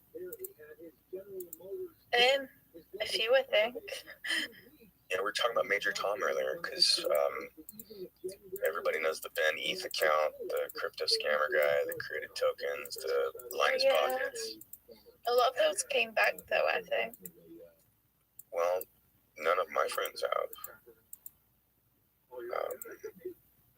If you've seen any of those accounts that were affiliated with that badge come back, then I think that, look, we have 2 of the scammer bots in the room requesting the mic now. This is awesome. 2 of them. We gotta screenshot this for posterity. Yeah, I have a request from Rabbi 29 and a request from Best Rabbi Ever now. Oh, I still only see one. It's ridiculous how an account can be around for this long and be spoofing another account. Okay, I'm gonna risk scat porn right now. I'm gonna bring this dude up just because he's been around for the longest. Rabbi Rothschild, hello. Amy. Good. So do you run the whole ring of the bots that follow me and unfollow me? I do. I am the center spoke. I stream my life 24 hours a day on YouTube, so it's all recorded. You're such a sweetheart. I'm sorry I annoy you. Well, you don't annoy me, but why aren't you on the account that I follow? Oh, I may be. I don't know. I have like 500. Oh, it's because you're pretending to be that guy, right? No. I am that person. I'm Rabbi Rothschild. I have 500. You're the real Rabbi Rothschild. Got it, 100%. Best rabbi ever. Okay. Can you come in on your main? Yeah, sure. Just 1 moment. Okay. I'm here. I'm joined in. I'm just switching on another device. But yeah, you got it. If you wonder why I do this, I'm trying to get out the word that I stream my life 24/7 on YouTube. Okay. So, and I do it for how does following me with 50 new accounts every day work out for you? Well, it's not just you. I think it actually screws with the algorithm for me. Well, I'm sorry if it screws with your algorithm. By the way, I did request with my other device, so if you want to like that, or if you want to accept that one. Oh yeah, I see it. Okay, so I'm going to switch to that one, okay, and I'll answer your question. Hold on, it says the same one though. Oh no, I brought up 29. I see. I brought up 3. Okay, so I got up the other one now. All right, can you hear me? Yes, sir, The can. reason why I follow people is just to make that impression on people that I am streaming my life 24 hours a day. I don't have the money for major advertising, and so this is how I do it. It's basically grassroots effort to make people aware that someone streams their life all day, every day, and has been for more than 2 years, like the Truman Show. Okay. No disrespect, but how have you gone unevaded for so long, breaking the terms like that? Oh, I get banned all the time. I just continue to make more and more accounts. I have over 100 Gmail accounts, over 100 YouTube accounts, over 500 Twitter accounts, over 1,000 TikTok accounts. Basically, I do everything I can to be uncancelable with redundant accounts. So if they take down one of my accounts, I have more. I got you. Holy fuck. But don't I follow your OG, or did your OG get banned? I just don't know. It's this one. You're good. No, I'm not following this one. Oh, my original Rabbi ROTHSCHILD? Yeah. Got banned. Okay. Because I remember following that. Like, and then now when I see these new ones, I'm like, oh my god, I thought somebody was spoofing you. No. So truthfully, what happened with that one is I opened it like maybe 3 years ago, and I didn't use it. And I went into login, and it said, you need to change your password. I ran through all of their rigmarole, and then it was like, forgot your password, all of that.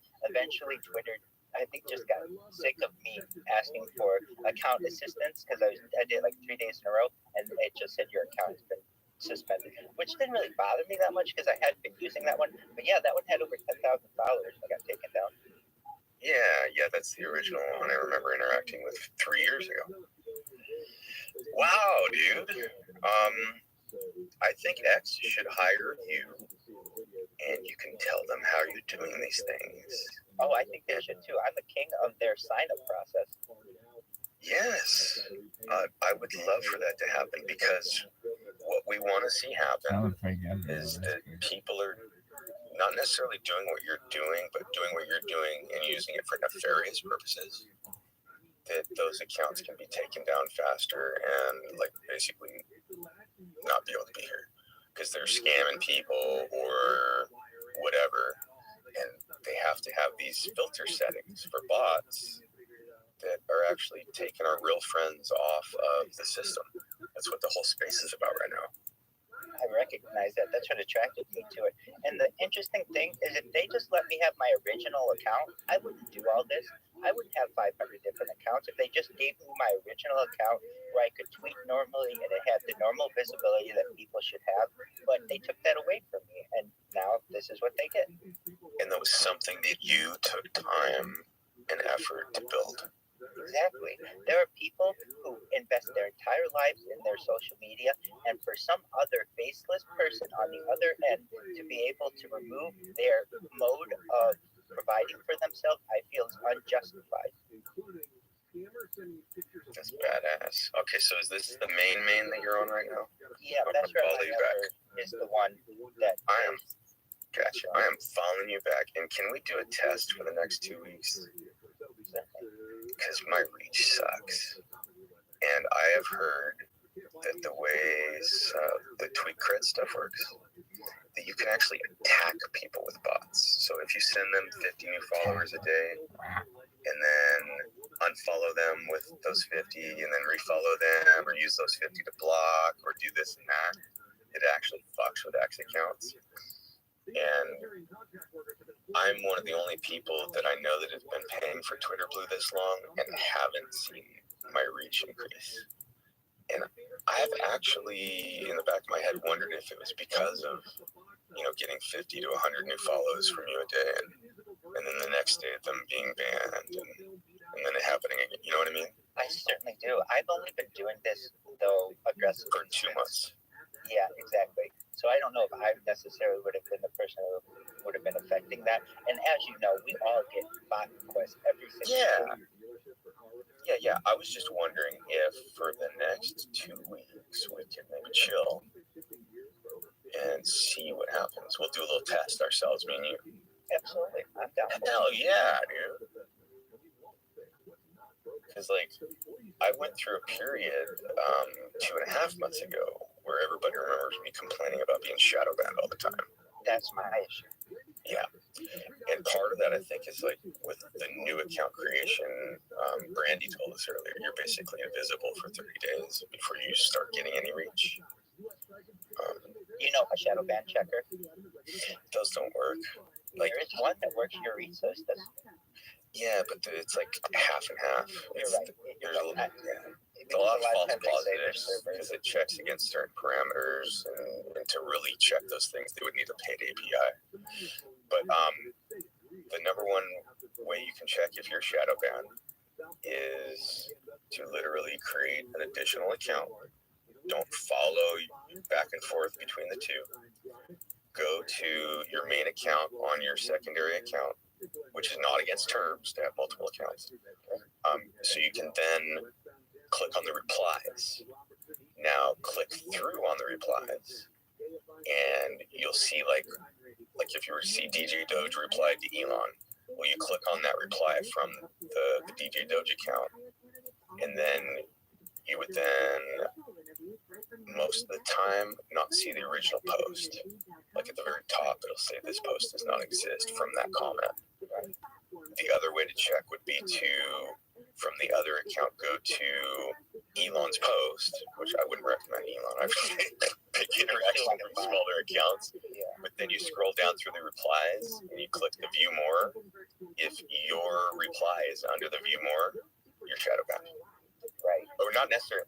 That one right there is not shadow banned. That's ghost banned. Exactly. And shadow banned is when, like, you can go to your other account and go directly to your profile, and you won't even see a post. My issue is the ghost ban on most of my accounts, and a lot of them are because they're newer.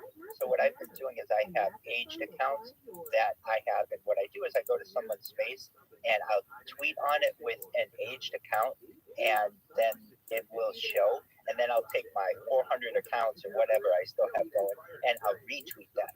So then somebody will, like, in their space, they'll post again. They're like, what the hell went on here? And they'll see, like, Rabbi Rothschild reposted it. Yeah, that's another thing, bro. Just to let you know, that's another thing that I've heard, how bot attacks can shadow ban somebody. Like, they'll send a bunch of bots to repost somebody's stuff, and if they're low quality score accounts that are reposting you, see, this is the only way that I know of that we can be externally attacked, and that is I mean, the beaches. They send you low quality bots that have like 0 followers and follow nobody, and you get like 1,000 reposts or something. 421. Your account's fucking done for a while.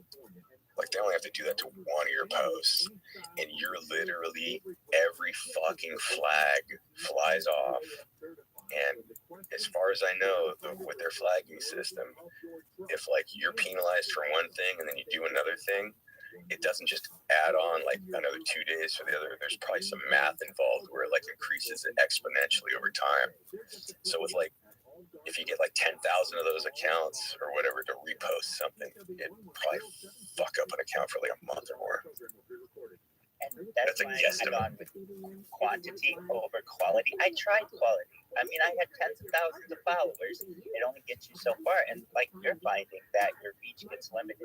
So I said, you know what? I'm going to do quantity. I'm going to take over Twitter, swarm botting this essentially. And it has gotten me so much attention. I can't tell you. I mean, they're just random people like, my phone will not shut up.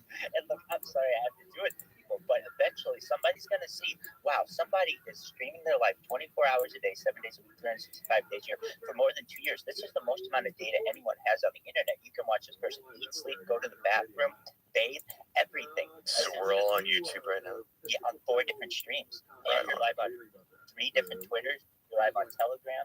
We're also watching the NFL playoffs, and I've got my little bot going. Damn, dude. We're doing lots, man. And yeah, this is essentially a time capsule for the future. This goes back to the pandemic. We've seen the death of a queen, the birth of AI, the coronation of a king, and everything in between. Every single day is yet another chapter in the history of this, and I plan on doing that for the rest of my life. That's some dope. Now, are you a real rabbi? I am a real rabbi. Awesome. On a daily basis, we daven, which is pray. I say blessings over food. I lay tefillin, which are those leather boxes that you may have seen Orthodox Jews wear. Yeah, I do absolutely everything I can to live my life in a rabbinical way as possible, while also streaming my life from my room in California. That's awesome, dude. Well, I'm glad to finally hear your voice after 3 years. Hey, it's such a pleasure to meet you. I'll let you guys continue. Thank you so much for letting me introduce myself. DJ Doge, if there's anything I can do for you ever, please let me know. Any projects you have that you need help, I'm here to assist you. Thank you, everyone, for the opportunity, and take care. You're so Appreciate nice. you, Rabbi, and thank you for coming clean. Because it was confusing the shit out of me.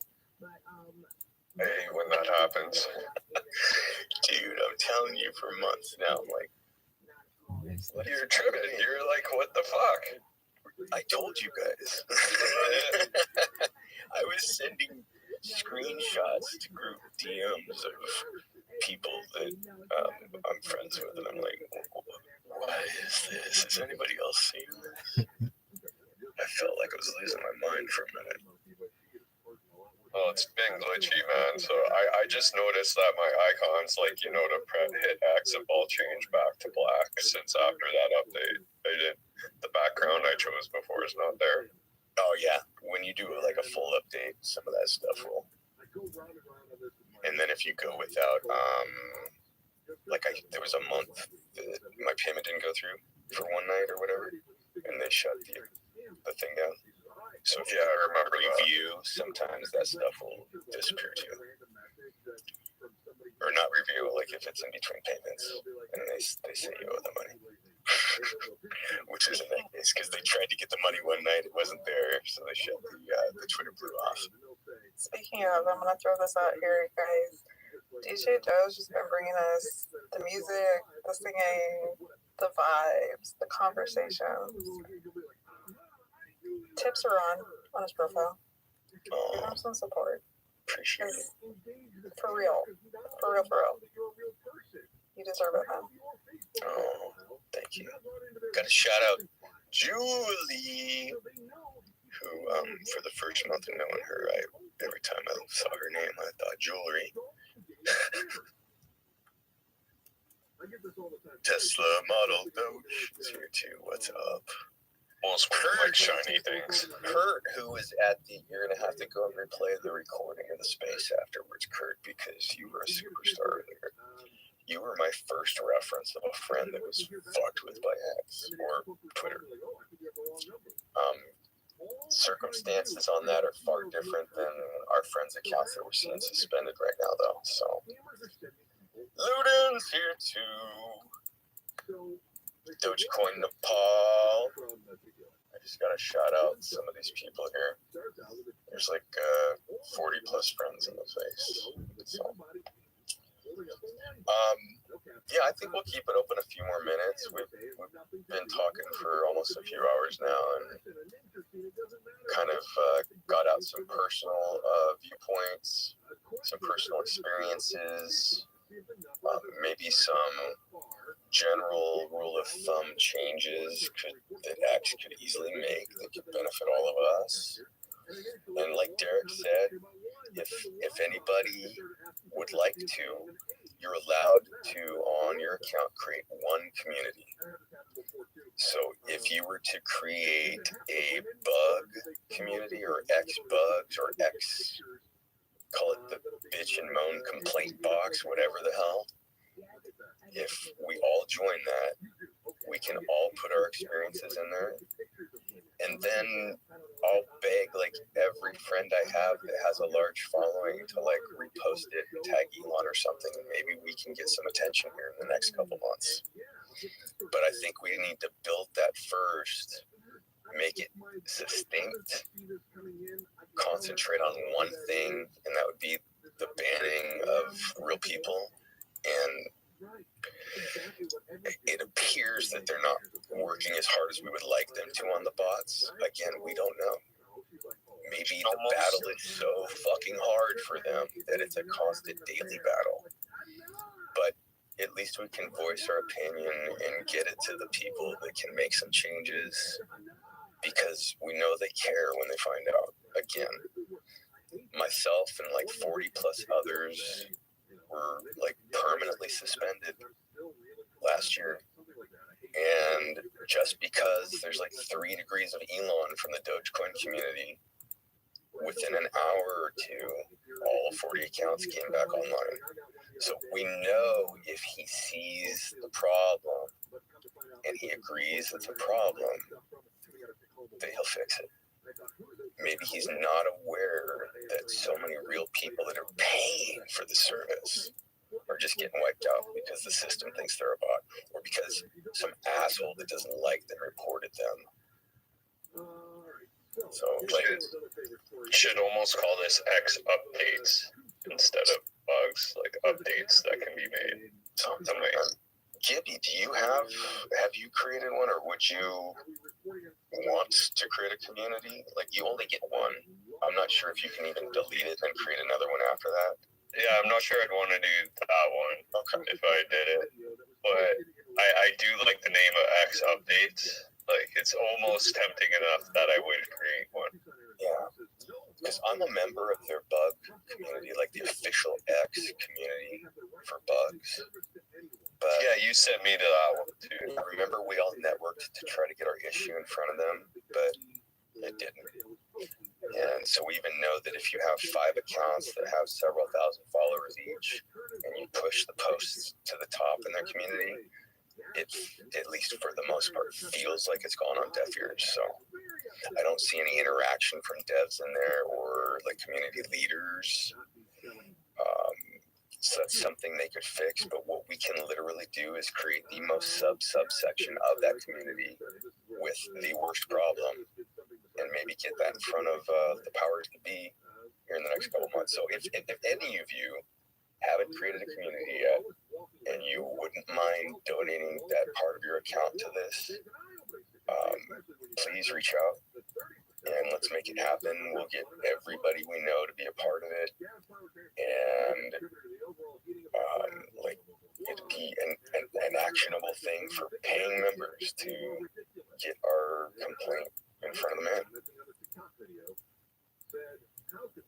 I have a community. You already have one? Do you have one? Yeah, it's like very inactive though. Like, there's only one post on it. So you're saying, like, if you wanted to, you could change it or something to be for this? Oh, I like that. I can check. Okay. Well, if you want to, that'd be awesome. If you can change the name, that's cool. I could. I wonder if I should just, on mine, the AI and memes community, what do we have, like 40, 50 people in there max? Yeah, you can change the name of them. To be honest, I don't really want to. You know, most of my friends are in mine anyways. I don't think anybody's going to care if I change it. It's like, we're not doing anything else in there right now. So I'll change mine up. And yeah, there are 3 members in mine, including me. I'll change mine up today, guys. I'm going to do that right now. And I'll post it out. And then let's start. Let's do something. I got so many ideas. Oh, yeah. Well, let's try to we'll communicate those ideas there, and then we'll try to put one succinct message together, like cumulative over X amount of time or whatever, and then make sure we all agree on that, and then get the message out. Do it. Yes. Okay, guys, I need to do some real life stuff, but I'm gonna make the community change right now and post it out, and would love if you'd come help out, man. Let's be community. Sergeant Esco, thanks for joining. Very strange.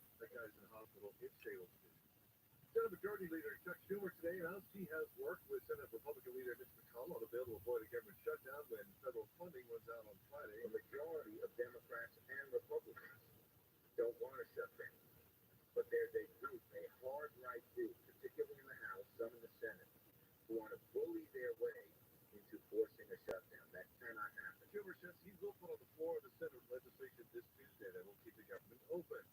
People in parts of the Midwest have been hit with temperatures in the negative double digits along with still packed roads and highways. ABC's Victor Aquendo says the major Arctic blast is bringing Like mama keeping the boo-boos, man. The boo-boo, bro. What happened in the moose? Someone's in doggy range. Dog eyes for heaven, yeah. Especially shy. She's a baby. She's probably right there, maybe right here. In my boobs.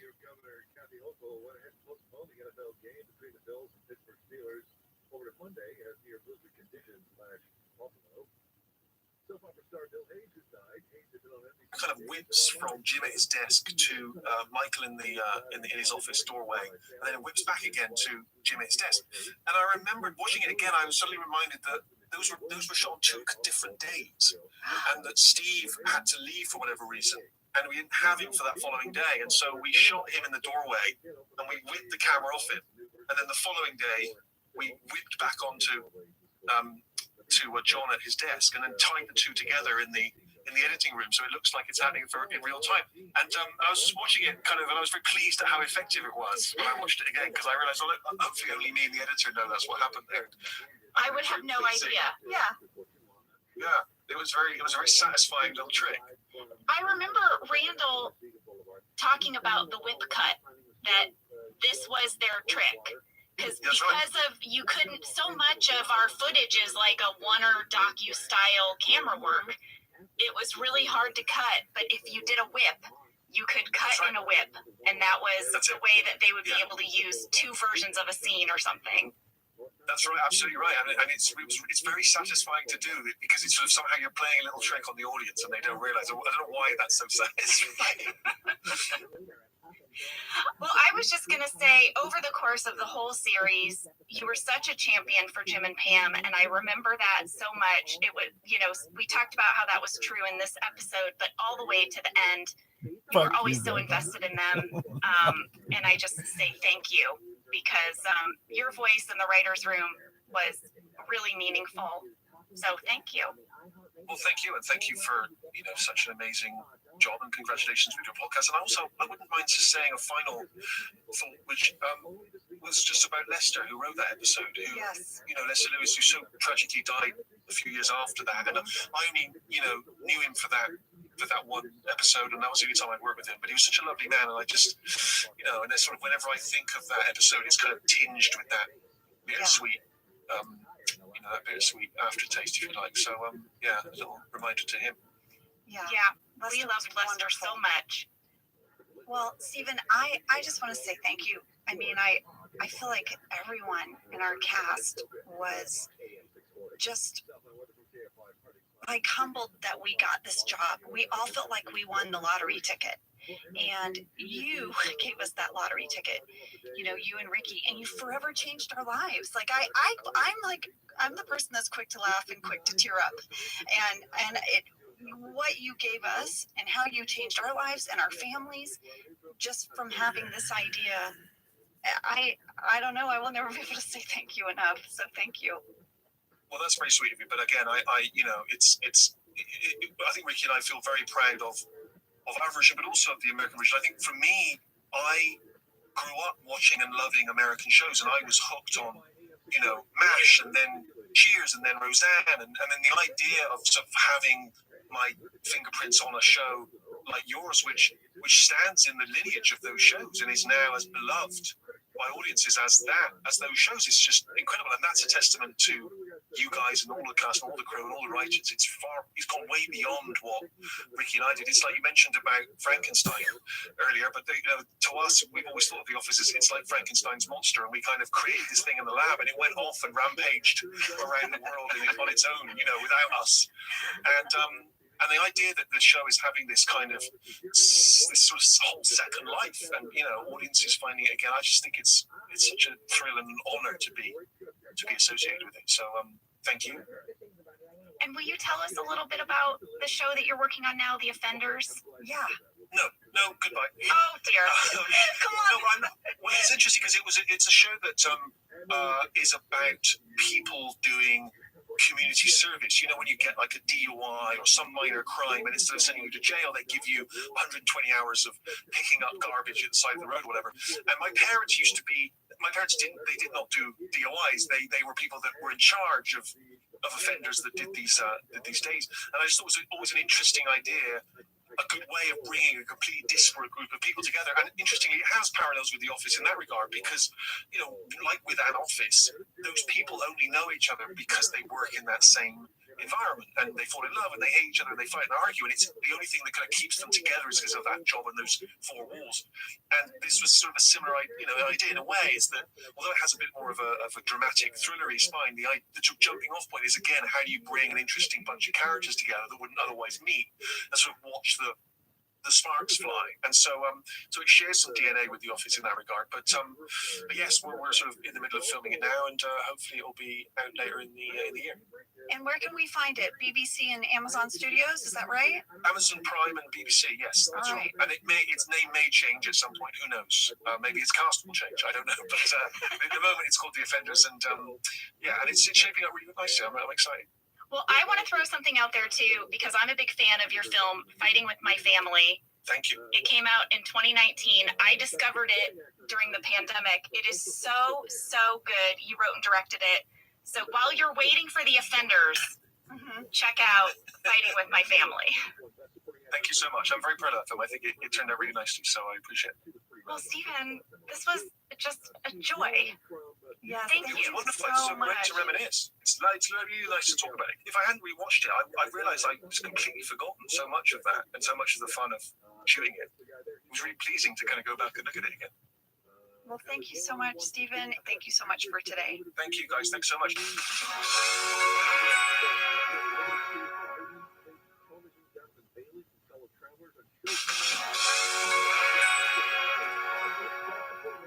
Where do we go from there? That was so great. I don't know, Angela, but I have to tell you, I was on a high for days after we did that interview. I know. Here's all you need to know about Stephen Merchant, by the way. Just the warmth and heart of this man. He really was the champion of Tim and Dawn on the British show and of Jim and Pam on our show. And if you need an example of that, just look at how he wore his Wernham Hog hat for a podcast. And about his coffee mug, his Dunder Mifflin coffee mug. He had tea in. We need to send him some Office Ladies merch. We have to. Yeah. Okay. All right. Well, should we break down this episode? Yes, let's get to it. This episode opens with a very funny cold open. Dwight bursts into Michael's office to congratulate him on his engagement. Congratulations, Michael. And punches him hard. I know. I feel like this is how my kids would congratulate you. You aced your test. Pow! Dwight is such a kid. Yeah, no, it's true. Daryl has a talking head. He just wants to make sure we all know that what we saw last week was true, that Michael is definitely not engaged. Yeah, no, in fact, he would help support his therapy. Might need a little help. Yeah, he's a little worried about him. Well, there is a deleted scene where the gang asks Michael to tell him about the proposal moment. Oh. And Michael just starts doing that thing, where he just gets deeper and deeper into a ridiculous lie. And it's so funny. Sam, can you play it? Wasted. How did I propose? Let me see. Well, I drove her up to Nashua and by the ring, big 10-carat diamond, beautiful. I got down on my hands and knees. And shooting star crossed overhead, and it just lit up the diamond like a shooting star. Content. And we were in a restaurant, and I put the diamond into a cheeseburger. Crap. And I start to choke. I black So what do I do? this morning. I have CPR training, go around, start doing the Heimlich. The ring, 10-carat diamond, pops out of her mouth, hits her shrimp cocktail right onto her finger. 1,000,000 to 1 shot. All of the Greek people in the restaurant start screaming, "Oppa!" Which means congratulations. So, what is this restaurant where they have ordered a cheeseburger and shrimp cocktail? And they're outside with a shooting star. And it's Greek. And you know that famous Greek shrimp cocktail out under the shooting stars with a great cheeseburger. I mean, you could just, if you get a chance, watch this deleted scene, because you see him being like, yeah, and then this happened, and, 10-carat diamond. Yeah, I know. Wow. Wowzers. what was left in the episode is that everyone makes him call his mom and tell her the news. And she thinks he's lying again. And he's like, why? Mom, come on. 8 more. A couple of things. I don't know if you noticed, the entire time he's on the phone with his mom, Mindy is hiding behind Phyllis's shoulder. You can only see her forehead. This is totally because Mindy was laughing. Yeah, she's laughing. Exactly. We also had some fan questions from Sabrina, Hannah, and Paul, who would like to know who voiced Michael's mom in the cold open. This was June Squibb, who is an amazing character actress. Rabbi. She was actually nominated for an Academy Award for Best Supporting Actress in 2014 for her role in the movie Nebraska. Oh my gosh. She also played Jack Nicholson's wife in the movie about Schmidt. She's so good. So good. She's so good. Yeah. Oh, we were so lucky. Yeah, that's Michael's mom. Well, now we're getting into the episode. It's customer survey time. Yeah. Kelly brings Michael all the customer survey files and also a receipt to her bridesmaid's dress This is she kind of bought. pain in the ass, but That please whole bit do made me say laugh so something. He'll hard. take care of it. Oh yeah, He's got it. He just crumples it up and throws it away. Anybody else say trash. anything? So the whole Like, premise oh, of the no, story dog, is that that guy's Dwight, really Jim, cool. all the salespeople, I bet they have somebody's these like, oh, customer dog, surveys, that and if they dude's do cool. well, then they get Don't just like bonuses and things report like for that, spam right? first. So stakes are It is high. annoying. Jen, I have For a those question who for you. follow back, all Okay. by the guys, Do you don't do deserve customer to see surveys? it. Like if you get a Excess prompt on neat an little app trick or an where email new or a files are popping receipt up. or if out someone of calls you because order you've purchased from something, it. do you do the customer surveys? Very rarely, but occasionally, if I have a really great interaction with a salesperson, I want to give them like a kudos. So I will actually go home with my receipt. You know, they usually circle it, right? And then I go take the survey and I say how great they were. This is totally why we're BFFs, because I do that. I do Oh, the surveys, you guys. Every time? I try to. It's very time consuming. It really is. I was once on the phone with this guy.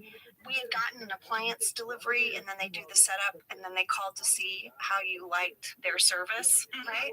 I was on the phone with the guy for 45 minutes. Saying what? Well, I did his survey, and then we just had a heart to heart. Josh came in and was like, "Are you still on the phone with the dishwasher guy?" I said, "I am. I did the survey," and he told me a lot of people don't do them.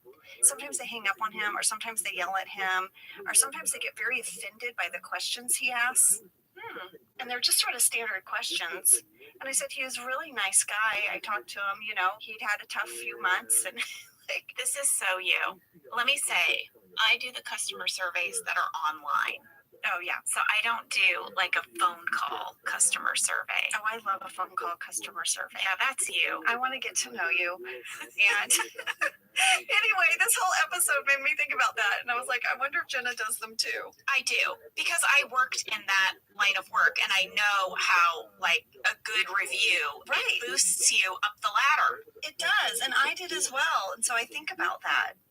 Well, the other storyline going on here, Jim's going to have a talking head where it is revealed that 8 he more and pesky Pam are files wearing from ViralRabbi. tiny Bluetooth Crap. earpieces. Yeah. And this technology How did many not followers you exist. got, bitch? No, the Mitsubishi 14.7. B400 is not a real thing. That's This great, is a baby. fakey tech alert. Fakey tech 14.7K. alert. Yeah. Make that We talked a little 14.7 bit M about soon this with enough. Steven, bitch. how book they were lever totally back. fake. That So bitch the way we sucks. did this was Anyway, we shot are you John's done? side of Next. these conversations first. And I would be off camera reading my West side. lines.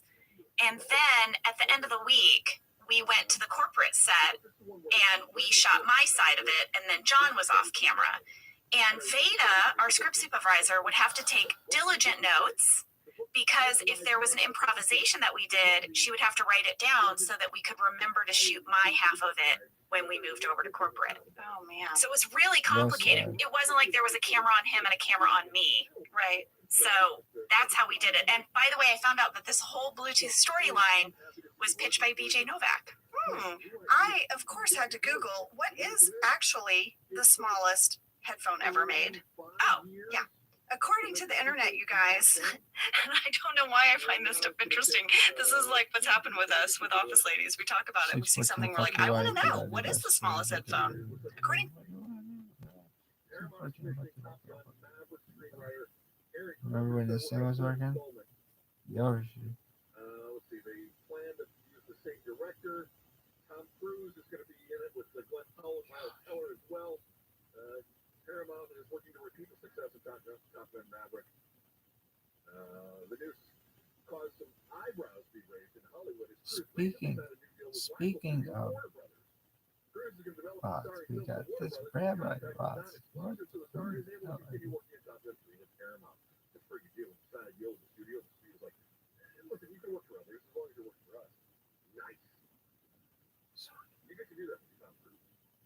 Not everybody gets to do that. Not everybody can pull that off. All right, we'll continue with some more. In fact, I got some gossip. According to the internet, you guys, and I don't know why I find this stuff interesting. This is like what's happened with us, with office ladies. We talk about it, we see something, we're like, I want to know, what is the smallest headphone?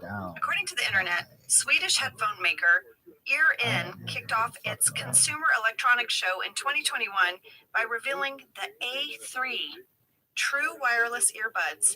And according to Ear, they are the smallest and lightest headphones ever made. Sorry, Apple. Are they expensive? Do you know? I looked it up as like $190. What? For the smallest? For the smallest. But are they the best? Don't know that. You don't know that, guys. Just telling you. Ear claims to have the smallest. Now it's time for Dwight to find out how he did on his survey. And I have what I'd like to call a new catchphrase alert. What is it? Sam, can you play it? Alrighty, Dwighty. Alrighty, Dwighty. It's my new catchphrase. I love it. I'm going to say it. Alrighty, Dwighty. What you got, Jenna? Well, I'll tell you, Dwight doesn't do well on his survey. No. And Michael's not joking, even though Dwight has that queasy feeling that he gets when he sometimes is hearing a joke. Yeah, but he's not laughing. He can't be sure because he can't see himself. But yeah, it's very upsetting. But guess who else doesn't get a good review? Jim. That's right. Yeah, he is arrogant and smudge. A lot of smudgeness. Yeah. Now, Jim turns off his little Bluetooth. Yeah, Pam's like, what? What's happening? Yeah. And then he has a talking head where he reveals some pretty big news. That he was counting on this bonus because he's going to buy his parents' house. Pam doesn't know this. And also, clearly, it's going to put him in debt because he says, you know, he's going to buy something he can't really afford. But he's also retiring his parents. Yeah, I guess they need the money from the house sale to retire. Then he gets on the phone with Pam. He tells her about the bad review, but not about the house. How do we feel about that? Am I opening a can of worms? I mean, you have that look on your face where you know exactly how you feel about it. I don't know why you're asking me. You just turned red.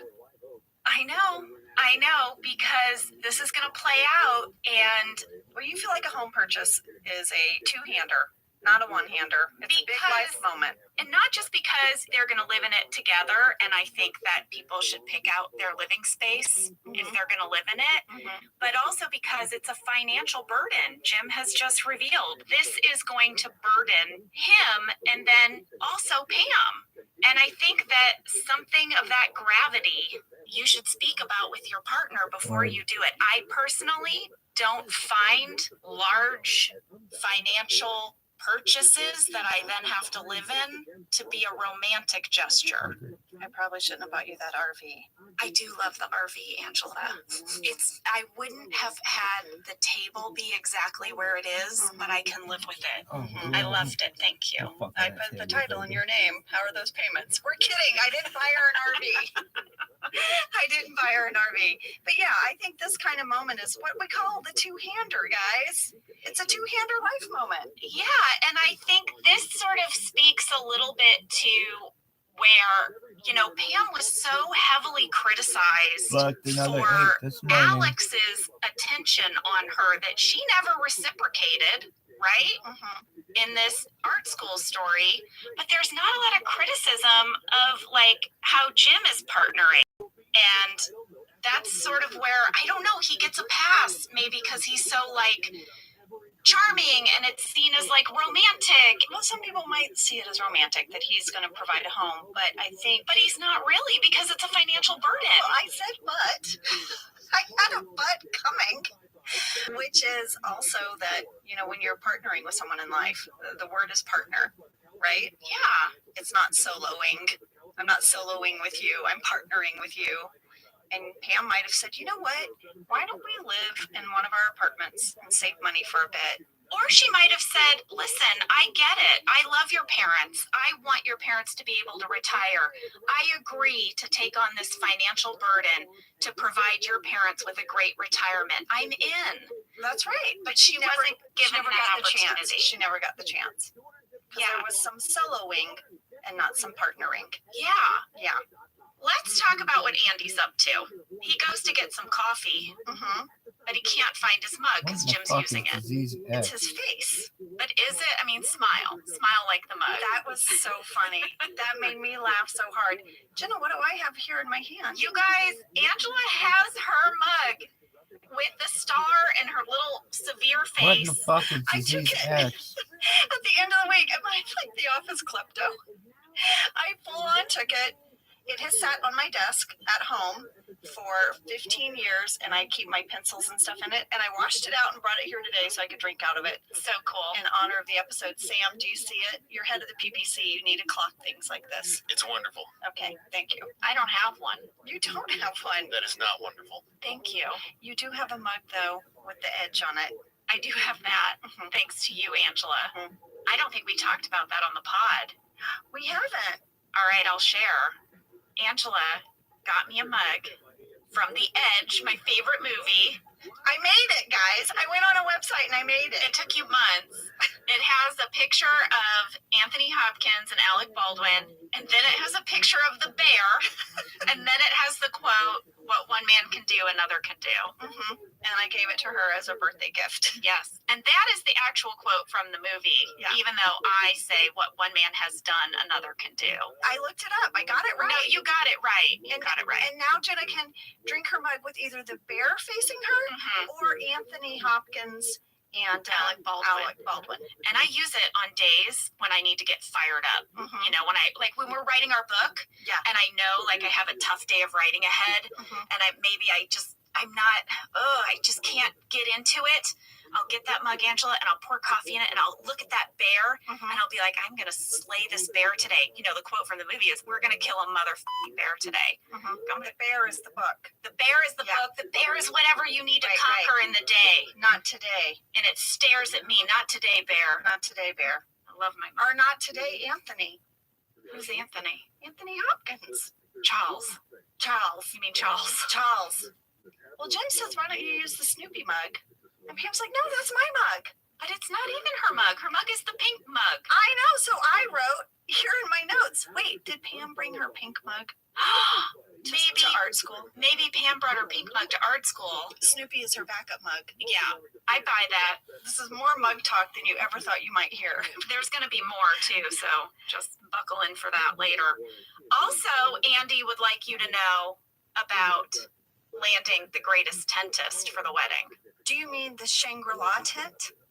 To celebrate your wedding with excellence? I screen grabbed it. That's what the website says.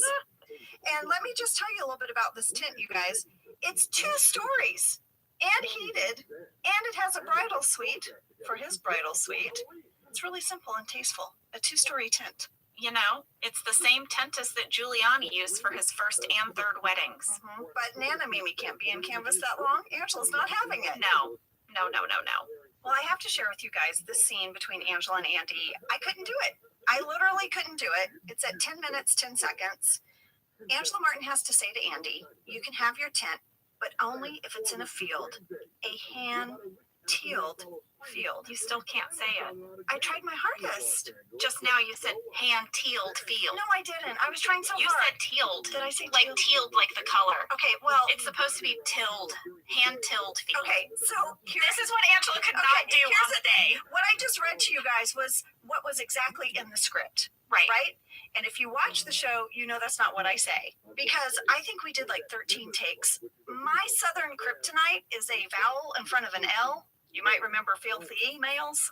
Couldn't say those. So I kept saying a hand-tilled field. Hand-tilled field. So many times that Lester came over to me, who's so sweet, and he said, Angela, it's hand-tilled field? Tilled? Hand-tilled. Till, like until. Hand-tilled. I can't say it. What happens to me? I cannot say this word. And I said, and I looked at him, and I looked at his lips as he said it. I was trying to. No, I have to be on top. Obviously, I'm on top. Say that. I was just gonna say, I don't think that's gonna work out very well if he's on top. Hey, listen, you know. It's like, but here's very fat man. When there's a will, there's a will. You can make it happen, you know. Have you guys seen me? I need to be on top. Yeah, I was gonna say there's advantages. Beaming for an entire girl, like. Are together at the end of the year. No. Is R34 specifically lolly pedophile porn? No, R34 is Rule 34. It's just a space for it's just a space for like technical, like thank God I'm standards in general. It's not like specifically minors. What do you like? Because like, I'll just say this: if it was specifically minors for R34 shit, then the internet wouldn't be packed with as many degenerates as it is. I know most of it's a bit, but there's literally no way that somebody could like have an IQ of room temperature and believe that that account is actually TJ's. Like, I just please, like, don't tell me anybody's legit. Room 34 is, or Rule 34 is just that. Alright, everybody, quit talking over each other. If you are talking too much, let somebody else fucking talk, alright? Sorry. Cold, what's up? What were you saying? Sorry, I just wanted to explain what R34 actually means. There's a list of the rules of the internet, and the 34th rule is that if it exists, there's porn of it.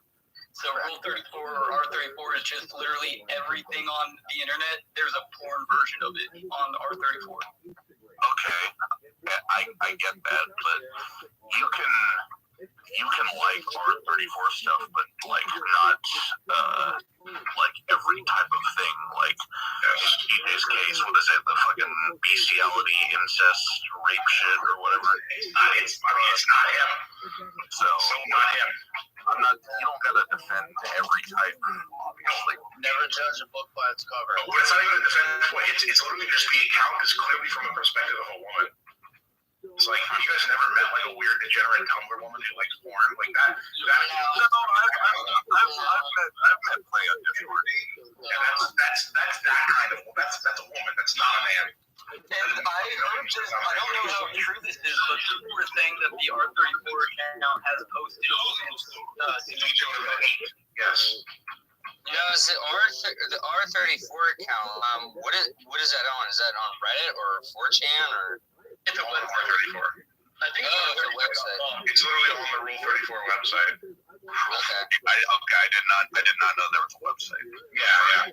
I thought that was like a subreddit. So you're saying y'all are saying it's somebody else, basically. Is what you're trying to say? I don't know. I'd be anybody. There's literally no way it is TJ. I think there's plenty of ways it could be TJ, but also plenty it couldn't. But just based off his reactions in the tank, like he's not like defending his case very well, in my opinion. How old is TJ? He's 22. He's 22? So there's this thing about how he's definitely that R34 shit. So there's this thing about how the Reddit account of Luke Cooch posted 10 years ago about a like car mechanic thing. He was like giving advice on a truck thing, and everybody said there's no way this could possibly be him because he's talking about cars. And I don't know about you guys, but when I was 12, I definitely nerded out about cars. I could have definitely been posting about car mechanic shit at 12 years old. Can I ask, of the stories on that account, is there one about two gay dudes in an abusive relationship? Because that's what a lot of R34 female like artists will like make animations about abusive gay relationships, but it being like the victim is still in love with the abuser or something like that. Yeah, that's the case, but no, I think the main thing that came out of that was like it was like a weird mommy baby like porn thing, and like the thing was clearly supposed to be that the person was supposed to be in perspective of the mommy. Like role playing as the mommy. I think that's like some gooner type behavior.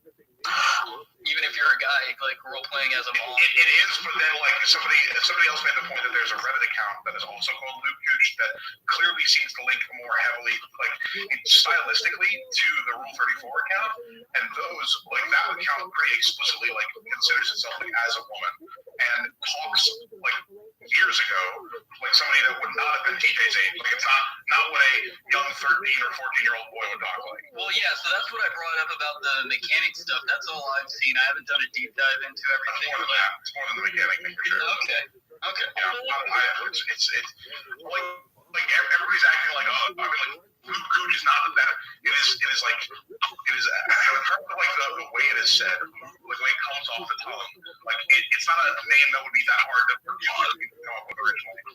Right? I think a lot of R34 shit has to be separated from fetish shit. Because R34 is for everything that exists. Yeah, like SpongeBob and Patrick. Like, yeah. I just think of like inanimate objects. I think that also started with Sonic shit too. I think that's where it all started. With Christian. Everything. Oh shit, Christian went to jail fucking up the street from where I live. Yeah, same here. Like I'm in Virginia. Like oh shit, hell yeah. Did you right walk up there and nobody got out? Did you walk over and see him get out? No, I wanted to get a little visit with him, but couldn't work out. I do gotta say though, like R34 is kind of like how you categorize any type of entertainment, like movie, video game. You know, are we enabling R34 though? Well, here's the thing. There's certain there's no enabling. It's never gonna stop. Well, there's R34 like basic like vanilla and other shit like that. Then you got the subgroup of fetish shit. Like Hatsune Miku. And even then, you have to divide that subgroup into like what is okay and what is not, if that makes sense. So, like, well, honestly, like my opinion of this whole thing is, I don't care what kind of porn he watches. As long as it's nothing illegal, like I really don't care if he wants to fuck horses. Like from what I've seen in the tape, I kind of he's got a game for us. I mean, there's an argument here with some ways. Reality is illegal. That's true, but like he's got a game for cartoon horses isn't illegal. Unless you get killed in the bestiality process, like the one guy. No, Mr. Hands. Yeah, but it's just like whatever his kinks are. I don't think that that's really like a death sentence for him. I just wish if it is true, I wish he would kind of like embrace it and be like, "Fuck yeah, I'm a freak. What are you gonna do about it?" Shinji did it, and everybody loves him for it. Well, yeah, Shinji is a porn star though. I wouldn't say porn star. I think he's a porn actor, but going with like the argument of bestiality, the argument. There's if you never heard of him, they're not a porn star. Shinji's not a porn star. He's a porn actor. Yeah, if you had never heard of him, they're not a porn star. So exactly. I think literally him as a prostitute would be more applicable since he didn't say he did prostitution. He said he did prostitution. Did he? Money from he said so on this. Oh, I missed that. Yeah, I'm sorry, I missed that. I didn't hear that. So wait, there's a different Shinji? I was thinking of fucking Evangelion Shinji. I didn't hear that. I thought I heard like porn star. I thought he said like porn star. Yeah, he was also a full-blown prostitute. Oh, I didn't hear prostitute. I just heard like he was a porn star. He mentioned that he did the sex work shit, like porn, like prostitution. Yeah, and during that time, he spent a majority of the money he made from it also on prostitution himself. I never heard that. He said that the other day, like earlier this week, I believe. Actually. I'm writing down all I think that actually, I think it was like the first day we found out about it. Somebody leaked out information like he did prostitution and he did porn acting. So I honestly thought that was like day one shit. He was just like a a pseudonym, and it might not be his real name, but that's his porn star Shinji. Let me get that OnlyFans link. I'm pretty sure if any of them on there would have an OnlyFans, it would be done gay. What about Letty? Does Letty have an OnlyFans? No. Here's the thing. People confuse her with some other like OF type chick, like that looks similar to her. No, Letty's she's got that like dumbass face that I like. Yeah, I mean, What's up, Brian? How you doing?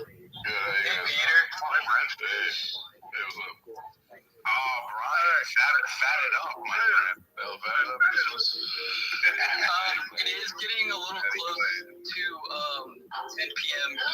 time, so I just want to let you guys know that Jimmy will be streaming tonight at 10 p.m.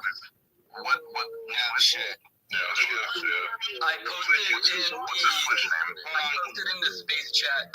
Sylvia tweeted out about it, so go look in the space chat. All right, Very nice. I'm gonna watch Twitch. Wait, what space chat? Where's that? Bottom right hand corner, the little comment icon. I don't